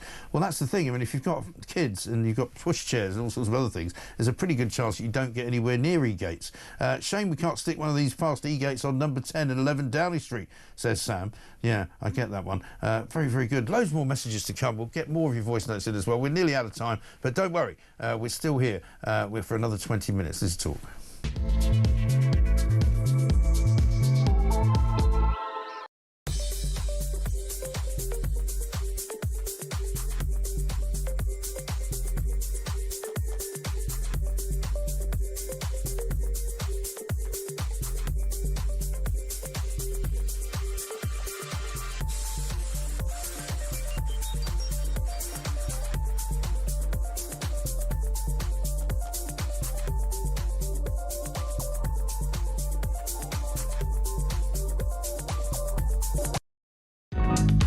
across the UK. On DAB+, on your smart speaker, on your smart TV, and on your side. This is Talk. Welcome back to Morning Glory. I'm Mike Graham. It's 9:41. Susan says this from Chelmsford. So in London, TfL will give fare dodgers a free ride and Khan wants to formally legalise cannabis. What's next? Shoplifting, burglary, illegal entry to our country, already de facto legal? Maybe they'll allow a bit of free speech. That'd be nice, wouldn't it? And one from Mike in Colchester. Sadiq Khan wants to increase the congestion charge by 20% for law-abiding citizens whilst refusing to tackle fare dodging by lowlifes. Where are his priorities? Well, I think we all know the answer to that, I'm afraid. 0344 499 1000 is the number. Now, we're going to talk about something we don't often talk about, and it's cryptocurrency, because there's a big thing going on in Las Vegas, a big sort of exhibition, if you like, a big conference in Vegas. It's the Bitcoin 2025 conference. Nigel Farage has gone over there. He's been speaking at the event. Also, JD Vance is there as well. Let's have a quick listen to it.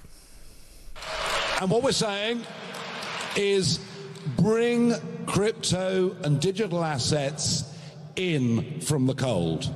Have a capital gains rate of 10%. And that means, if taxes are reasonable, people will pay them. We're going to have a Bitcoin digital reserve in the Bank of England. And we are going to pass legislation that says that no bank can close your account because you're trading in legal crypto or digital products. No more debanking, ladies and gentlemen. So, yeah, we are taking it very, very seriously. And, it's really interesting. I mean, 7 million people in Britain have got crypto assets. 1 in 4 people under 30 have got crypto assets. And yet our outdated Labour and Conservative governments have done nothing in this space at all. And what I want to do when we win the next election is bring us into the 21st century. We are going to launch in Britain a crypto revolution. We're going to make London one of the major trading centres of the world. We're deadly serious, and here it is. Nigel Farage talking there about something which I think a lot of people in this country are still a little bit unsure about. Kate Beaucherel is here, blockchain and emerging tech consultant. Kate, very good morning to you.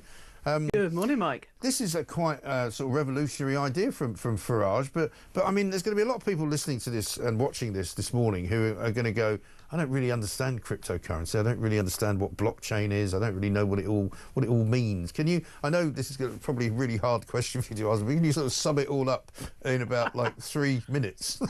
Oh, this is the classic 101. Everybody asks this. So, so Bitcoin was the very first cryptocurrency, and it grew out of an idea that you could have payments between people that didn't involve a bank. Right. So how do you do that? Because I could send you a PDF of a fiver and I could copy it multiple times and send it to other people, and that's not got any control at all. So you need somebody or something to keep the ledger of, I've sent Mike £5. Right.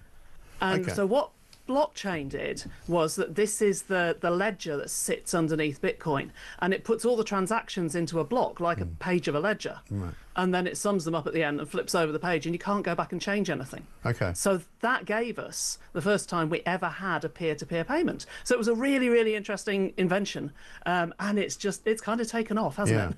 Well, it has, but of course, what you see, what I read about anyway, is that sometimes the price of a particular Bitcoin or a meme coin suddenly soars, and everybody buys into it, and then suddenly somebody starts selling it, and it all drops down again. I mean, we've heard these stories about Elon Musk and Donald Trump, setting up their own Bitcoin and selling it, or then buying it and then selling it again. And I mean, it doesn't give people, I don't think anyway, traditionally, the feeling that it's particularly stable.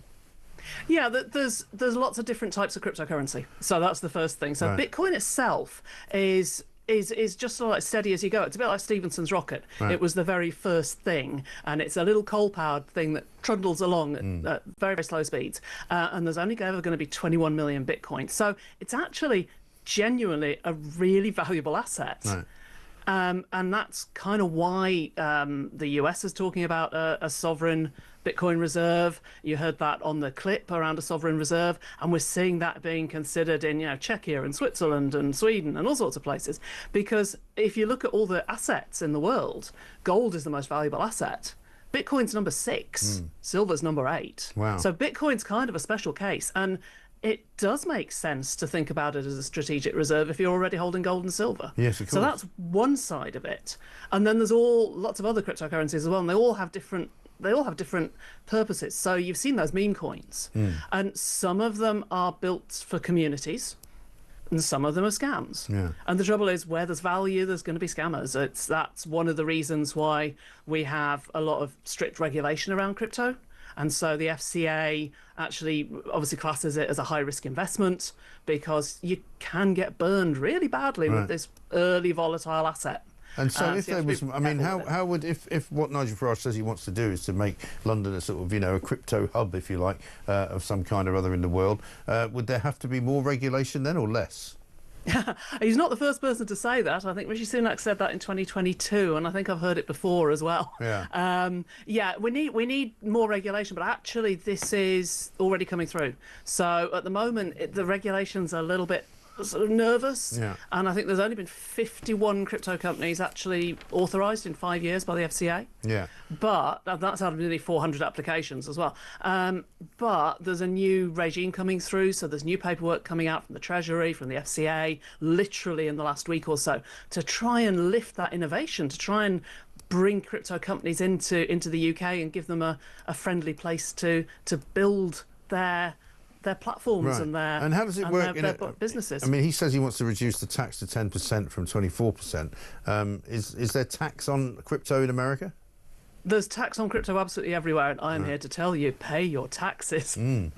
Around about, I think the estimate is sort of 80%, maybe more, of crypto isn't actually declared. Right. But we've got new tax regimes coming in 1st of January, which is the OECD's crypto asset reporting framework. So all the exchanges, all of the providers are going to have to provide transaction information and names and addresses. And presumably, if you've gone through blockchain, then that's pretty much easy for the tax authorities to check, isn't it? Or is it too much of it? Oh no! You can follow transactions. Literally, you can follow them back to people in the real world. And always. Is that the only way you can do it? Is that the only way you can do business is through blockchain? So a cryptocurrency lives on a blockchain. It's part of the software. Yeah. Okay. So all the movements of a cryptocurrency between people, you can actually see those transactions. You could pop one up on your browser right now and you'd be able to see them. Yeah, because I mean the other thing we hear a lot about is that it's used quite often by a lot of criminal entities and criminal individuals as well, who can move money or exchange money. I mean, I've been told, and I've not actually seen one, but that there are places in South London where you can go and put cash into a machine and get crypto out.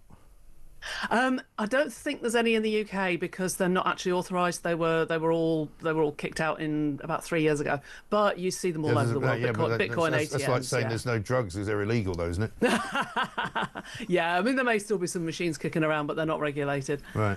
So I mean, but the criminal aspect of it, I suppose, is quite big, though, isn't it? I mean, No, it's actually remarkably small. So there's a company called Chainalysis that does a lot of forensics and sort of follows all of these things. And actual crypto native stuff, like, sort of fraud that goes around within the crypto, it's about 0.2% of all of the transactions. I mean, that doesn't count people who are, sort of maybe using crypto for, drug dealing and ransomware and so on. But it's actually small beer. Most of the transactions, I mean, there's a type of cryptocurrency called a stable coin, and they're pegged to the value of something like the dollar or the euro, and the amount of stable coin transactions last year was more than Visa and MasterCard combined. So if my, say, business that I'm running was offered by some client or other to be paid in Bitcoin, they said to me, look, we can't pay you in real money, we'll pay you in Bitcoin. What would that mean for me as a businessman? What can I do with that? Can I change it in? Can I put it into my bank account? Can I change it into cash? What do I do? Yeah, it's fairly straightforward to do. So you'd probably use a service that will. You could even use a service that will do an invoice for you in pounds, and they can pay it in Bitcoin, and you get the pounds back. Okay. You can transfer the money into your. You can convert the money through an exchange into your business. The one thing you've got to be really careful of when you're dealing with cryptocurrency, unless it's a stable coin, is that the value will change. So you might go, oh, I've invoiced £1,000 and I've been sent £1,000 worth of name a cryptocurrency, Right. and then the value drops and suddenly you've only got 500 and you've still got to pay your taxes on it. Right. So you've got to be really careful And would you about have that. to pay the taxes on the amount that you thought it was, as opposed to what it is now? Yeah, it's Ooh. literally at the point Ooh. at which the transaction happens. Oh, that's how much not was good. it worth? Right. Yeah. And so, I mean, in terms of having it as an investment or something like that, it doesn't really sound like there's a particularly sound one. It is a high-risk investment for the FCA. There's a lot of people that do invest in cryptocurrencies, but it is very complex. It is very risky. Yeah. I feel as though I know a little bit more now than I did, but I'm still a bit baffled, to be honest. I don't know if that's the usual answer, but this is It very, takes very, a little while to get your head around it. very helpful. Thank you, Kate Bosherell, blockchain and emerging tech consultant. Yeah, well, listen, I mean, what I do know is that a lot of young people that I talk to know a lot more about Bitcoin than I do, and they seem to know an awful lot more about what's good and what's bad about it as well. So maybe Nigel Farage is onto something. Maybe it is the kind of currency of the future. 0344 499 1000. And in the West Midlands says this, Mike, did I hear right? Some woke group wants to rename World Milk Day. Oh my God, isn't that discrimination against those who drink oat and soya milk? Some people really have too much time on their hands. Lord help us. Yeah, apparently PETA, according to a piece in the Mail today, wants to rename World Milk Day, which is on Sunday, World Bovine Mammary Secretion Day. Try and get your head around that. Put that on a T-shirt. Coming up, Alex Phillips will be here. We're nearly done. It's Friday. Have we got any more gaffes? This is Talk.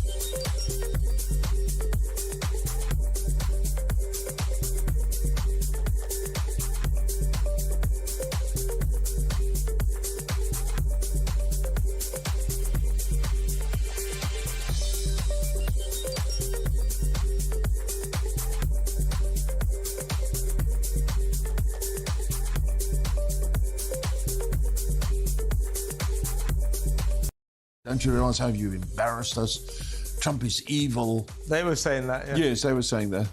And Elon was saying that, and he's evil, and you know, you're also evil to support him. How has it gone so much full circle?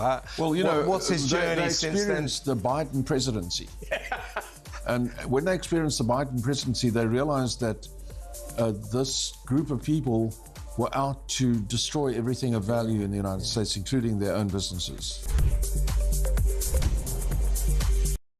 Across the UK, on DAB+, on your smart speaker, on your smart TV, and on your side. This is Talk. Welcome back to Morning Glory. I'm Mike Graham, 9:55. We're nearly done here for the week. It's been fantastic. I mean, particularly because I've only been here since Wednesday, so it feels like a bit of a short week. Alex Phillips is coming up.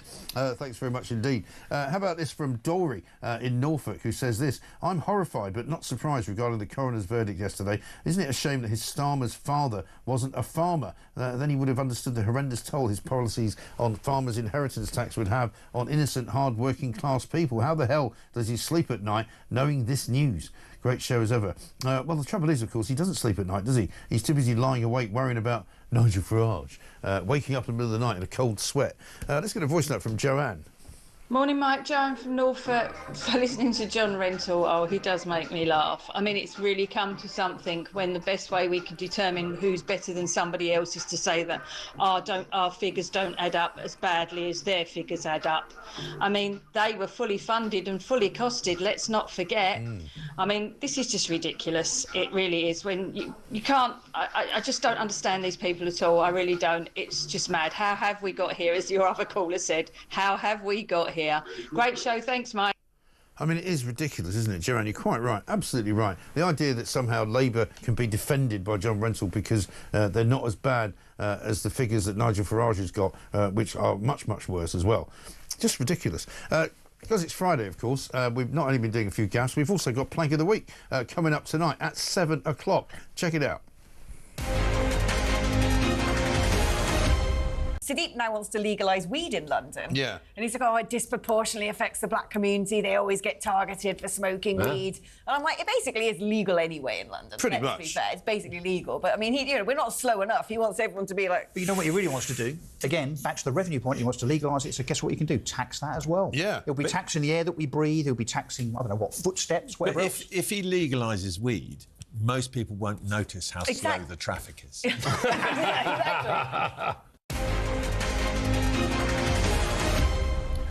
Alex Phillips there and Russell Quirk sitting in very, very well fashioned outfits, which actually completely match the logo colours of Talk, which we noticed when they were doing it. Mike says, Graham in Wrexham, my son went to Dubai and loved it. It's only when he got back to Manchester that he encountered delays. Guess why? The bloody e-gates weren't working. This country, eh? And Adam, on the subject of cryptocurrency, doesn't sound very easy to use, he goes. It's just a volatile stock. You can't buy a bottle of milk with it. Well, I don't suppose you can buy a bottle of milk with it. Maybe there will be a time when you can. I don't know. Don't really understand it. I still don't. Alex Phillips is here. Very good morning. Good morning. Do you understand cryptocurrency? Oh, do you know, I don't understand anything past word 95. OK. I learned to do sort of basic word processing at GCSE level and gave up after that. I'm like a pensioner on things like phones. I can't be bothered with it. I cannot be bothered with it. Yeah. And let alone when you get down the bit of the non-fungible, whatever they are. I know. I did NFTs or I don't know what T stands for. I thought it was National Theatre for a long time. Bitcoin and I mean, it just meme coins. I can't be bothered. People make a lot of money out of them, but a lot of people mustn't make a lot of money out of them as well. Yeah, but I'm allergic to making money. Right. It's why I'm a journalist. Yeah, I know. It's a good point. We always say that, we're not business people. People always think, oh, because your face is on telly, you're probably going home and like lying on a sort of blanket of £50 notes. It's like, mate, no. Aren't you? No. I always thought that as well, to be honest. No, but yeah, the thing is, journalists running businesses doesn't work. Whenever I've known loads of journalists who've gone off and run businesses, and they never work. Oh, they can't. They don't can't know how to function. do it. It's not what we're supposed do. to be doing. No. Sniffing around things and occupying our time.